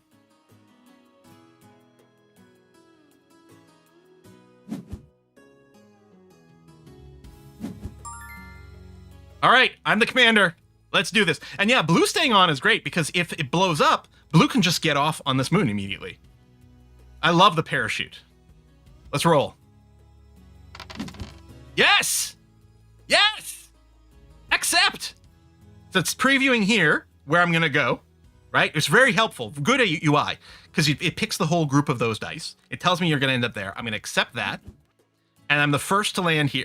I get the first choice. So I'm going to land in the 7 spot. Or possibly double points. It's not banked because this spot is still being competed for, right? The only thing that's banked, like the 4 stars over here, is from the moons because the moons are a lock. And if you get a goal, that's a lock. But the planets are variable depending on how the competition goes. All right, baby, I'm in charge. What does that mean? I think what it means we're going to go right to the comp. No. Could just push a little further forward. I might want the flexible one to bail sooner.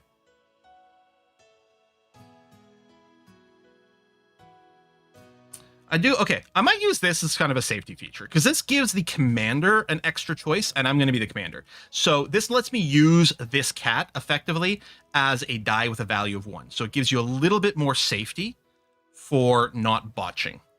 And I don't want to give another commander that control. So I'm going to go ahead and use that. All aboard the Quill Express. You guys have watched me play Kerbal. Nothing bad ever happens to my spaceships.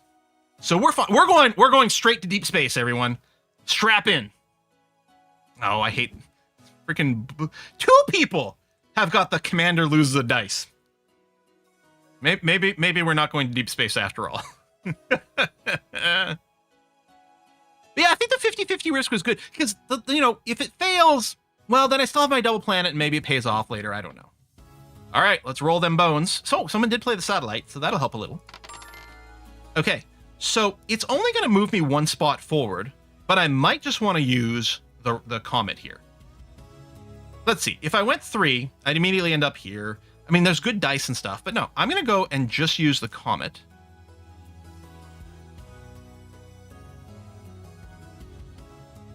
Wait, can comet be a wild card and combine with the 2? Oh, that's interesting. I didn't realize that. But I'm just going to use the comet and just move up 1 step. We're taking it slow. And I think... yeah, I still have all 6 dice. So I don't think I want to burn 3 dice on a 1. I'm going to go and do the 4. Like that. So, do I want to land on this planet?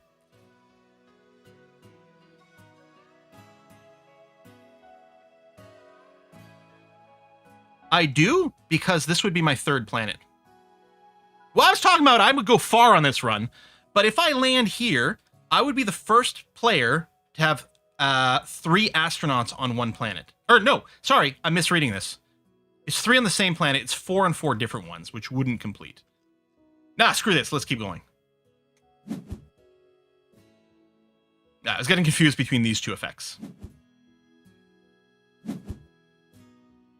Oh, but blue did gain the 3 different planets thing. That's crazy nice. Or 4 different planets thing. I'm going to keep inverting those over and over. I think I've only got 1 moon. My problem with this is I usually get really focused on just the scoring as is, and I often forget about the goals, and my friends scoop up all the goals. That might happen here. But it doesn't matter. It's still a fun game. Mm-hmm. Not enough struts. Are there safety lights in the ship? Do we have safety lights? Nah, cats can see great in the darkness. We don't need safety lights. Better not run out of catnip, though. Let's roll! All right, let's go double 3. And you know what? I will drop off here.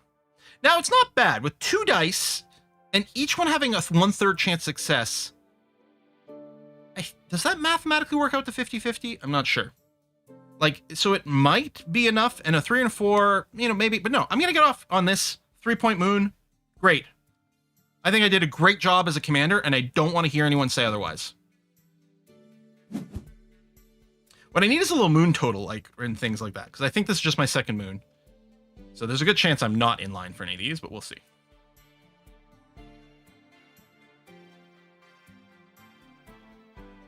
I could go for some low value moons here just to try to rush the 4, but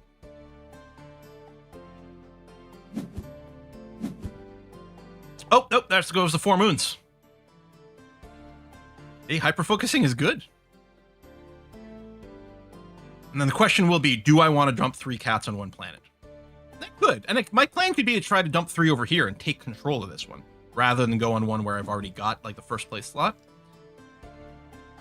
We'll see.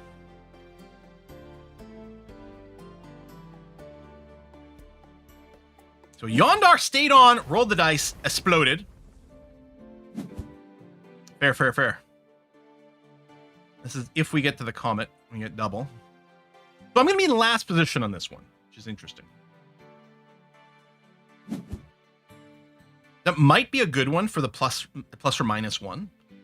Might also be a good one for the parachute.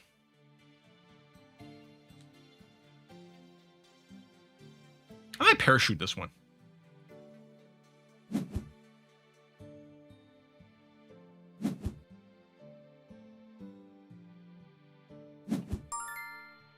you go. So if we blow up, I'll still have an opportunity to unload wherever I am. Say, we didn't, it's like Kerbal. You got to remember your parachutes. All right, so this is the first one where we didn't have a satellite.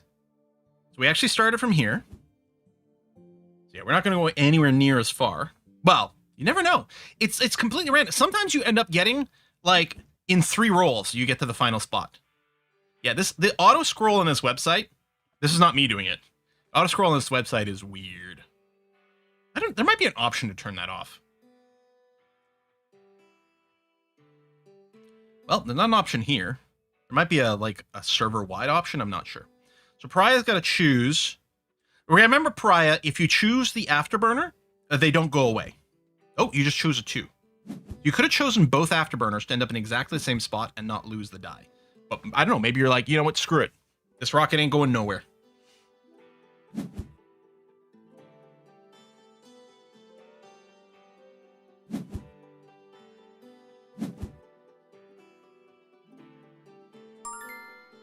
I'm not going to land on a 1-point moon, especially with no goal available. And it's exploded. Honestly, I think I'm still not going to go. I do have the opportunity to unload. One thing you got to keep an eye on is how many astronauts everyone has, because the game will end if we run out. But you know what? No, I'm going to pass. Who was that? Lazy Pariah? Terrible commander. Put me in charge again. Come on. I'm only going to be in 4th place. Plus or minus choice there. This is that can be used as a 1 at all time by the commander die. This is each one of the dice from the commander. I'm just going to run the parachute again. And it's great because when we play this with my friends, what we do is we constantly critique everyone's driving. And obviously, they have no real control over, right? It's the die roll. But when someone rolls the dice and none of them come up the target numbers, clearly you blame them for being a bad commander. It seems like it'd be half the fun. Exactly. No, because it's great because it's weird because this is clearly a competitive game, but it's themed as if it was cooperative. Like there's nothing cooperative going on, but it's got that nice thing where there's not a lot of direct screw you factor in this game, right? Like there's really very minimal way that you can actively screw another player here. It's mostly like, well, you got to choose to land on the planet slightly ahead of me, therefore you're in a better position. Oh well. But it's also highly interactive. Some of the board games I like the best kind of feel like it's 4 players playing solitaire, right? Terraforming Mars a little bit like that, although there's interaction on the map. Ark Nova is a really good example of it. I love Ark Nova. It's a really great game. There is very little interaction between players. Very little. And here there's not a lot of direct interaction, but the fact that we're all on the same ship makes it feel as if there was. I don't like that we're nearly out of dice, but I don't care about going to 3rd position over here. It's not like the 4-planet thing is still there. I'm going to pass. Plus I got the parachute thing. Sure. Probably, we might just blow up with another miss here. We'll see. Feel like you want to use the parachute cat earlier. if the ship explodes on a place that has already been followed by other players, it gets wasted. That's an excellent point. Yeah, if it explodes at a moon, that's annoying. The planets never fill up. Because I think you can see this, the bronze stars here are like stacked. I think infinite number of people can be in the third place for a planet.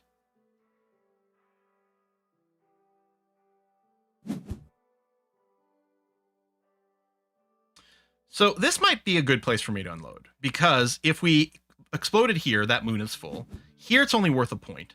We're here, well, the best we can do is move one slot, so it's basically impossible. It's very unlikely that we're going to make it any further. This, especially with someone landing. Now, I really want to secure the one where I have the double points on, but it's so far ahead, maybe it's already safe. Here, I want to secure my first place here, and I might be able to get to the 3 astronauts on one planet. So that's why I'm going to land here, for all of those reasons. Oh, you didn't see the stacked bronze stars, yeah. So the moons, you can still get screwed on the moons. And I like the plus and minus delaying a little bit because A, it lets you avoid a place that's full, and B, increases the chance of, because you don't know early on where you want to, say, stack a bunch of catastronauts. Oh, we did move ahead slightly. So we got some push in the luck. That's interesting. But yeah, so yeah, you don't know early on where you're going to want to necessarily stack a whole bunch of these dudes. So I think I kind of like saving this until the very end.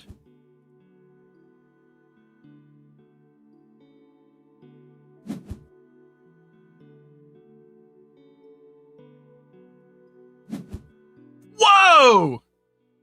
All right. Damn. Shows me for getting off early. Could have landed here. And yeah, this is an infinite amount of 2-pointers. So even if you're in third place on this planet, or fourth or whatever, it doesn't matter. Isn't this a lovely game? I don't have this one in real life. Ah, see, by doing this, red is now in control over here, I believe. I think.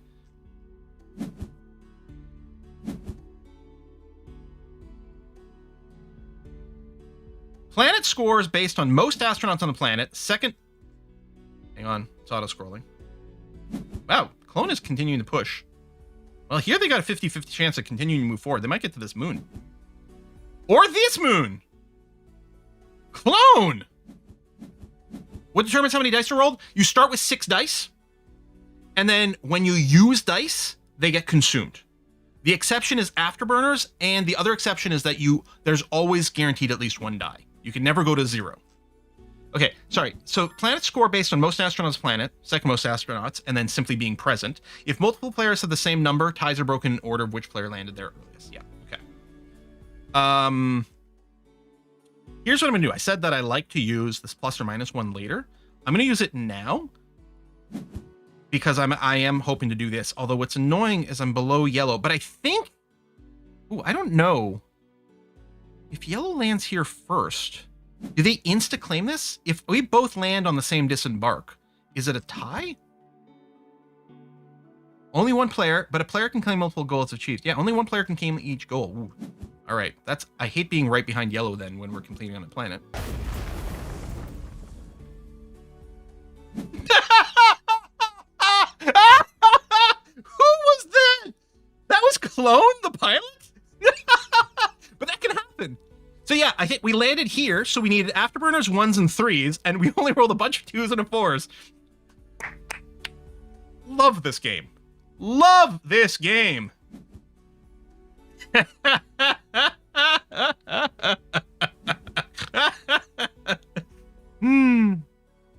do have the first planet in Yarn Planet. I'm not concerned about winning the tiebreaker for these 4 points. I'm concerned about winning the tiebreaker for the goal.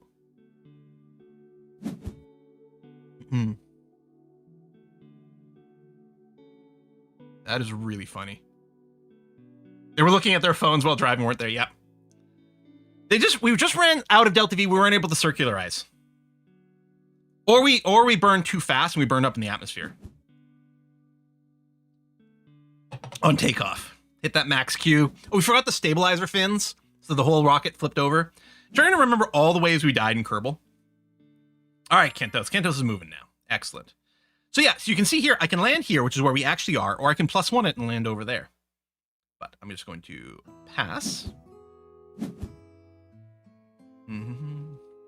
We are just playing this one session today, by the way. One of the reasons I like Seven Wonders is we can do 3, maybe 4 games in an hour. This one, if we had a proper hour and we didn't have to explain the rules, I think we could probably squeeze 2 in. But this is going to be perfect. Don't forget accidental EVA during reentry. Yep, that's another one. Oh, they saw a laser pointer. That's what caused the problem. Makes sense. There was a blinking red light on the console and the cats just had to paw at it. And they hit the self-destruct button. So Kentos has rolled. So they could use 2 1s to move 2 steps. They could use the 2 to move 2 steps. Or they could use the 3 to move 3 steps. Looks like they used 2 1s. Oh, or 3 1s, because they could use their cat, this cat here, they could use this as an extra 1.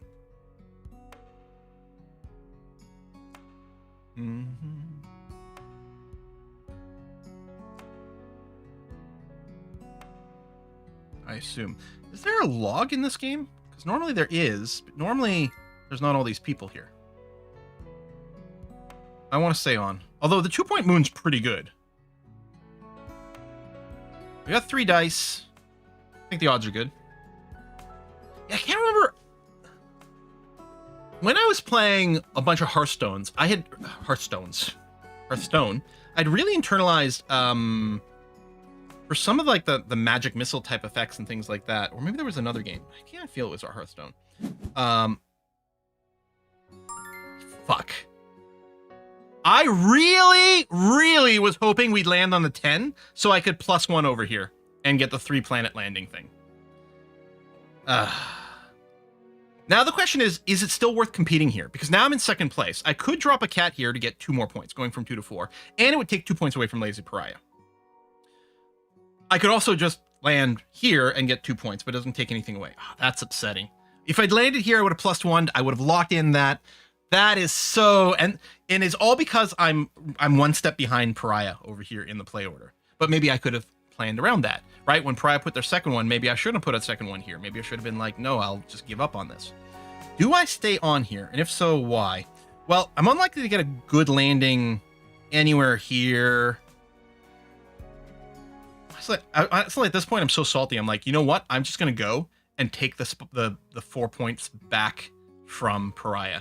Just out of spite. I mean, Kentos. Oh, it is Kentos. Sorry, Pariah, it's because your icon is yellow. I keep thinking you're yellow. I wasn't looking at the text. I was looking at the icon, which is very yellow. But yeah, your cat's over here. You're clearly blue. Sorry, it's Kentos I have to be mad at. Right. So, and it was also confusing to me because Pariah, it looks the order, but I guess Pariah is right after me. Kentos is right before me. Okay. Here, let's do the spite move. I'm not convinced that that's a smart move, but that's what I'm going to do. Hell, for all I know is I should have saved my dude. Maybe we could have gone further. We had to go pretty far on 2 dice, I think, to get extra value. But I'm going to deny Kentos 2 extra points over here and take it back for myself. Which feels a lot like the sort of zero-sum game that happens with military conquest in... Wait, did Pariah just unload here as well? Oh, with the double planet points. Oh, that's not so bad. The sort of thing that happens with military in 7 Wonders. Do.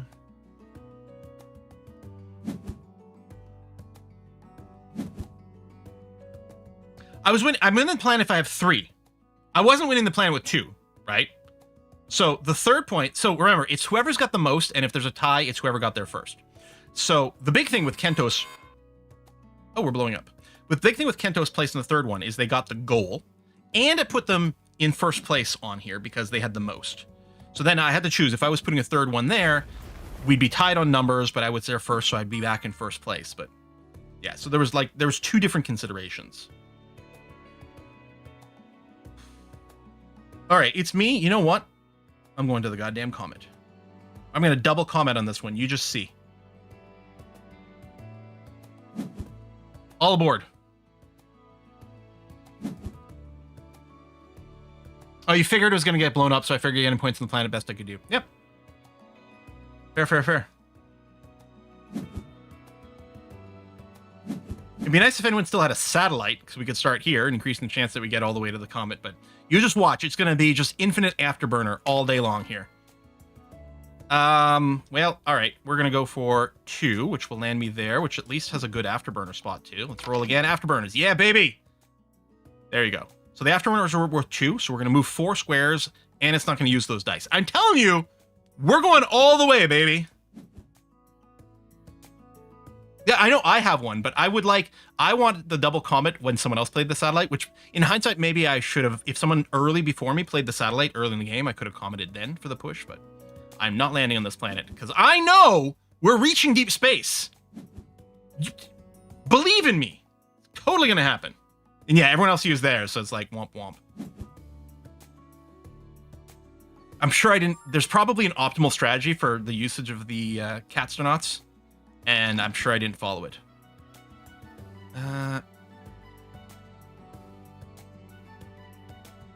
There's still this. I think I'm going to use this before blue lands. Interesting. Can I only use this? I thought you'd have to use the pair. Is it going to let me do this? Oh. Wow, you could use that exclusively.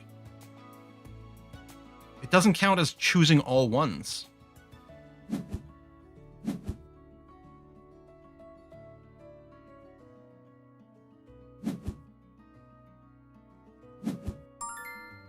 Let's go. All right, we're moving 4. Back to the world's most popular planet. I know I'm going all the way to deep space, so I'm not getting off here. The yarn is very enticing. Very enticing. It is very pretty. Actually, I think the fishbowl here looks the prettiest. But the yarn is very attractive.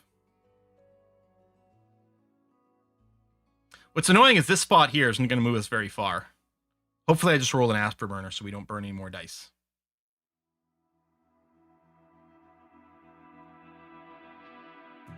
Yeah, Kantos could take the planet with a double pointer. If he does, brilliant move. That's fine. Sure. That's probably the right thing to do, actually. Puts him back in first and puts a double point. Go and still... I can put someone here in the last turn and screw him out of a bunch of points. Spite-based gameplay. All right, well, at least we only burn 1 die. Anyone else want to get off on the yarn planet that didn't get off last time? I mean, green's just going to be along for the ride until the end, probably.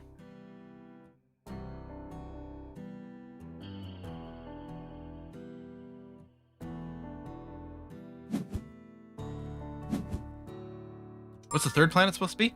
This one here? I'm not sure. Well, oh, it's a bunch of cat, like, oh, the continents are cat-shaped. Ah! Dang it.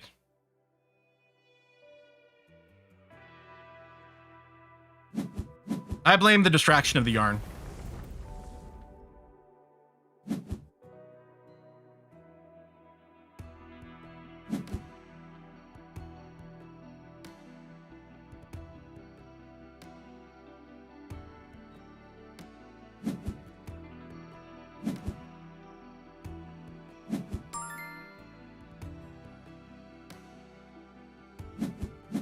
Here you go.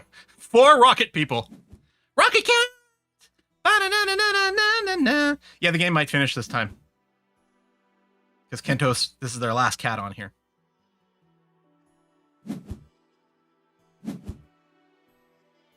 It's a lovely game. Oh, I just got a game. Hold on. I got a physical board game that is called...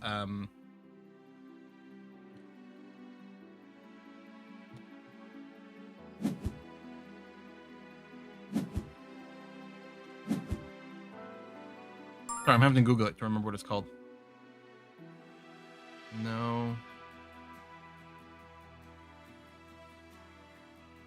Not on the other way. Next Station London. I think that's what it's called. Yes, Next Station London.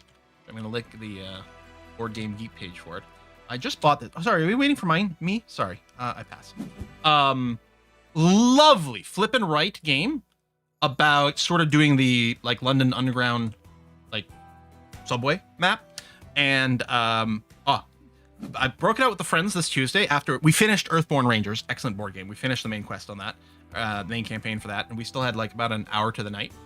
So I broke this out, and holy shit! Excuse me, that was some distance. All right, Lazy Pariah, you are making up for your last failed piloting attempt. Although it's not a great place for anyone to get off right here. Anyway, we instantly became like wow, we were so invested in what was going on in that game. We were so invested immediately. And we played 2 sessions. It's a short, great game. Highly recommend. Taking all of us to the galaxy? I mean, it could. It could happen. Not gonna lie, a little tempted by this 3-point moon, though. But, well, not anymore, I'm not. There you go. Decision made. It's on BGA? Wait, is it? Oh, shit. Okay. Hold on. I will have to take a look at it. I'll favorite it, and maybe we'll play it another time. Now, it is non-interactive. Everyone is playing on their own board, but the nature of it is fun. I think it's when you're sitting down for a 4-hour game that you're effectively doing the 4 players all playing solitaire. That's like a little bit disappointing. I'm like, well, I'm trying to get together and have fun with my friends. And the nice thing about the London Underground, kind of like this, it's all about just cursing what happens. You flip over, oh, I flipped over a triangle, and everyone goes, oh no, I really needed a circle.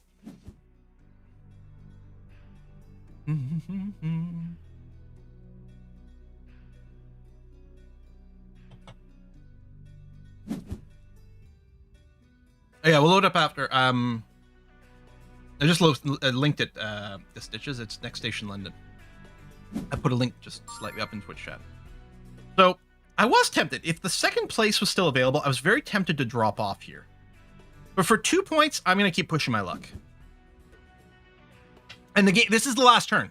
Kento's just unloaded their last cat, so that's it. I'm probably going to be dead last. Let's go. No guts, no glory. Oh, got the 1. We really need the triple afterburner here. So now we're down to just 1 die.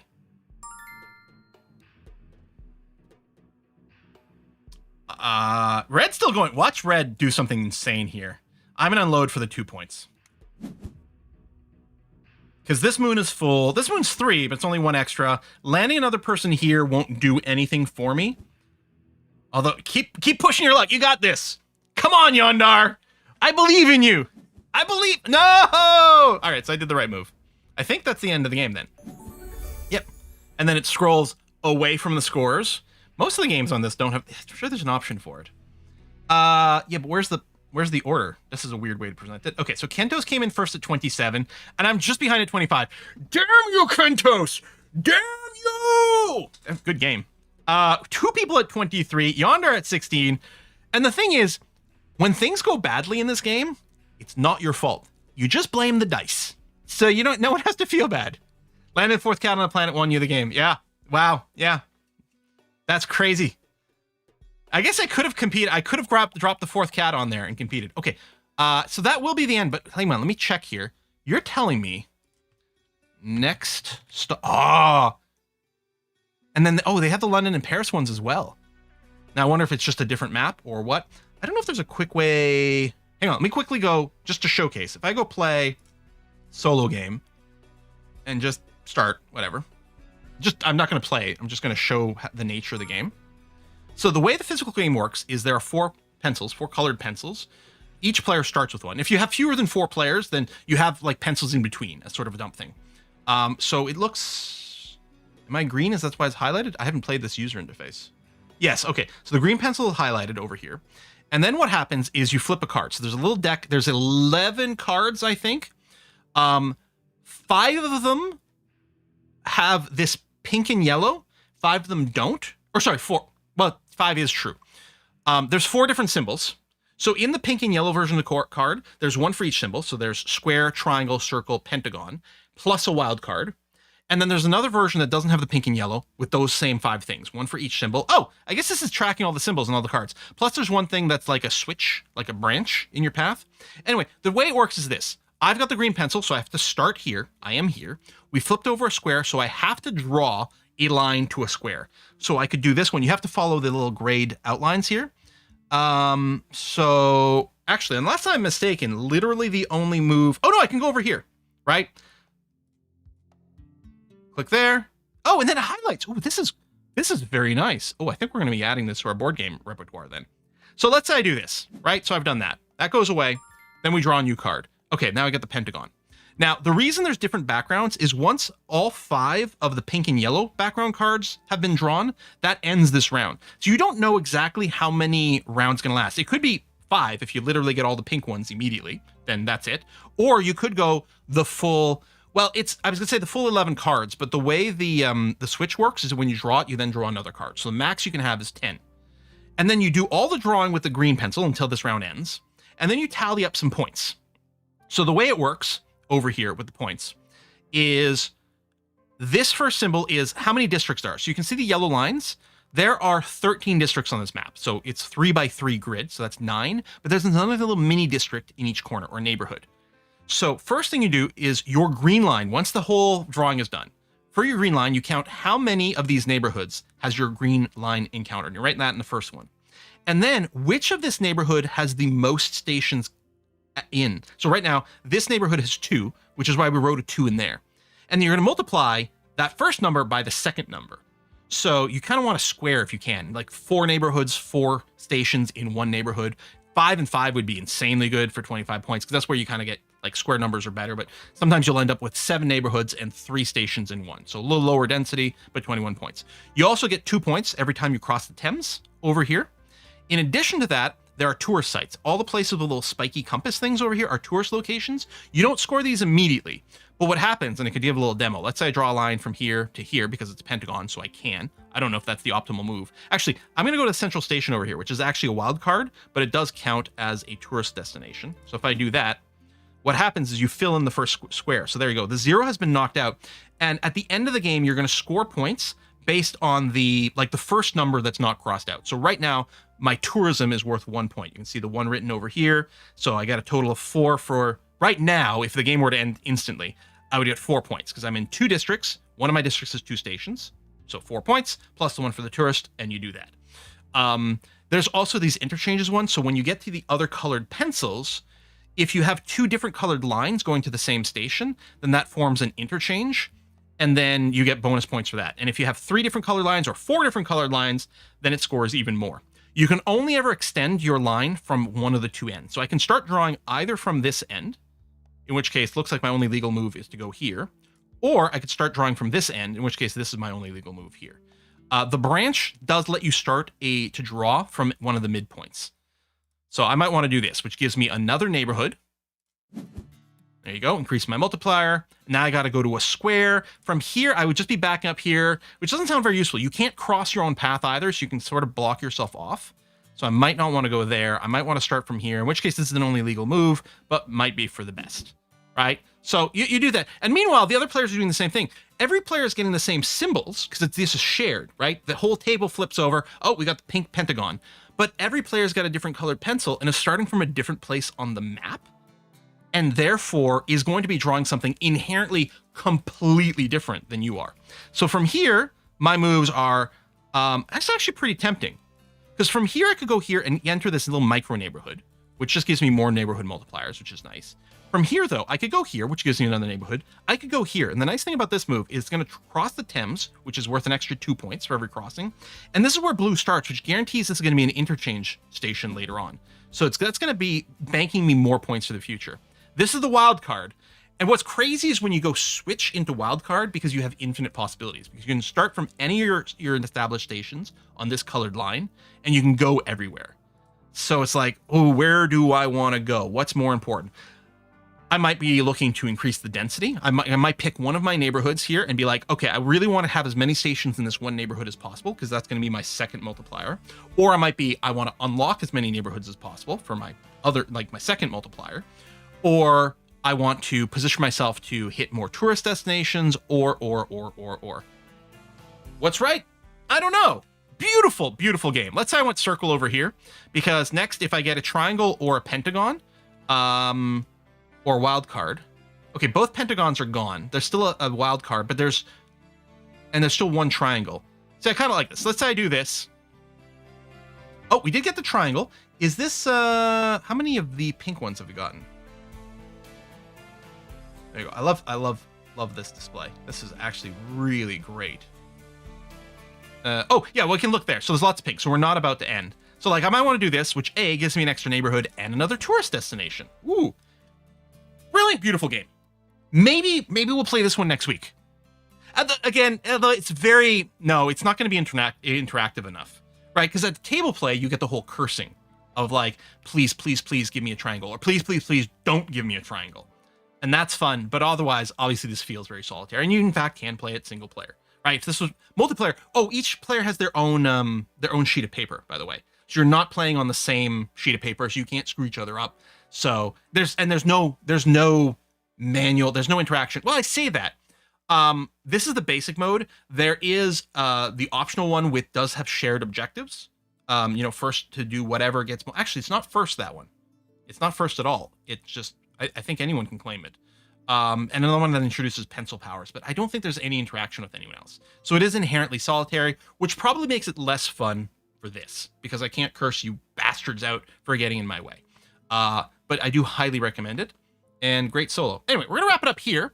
I think A Kiss for Luck is probably streaming today. Hopefully she's feeling well enough to do that. She is. What is this? Oh, frick, that's the other thing. She's playing golf with friends, which I keep saying we should go and do that. Maybe one day. Anyway, let's raid A Kiss for Luck. Give her some love. I'll see you on Monday for more EU5 is the plan. Bye-bye, everyone. See you soon.